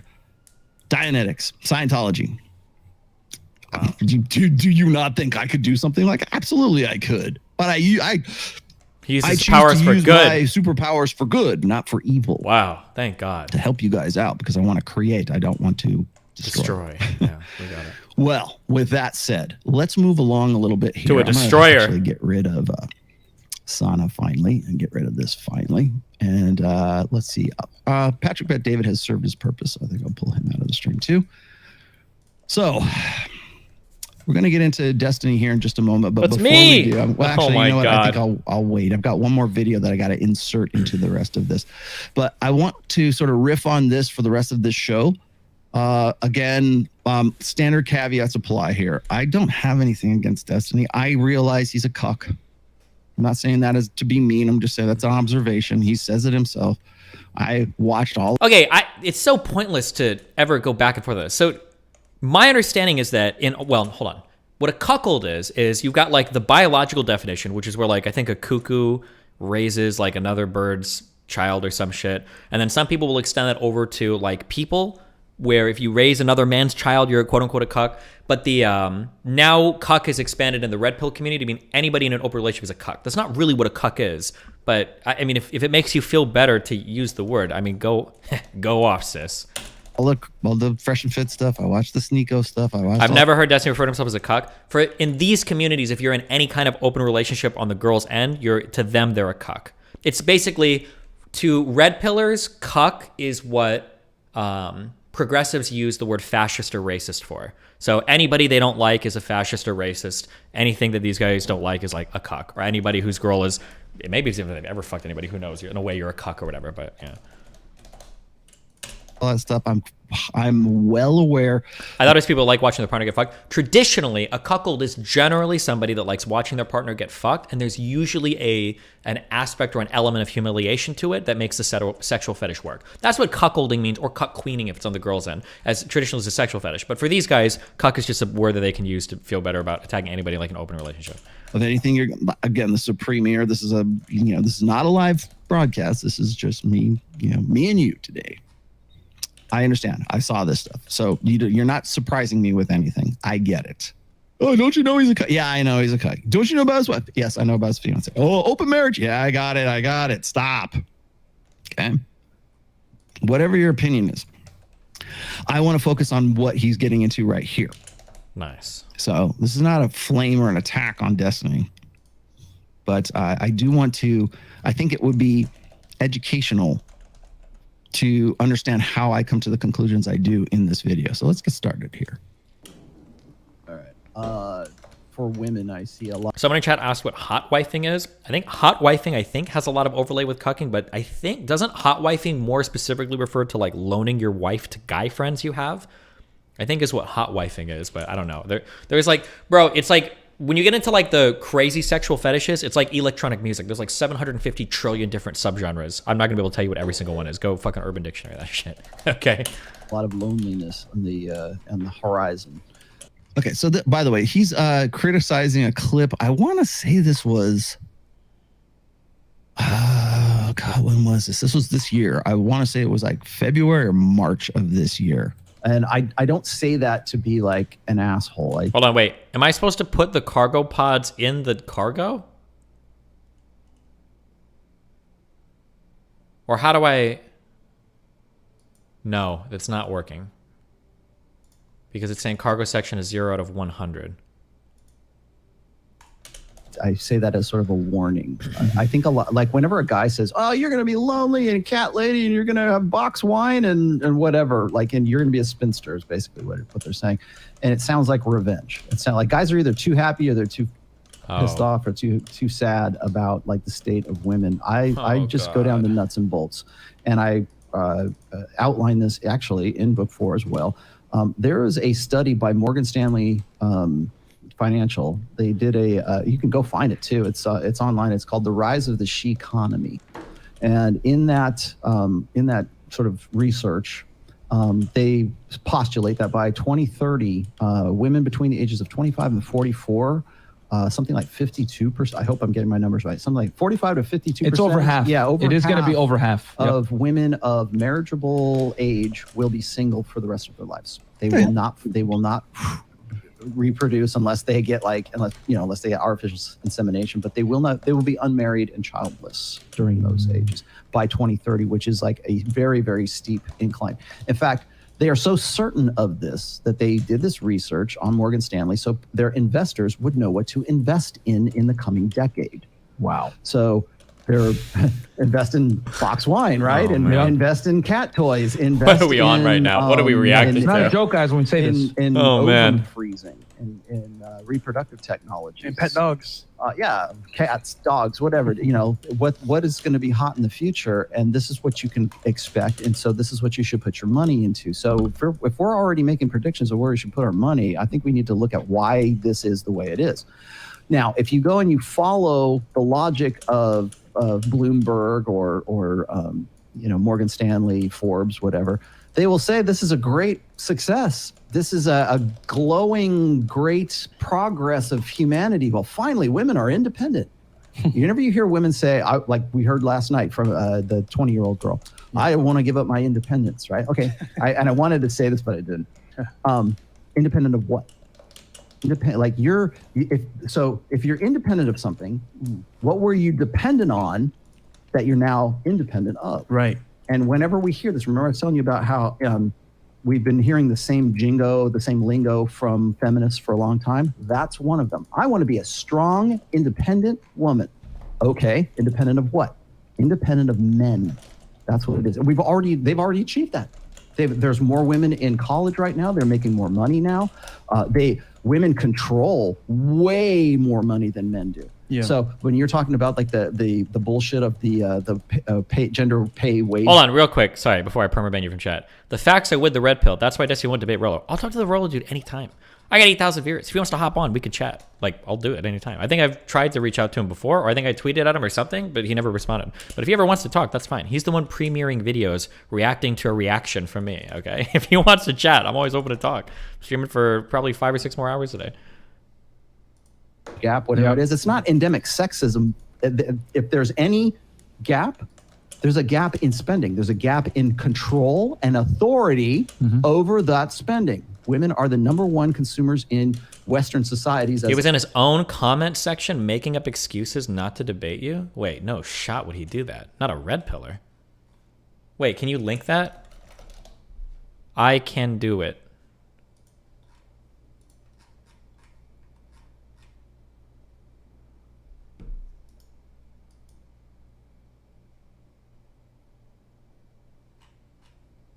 Link me the video where he says that you're getting permabanned. In his live chat before the premiere.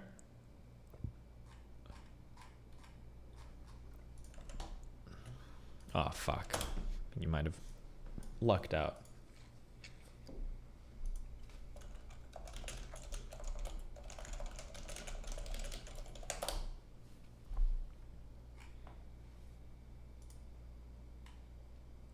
How old are these? 535, 534. Oh.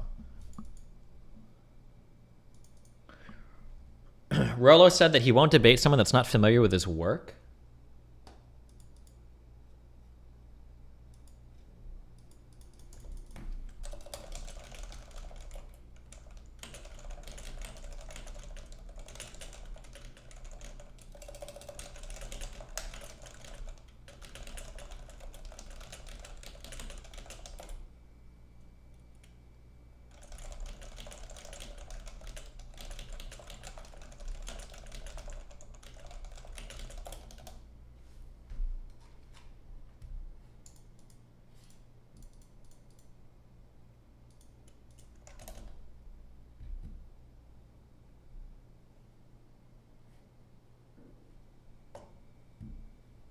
He's out on the lake in some jet skis. Go check it out. Okay, whatever.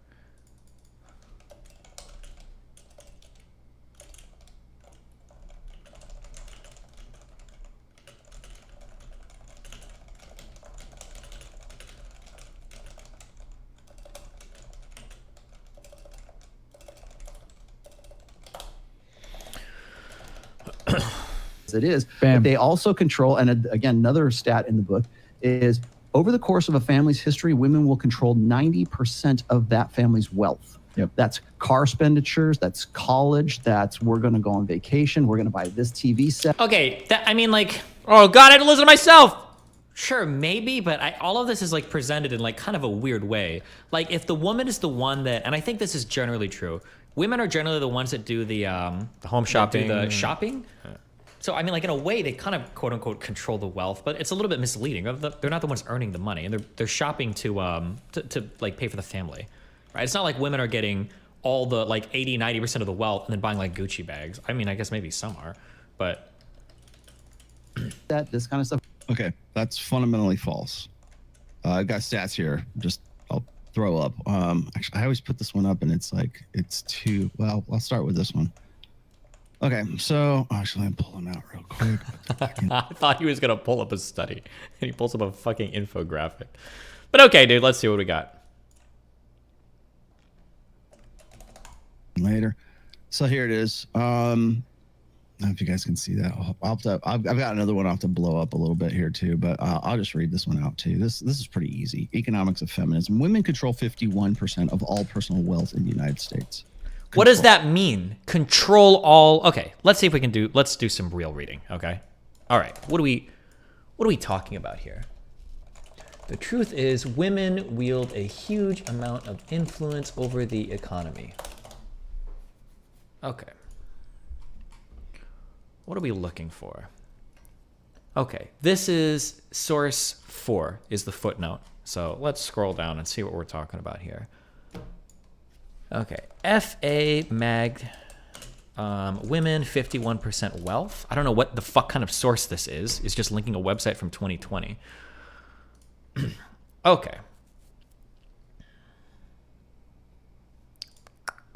It's 2020, women are in charge of more than half the personal wealth in the United States, but still only make a fraction of the financial advisors. Oh, this is talking about the balance between who's a financial advisor, or the gender disparity in who a financial advisors are, I guess.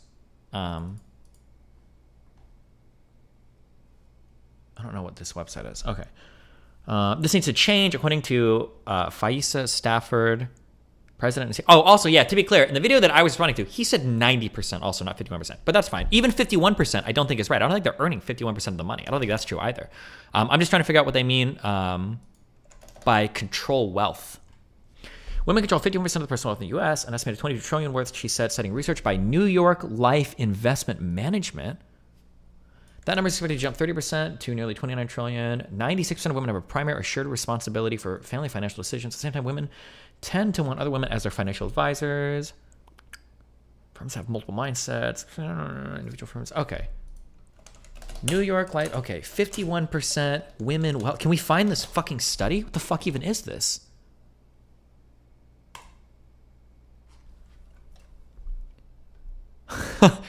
Holy shit. Okay, personal wealth in the U.S. control by women, 51%. BMO Wealth Report. Okay, BMO Wealth Report, 51% women.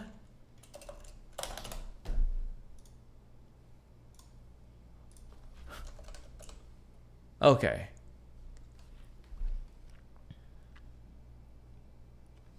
Okay, we're getting more into it here. Okay, with all this progress, women are now the primary breadwinners in over 40% of U.S. households. This represents an almost fourfold increase from 1960. Women also own 30% of all private business in the United States, employing over 7.8 million Americans, and control 51% of U.S. personal wealth. Okay. I wonder how they calculate this. So, source 14...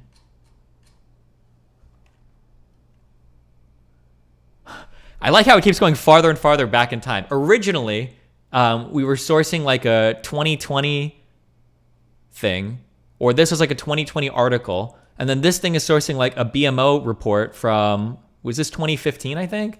And now this is sourcing something from 2012. But okay, we're going to find out what is the source of this number. We're going to find it, okay?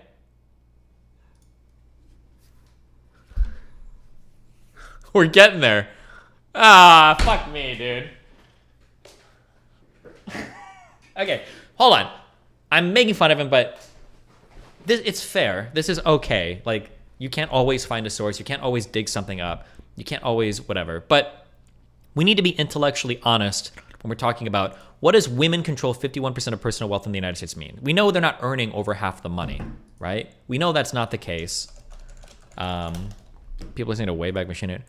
So it's, and is a woman being in charge of a household's wealth, is that going to be something that we, I mean, if you want to talk about that, that's probably true. But then, like I said in my video, then I don't think anything I said was wrong there. Yeah, women probably control a disproportionate amount of the outlays because women do like the home shopping and stuff. They might decide where that money goes to. But it's not like they're earning over half the wealth, right?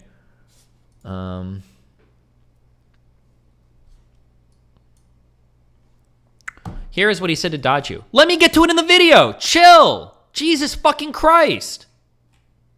You don't have to fucking go ADHD and link me 20 minutes ahead. We'll get there. Holy fuck.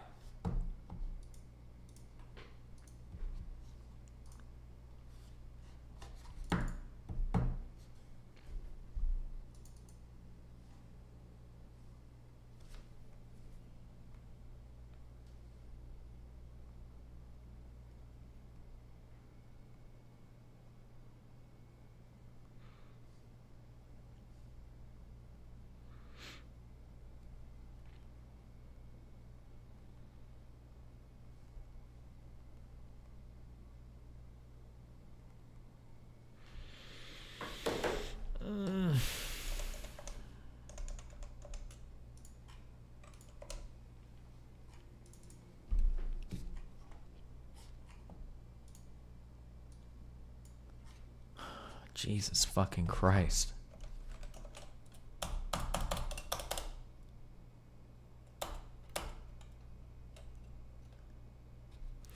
Today, women control 51.3% or $14 trillion in personal wealth. That figure is expected to grow. Source 2.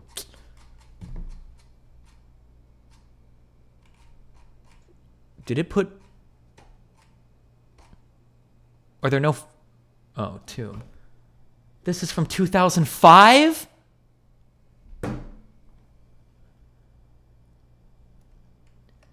Farrah Warner, Power of the Purse. How smart businesses are adapting to the world's most important consumers, women. FT...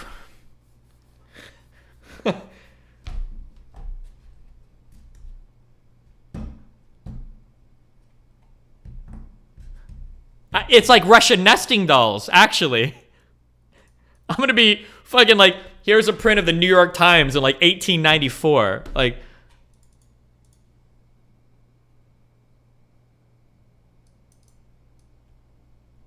okay. This is a Financial Times article. Oh, it's a fucking book.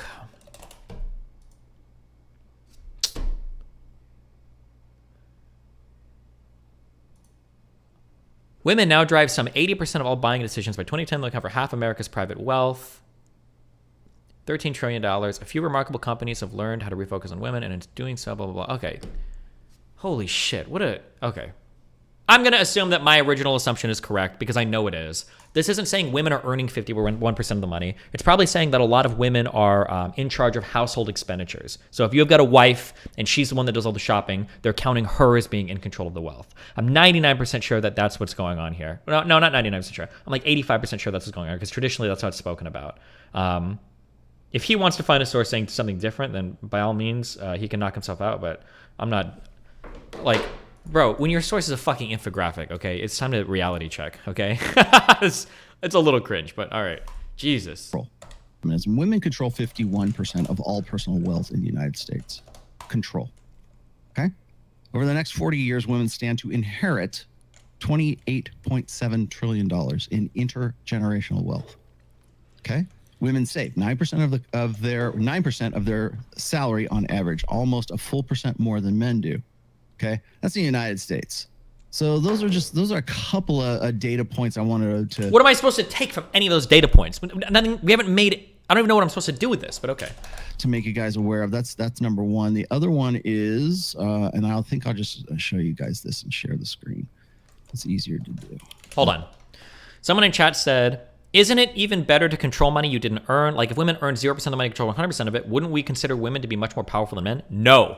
Because if they're controlling money that they're not earning, they're in a way reliant on the person earning the money. Like, just think about that. Would you rather be the one earning money in the household or spending money in the household? I mean, ideally you're spending as a group, but if you ever separated, like, you're still earning all the money. The spender is fucked, right?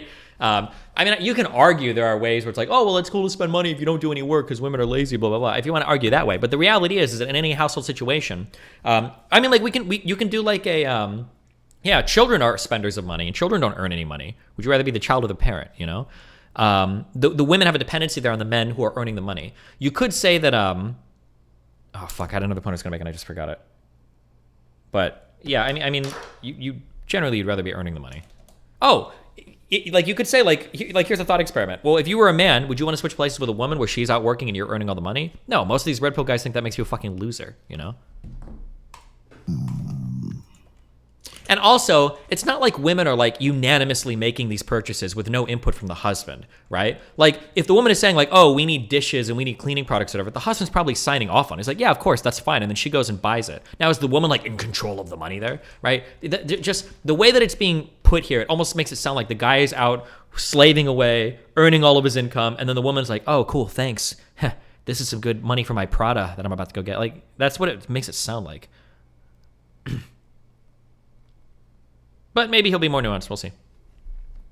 Here we go. I have this as a slide, but it's easier to blow this up. Okay, so this is an infographic I'm fond of using. Let's see if I can roll down here. Okay, purchasing power of women. Okay, when it comes time to buy, women are more often the decision makers and motivators. Recently, women have gained ground in earning, spending, and influence on household spending. Okay. So flooding the market, $7 trillion is contributed by women in the United States in consumer and business spending. 91% of women say they think advertisers do not understand them, okay? 2/3 of consumer wealth in America will belong to women within the next decade. Okay, so it's not necessarily who's making the money. Now, I can even show you the other. I've got an Uber fact stat I'll bring up here in just a moment. But worldwide, women earn $18 trillion, but worldwide they spend $28 trillion, a full $10 trillion more than they actually earn. So yes, it does make a difference what women earn and what women spend. Because if women are spending and allocating the money that they didn't earn, which would presumably be by their husbands or by like men who are the ones making the money, and women are doing the spending, it's not about who's doing the earning.